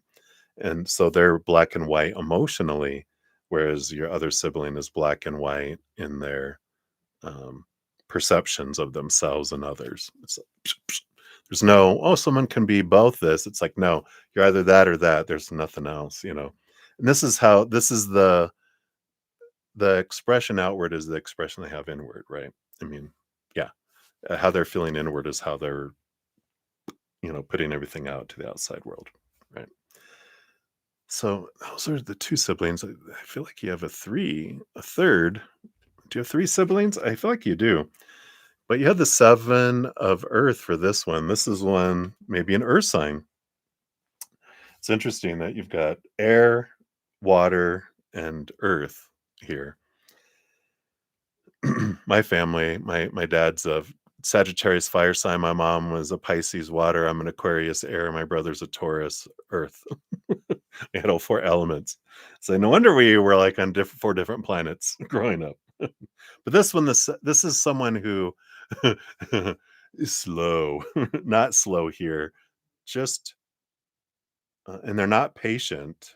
Um, is not one of their, but it takes a long time for them to do things, to trust people, to unless it's something they really like. Otherwise, they take forever in doing things. There's this they put things off, they put things off, they put things off kind of energy I feel coming in here. Unless with energies underneath there, I feel like that's more so for you to identify who that is. But you got the Page of Air again, helping them see things from a different perspective, and this Queen of Fire. Yeah, I can see that here. You try to help them, and um, in this Queen of Fire, it's almost like there's this like you're always trying to rush me. You're trying to put a fire under my butt. And these can be all rooted into earlier childhood that are just been vibrating and rippling out since then. And it can't even be, and I like that they're bringing that in here because you could be not anything you've done in the last 5 to 10 years. It could be stuff from the childhood that's just keeps rippling out. Because if it's not dealt with, like emotional things, 7 years old and younger, if we didn't if we weren't able to express it and deal with it back then, it's pushed down here. It's still charged, it's still rippling in each one of them. And until that's dealt with, they're seeing you through those old lenses too. Um, so, if you think about your childhood growing up, think about the things we said about, oh, you think you're better than us. And you're like, and as children, we might be like, especially if you're the older sibling, you might be like, I'm responsible for you. I've been through this stuff. Just listen to what I'm telling you to do. If you want your life to be better, do this. You want to do better, do this. You want to do better, do this, out of caring. But, as children, we just think it as, oh, I'm being rejected, you just try and be the boss of me. But I feel like that's the energy. I feel like these are three siblings energy. And if you don't have three, then these can be different aspects. Like if you have a Gemini uh, sibling, these two of these can be different sides of them because they can have a split personality. Or if you have an Aquarius, like I'm an Aquarius, if you have an Aquarius sibling, we're the multiple personalities of the zodiac. Yeah. But anyway, and then here's this fourth one. I don't feel like you have a fourth sibling. This may be you. You have the Hanged Man. So this is about you seeing things from a different perspective, seeing things from a higher perspective, and your transformation. So because you've done your work, because you've done a lot of that, transformation, you're able to see things from a different perspective than other people. um, and they could be in caterpillar stages or in cocooning, but you've made it to a kind of butterfly, right? Where you're able to fly differently and stuff. And if the caterpillars are like, oh, you think you're a butterfly now, you're so much better than the caterpillars, they can have that kind of feeling. I mean, you're like, I don't think I'm better, but I went through crap and hard work to get to where I am now. Um, and so just you being you can piss off caterpillars. Ooh, look at their wings. Blah, blah. I've been doing anything. Look at their wings. Look what they're doing. That's funny. Um, let's see what's underneath the surface there. Yeah, the tower. There is this tower energy, which is knowing that everything that unfolds in our life is for us, and that if people are removed out of our life, it is for us in the moment. But I feel like this is more around, realizing that you have removed things out of your life that don't serve. And um, what do they want you to know about this? I feel like the big piece is knowing that even the animosity and the conflict that comes up, it is for you. It's part of your transformation. Part of that, they help, family especially help us bring up this energy of the past, things that are running below the surface that we don't even remember is there. But here it comes. It's running at autopilot. They'll bring up stuff going, it bothers me because at the root, I fear being rejected by my tribe, by my family. And it's like, oh, well, how old was I? Well, let's see. This was, if it was 2020 when I moved, it was 2018 is when I moved up to be near my family after not being around them for, gosh, 20, no, 30 years because they had moved away. My brother's a military. So my dad didn't live with us. He lived in other places, and my mom followed my brother with the grandchildren in that family. So they moved all around because my brother was military. So I didn't really, we were never really super close growing up. And so I moved. I was like, spirit drew me to be near them. And when I went up there, I had these expectations that were below the surface. I didn't realize, that I expected my family to do certain things and they didn't do it. And I thought they had certain expectations of me that I wasn't meeting. And, you know, um, and, um, and this was after doing a ton of shadow work and stuff, but I got drawn up there to face all that. And it was amazing because I realized everyone can live their own lives and I don't need to expect anything from them. And I get to live my life too. It was a really release, but it wouldn't have happened if I hadn't moved and faced the conflicts that I was feeling. So I feel like this is happening for you. That's something that you can look at, understanding where they're coming from is like, okay, this isn't about me. This is reflections of them. So let me look independently at each and understand what they're doing, what they're saying, not doing, and go, this is how they feel about themselves. Because only people in fight or flight will say things that are unloving, unintelligent, and uncompassionate. Because when our inner child feels unsafe and out of control, we revert to our 2-year-old self and our pet hissing cat with us that hisses and attacks, hisses and runs away, or hisses, attacks them and runs away.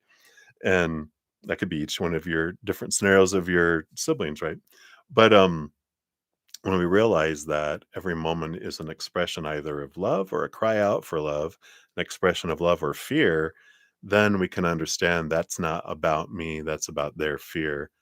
My ignition of things that are popping up in me because of other people's actions or non actions, words or silence, is my trigger, my fear that I can look at and then, kind of transform there. So, interesting, right? All right, Michelle. I know that's a lot. Let's see what your fortune cookie is here.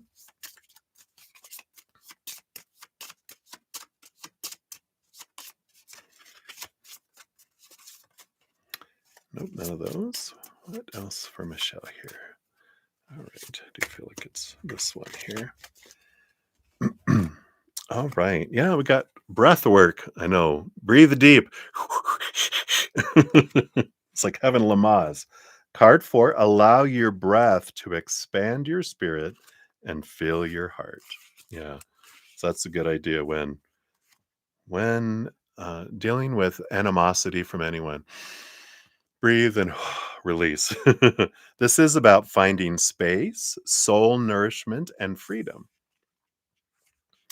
So, your higher self chose this card because you're in need of more space, expansiveness, and freedom in your life. Your body contains your soul, but your spirit is boundless and needs ample space to express itself in every way necessary for you to feel fulfilled. When you take in a breath, you're breathing the air that has, at one point or another, touched every surface of the earth. Every animal has felt this breath you're now taking in. Every ocean, sea, and river has held this air within its molecules, and this air has fallen to the ground to nourish plants through form of rain. Wow, it's amazing just to think about that. You too are as limitless and expansive as the air you're breathing right now. Yet, you haven't given yourself the space to explore all of your desires. This card has come to you to encourage you to follow all intuitive pings that stir your soul. And if you're interested in trying something new, such as a hobby or exploring a different place to live, then give yourself permission to wonder, what if? What could happen if you did what made you happy versus what you're expected to do? That's something that I learned because I'm like, you're supposed to be near family. And so I moved there and they were happy that I was there, but I still felt like a stranger. And I realized everyone chose to live where they're living. My dad chooses to live in Hawaii. My brother chooses to live up in northern Idaho. And they chose to live wherever they were going to live. And I get to choose to live where I want to live too. And it's okay. I love that.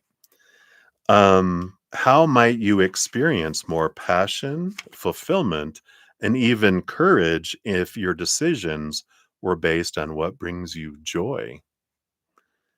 Receiving this card is your invitation to ponder what could be. You don't have to act on anything that doesn't feel like the right way forward. Instead, think of this process as a trial period, a chance to try something on with the guarantee that it can be returned if it doesn't fit. For now, allow yourself to explore the possibilities and see where this leads. I love that. I know when I first made the decision, I'm not going to celebrate Christmas. We all celebrated Christmas, and I did that when I didn't live in the same cities and stuff with them, and we were just sending gift cards to each other. And I'm like, you guys, let's just focus on the children. We don't need to do all this. And then eventually I was like, all right, the kids are old enough. They're out of high school and all this. I'm like, you know what? If you guys want to celebrate Christmas, just a Christmas card is fine, or just wish me happy Christmas or Merry Christmas over, social media or whatever. I go, we don't need to do all that stuff. So much pressure, so much money that's invested and spent buying stuff that people don't want and all that. And I thought, oh God, how's family going to react? But I'm like, you know what? We don't have to do anything we don't want to do. So, they still wanted to do it. I'm like, that's fine. Just know I'm not going to give back. I'm not going to do any of that. Right. Um, I'll send things here and there if I feel inspired, but not expectations. Right. So there's like this freeing of I don't need to do this, and family wanted to get together for all the birthdays and whatever, and I'm like, "That's okay. I'm just gonna kinda hang out." If you wanna do something one-on-one, I'm more of a one-on-one than a get together, check off that we come together energy. I'm like, "Let's get together independently. We can come together as a family maybe," but it was just really interesting, um about facing those expectations, realize I don't have to do what I want to do, follow your joy. So I feel like that's an important message. Anyway, so that's what they have for you, Michelle. Thanks for sharing. I know, like I said, you dislike sharing that. But no, you're not alone. That I'm sure everyone is like, family is, we chose them before we came down here for a reason, right? Thank you, my mighty teachers. But I love all my family. I just, independent, and that's all right. All right. And then the final reading that I'm going to do today is going to be Culture Envy. Not today in this session. Sorry. Let me rephrase that. In this session will be Culture Envy. So here's your timestamp. Any of the new donations I will complete in the next session. I'll be back. I'm going to go feed the dog because my host is off. So I'm going to go feed the pup. And then I'm going to get something to eat myself, rest for a moment. And then I'll be back on. I'll finish out all donations and all free readings as well. So that'll be within about an hour, probably an hour or so. All right, Culture Envy, thank you so much for your donation. I did give that 11 a like. And you'd like it. Oh, I thought you're gonna ask for a deep dive and you want a deep cleaned bathroom. Oh, I deep cleaned the bathroom again and tried to strike a friendly convo with a roommate. She was rude and closed off. What do I need to know about this? All right, very cool.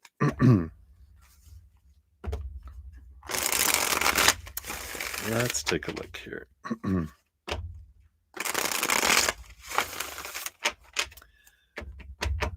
So the roomie, what do you need to know about this? What can help you to know about this situation here? We've got this, we've got this, we've got this.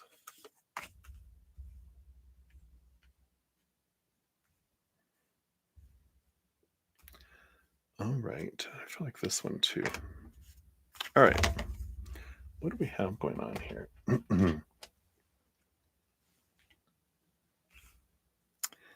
Interesting that the bottom of the deck is the 10 of cups, which is joy, joy, joy, joy, and celebration. Definitely maybe opposite of what you were feeling because of your perception of that she was rude and she was closed off, right? But there was joy. There was joy. There's always joy in every moment. Um, if we choose, there's always a story of joy available, and there's always a story of fear available, right? Higher vibration and lower vibration in each moment. And, it's something interesting. Like when someone speaks that way, uses that tone, uses those words, um, presents themselves in this way, the story that we've been taught is that's rude and they're closed off. But that doesn't mean that's true. That's just the story I've been told, and that's the story that I am putting into the situation that just happened. If you can step back and take a deep breath and kind of look at it as neutral, it just was that there wasn't rudeness, there wasn't closed offness, then can I see it in a different way? When I remove the story and let it just be, what does it look like without it? It's reminding me here, and something that could help you with a situation that has helped me so much in my life. I talk about it here and there. Is Byron Katie? If I haven't mentioned it before, it's a wonderful awareness tool because she has a YouTube channel. I'll put it out here in the chat. Um, and then I'll post it next to your name too. Let's see, Byron Katie. And she has a website, thework.com, where she has a judge your neighbor worksheet. There we go. I'm going to put it next to your name just in case you're not here right now. I will put it, whoops, don't do it that way. There we go. I'll put it next in the pinned comment. I'll put it next to there for reference too. But it's a great, because she has a judge your neighbor worksheet, which is amazing. It allows you to look at a situation, like a specific situation like that today, and you basically fill out like 10 questions or so, and you just let your ego self, don't feel like you have to be spiritual about it, just throw up on the paper, answer the questions. The more truer to yourself you answer those questions, the bigger the impact and the bigger the turnaround. So you can go, when so and so does this, um it makes me feel blah, blah, blah, blah, blah, blah, blah, blah, blah. And then what they need to do in order to make me feel better is this. What did it? And then you just write it all out. Be true and honest. Don't hold back. And then the turnarounds and the awareness that come through it allows you to see it differently. And kind of the stuff that they look at as they go through it is they do look at it and, is it true that they're rude and closed off? If our answer is yes, then you go to question 2. If not, you go to question 3. Question 2 is, can you absolutely know that it's true that they're rude and closed off? And you're like, absolutely? Well, there's always a sliver of chance. But even if it's a yes, then you answer yes. It doesn't matter. And then 3 is like, if you could, oh no, when you believe that thought, how do you feel? So when I believe they're rude and closed off, then I'm closed off. And then I'm not, I'm rude to them in my mind. And, it's like, you look at, how do I feel when I'm in that situation, right? You just, "Brr, this is what I feel when I believe that thought." And number 4 is, if you can, they're not asking you to remove the thought, but if you are able to just put that thought to the side for a moment, that's kind of where I was going. And that's what took me into all this was, if you can for a moment, put that to the side, that belief, that thought that they're rude, that they're closed off, and just sit there without those thoughts and then reobserve the situation you went through. Now, what does that look like? How does that feel? What does that bring? And when we put that thought aside, we can see things more clearly, right? Um, and then that's where we get the nuggets, right? But there's also other process through it. But I really encourage you to look at it because it is a life-changing process that really does that can give you a lot of perspective into what's bubbling below the surface. You know, where do you why did you want this situation to happen for you so that you could learn? What is it that's bubbling below the surface that is screaming to be heard? And it could be, and I think we might have talked about this before, who is it in your past life, in this lifetime? Maybe it is a past lifetime, but in this lifetime more so, who was it that was rude and closed off to you when you were younger? Because that emotional energy is coming back up, right? All right, let's see. That's the bottom of the deck. What else do you need to know? Yeah. There's always a new opportunity. We have the Ace of Earth. This is seeing your worth in relationship to the outside world in a different way. And the Page of Water, Page of Cups is finding your joy, finding your inner love. Uh, and I feel like all of this is heading in that direction to free you from having your happiness impacted by other people's actions or non-actions, their words or their silence, and it's to help you understand. So I feel like that's just know that that is an important thing here, is that regardless of what was happening, there is this opportunity to see that there was higher emotion in the moment, even though I couldn't see it because of my past conditioning, my past experiences. I that feels threatening to my inner child. And so my inner child feels unsafe and out of control around them for a reason. And it goes back into earlier childhood, right? So I feel like that's a big piece here. Below the surface, yeah, the five of air, this fear of conflict, and the nine of water. Yeah, the dream come true energy. This and this makes sense to here too. The nine of cups is about finding our self-love again. But there's this also this belief that could be bubbling below the surface that you're responsible for other people's happiness. And it could be something running subconsciously on autopilot that you're not aware of, but it's down there that, um, you know, they're unhappy. I'm supposed to be able to make them happy. There's not supposed to be conflict. I don't like conflict. And this is about becoming comfortable because the conflict is happening in here, not out here. Out here, it just exists, but there's a conflict saying this shouldn't be this way. And I feel like I need to fix it. And they're not letting me fix it. And it's happening on purpose that they're not allowing you to, nope, you're not going to fix this. I need to fix this. It's like, nope, you're not going to because it's happening for you. And once you look at the conflict that you can do something about, which is in here, this external one will change too, which is amazing, right? Right. What else you have? Yeah, you have the hermit. Be okay being alone, even though you're in another person's in there. You don't have to worry about them, right? And the queen of water. Yeah, queen of water, queen of cups, and the hermit energy. A lot. This is a lot of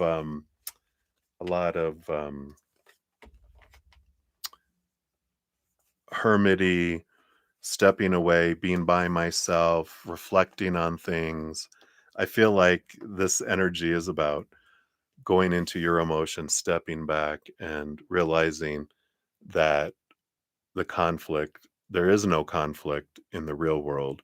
There's only conflict in within you. They seem okay with it. They're not looking to change it. They seem fine, right? And it's like, oh, interesting. That we can just let them be. If they want to have a miserable, if our perception is that they're having a miserable life, that might be the best life for them. They might like, I feel comfortable not talking to anybody, so please don't talk to me. And you can let them go, you know what? I'm just going to I'm going to pretend they're a ghost. That helps pay the rent. And like you said, you share a bathroom, right? Like, I'm going to deep clean the bathroom because that's the way I like it. And if they do things, I'm going to look at it as loving service. This is going to be my love language toward them is I'm going to do things for them in the apartment by cleaning up after them and um and that's cool. Um and and maybe they love a messy bathroom and they're mad that you keep on cleaning it. And you're like, that's fine. Or they feel bad. Maybe they were told, you're a slob, you're messy, you need to clean the bathroom. And they were yelled at when they were younger by a parent. And they think you're going to do the same. And you're like, you know what? No, no harm, no foul. I can do this. I'm going to do this for me. I'm going to do this for you too. It's a gift. Instead of it can be a loving action, right? Interesting. Your fortune cookie is Harvest Witch. Card number 21. What sacrifices have you made for the greater vision of what is to be? I cleaned a messy bathroom. That's a sacrifice. All right. Let's see here. So, rewards for effort is one of the key words, maturity and satisfaction. So, your higher self chose this card because there's no guarantee a crop will yield results or that the results will be worth the effort. Wow, right? Sometimes things don't work out despite your blood, sweat, and tears. And there comes a time when you have to be honest about how much longer you can invest in a dying crop. My gosh. You may need to consider whether or not you have actually given all you have to give. Perhaps you've taken shortcuts here and there, used cheap materials to save money, or give a half hearted effort. This card represents the moment when you weigh your efforts versus your rewards. Interesting, right? Harvest Witch is here to evaluate your progress. She asks you whether you're doing enough to bring your goals to life, or are you playing it safe and small and approaching your dreams with a naive perspective? She reminds you that you get out what you're willing to put in. And if you've been cutting corners or procrastinating, Witch advises you to take a more grounded and practical approach. How can you be better prepared to handle your circumstances? Are you truly invested in seeing your goals come to life?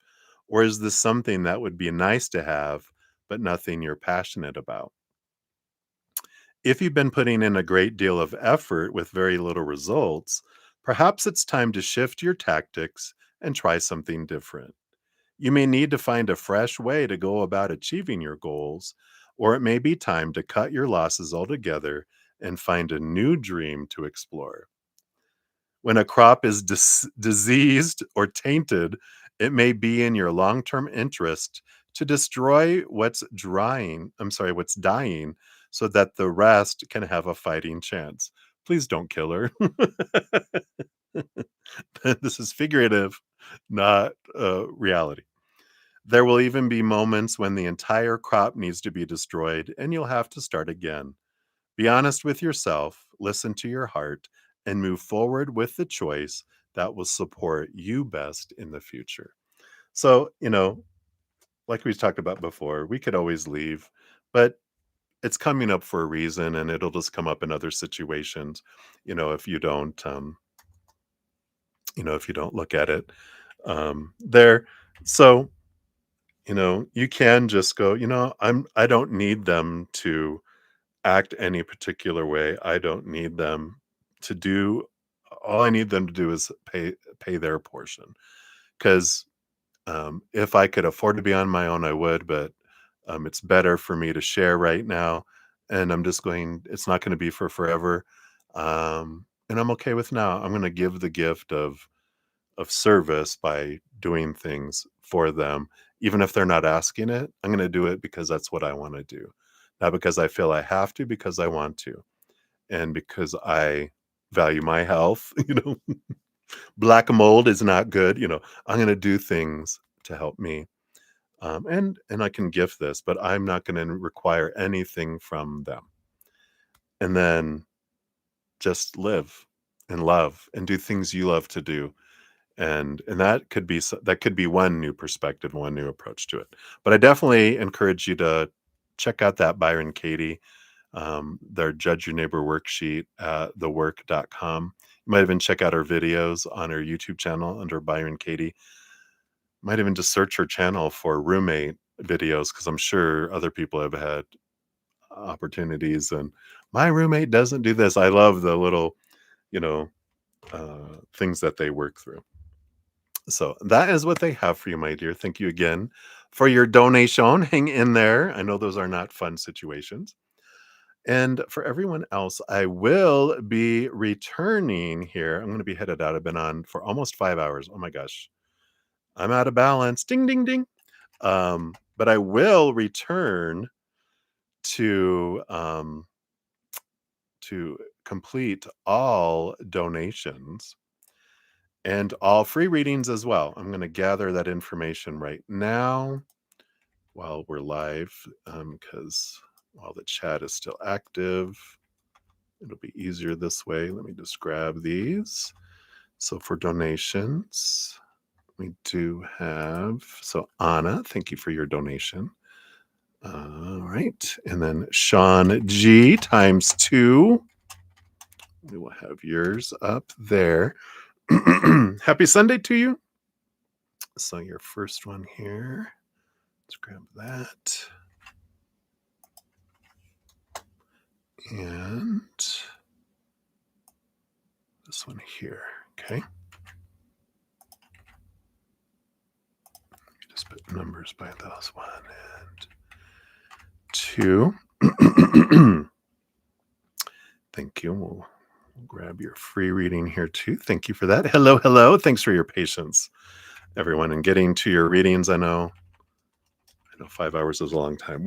I always post pinned comments listing all the readings I completed with timestamps, so you guys will be able to find them fast once I complete them. Okay, so we got those. And then we have Miss K as well.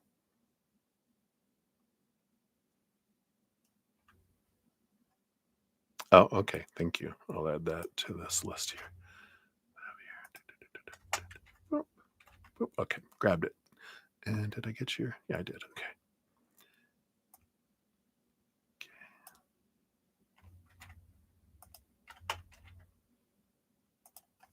All right, got your question there, Miss K, as well. So we will complete those upon the return. So let me grab all the free readings here. Make sure I got them all here. So sorry. All right, so let's take a moment here. And again, thank you guys so much. And real quick too, if you guys haven't seen, I have a giveaway for the announcement of my new podcast series coming out, which is going to be the easier path. So if you're interested in possibly winning a free recorded reading or Hedge of Peace and Love, check out. This is all in the description box of this video. It's also down at the bottom, the chat right now. If you click on that introductory email, video, all you have to do is comment on there something that you're grateful for in this moment or in the past, and that'll enter you into the drawing this coming Wednesday. Also, I have a special on my both my 50-minute personal recorded reading and my 30-minute 777 and 1515. So if you're interested, just want to make sure everyone's aware of the sale, Crazy Zen's fall sale. It's the equinox, right? All right. So all of that is down yonder. All right. So let's get up here. Whoa. All right, there we go. So we've got a Teshi, we've got Eagle, I've got here. So we did those. We've got Patricia's. Awesome. Okay. Okay. And the free reading for Moonlight. I did get that one. All right. And then the official Anjali. All right. Grab yours there. Okay. Got Touch O' Love. There. Let me grab this other piece of it here.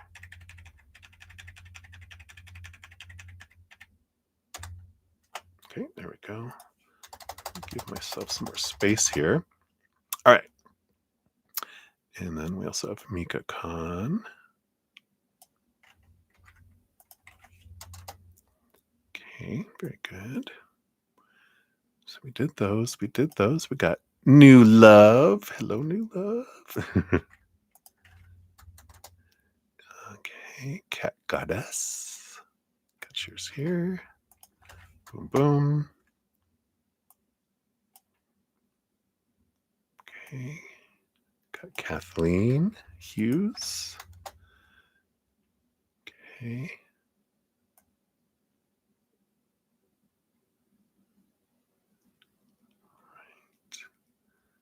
Did those. We did those. Did those.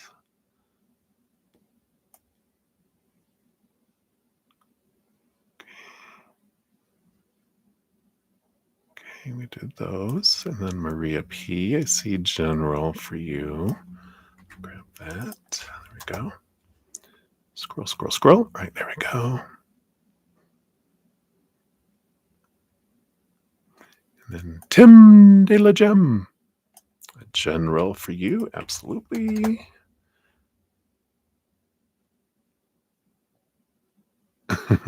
Cat Goddess, I just saw your comment. That's funny. About haunting. All right. Continuing down the list here. All right. Livia Vagata, I see here. Very good. Okay. That was that one. And then we have Jazz. All right.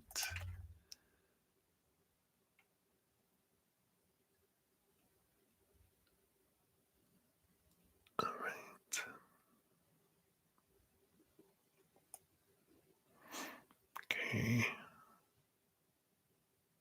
Did all those. We did all those. We did all those. Oh, wait.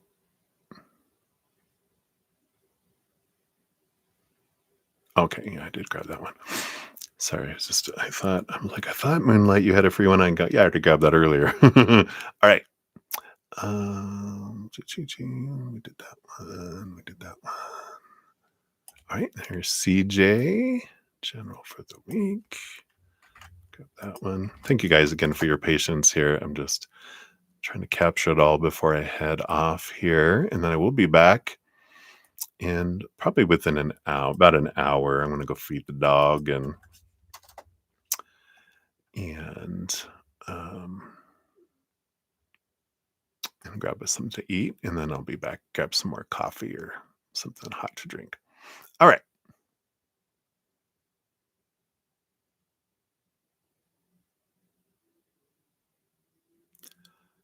Okay, let me just make sure I'm not skipping over anybody here.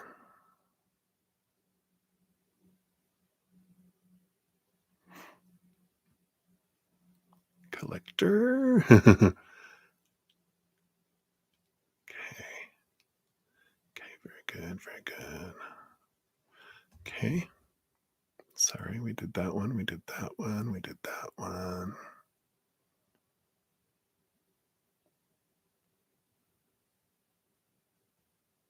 Okay, we did that one here. Okay.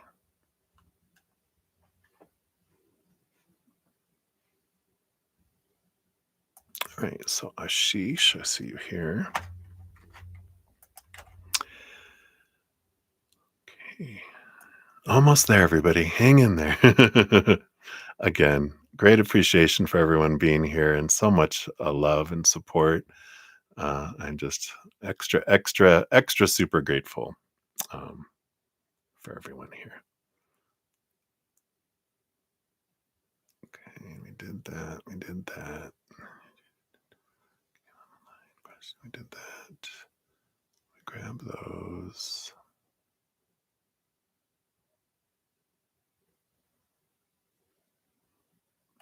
Okay, there. I thought, Johanna, you had a free one. There it is. I was like, did I miss it? All right, there we go. So I'm feeling better that I haven't missed anything. I hope I haven't missed anything. All right.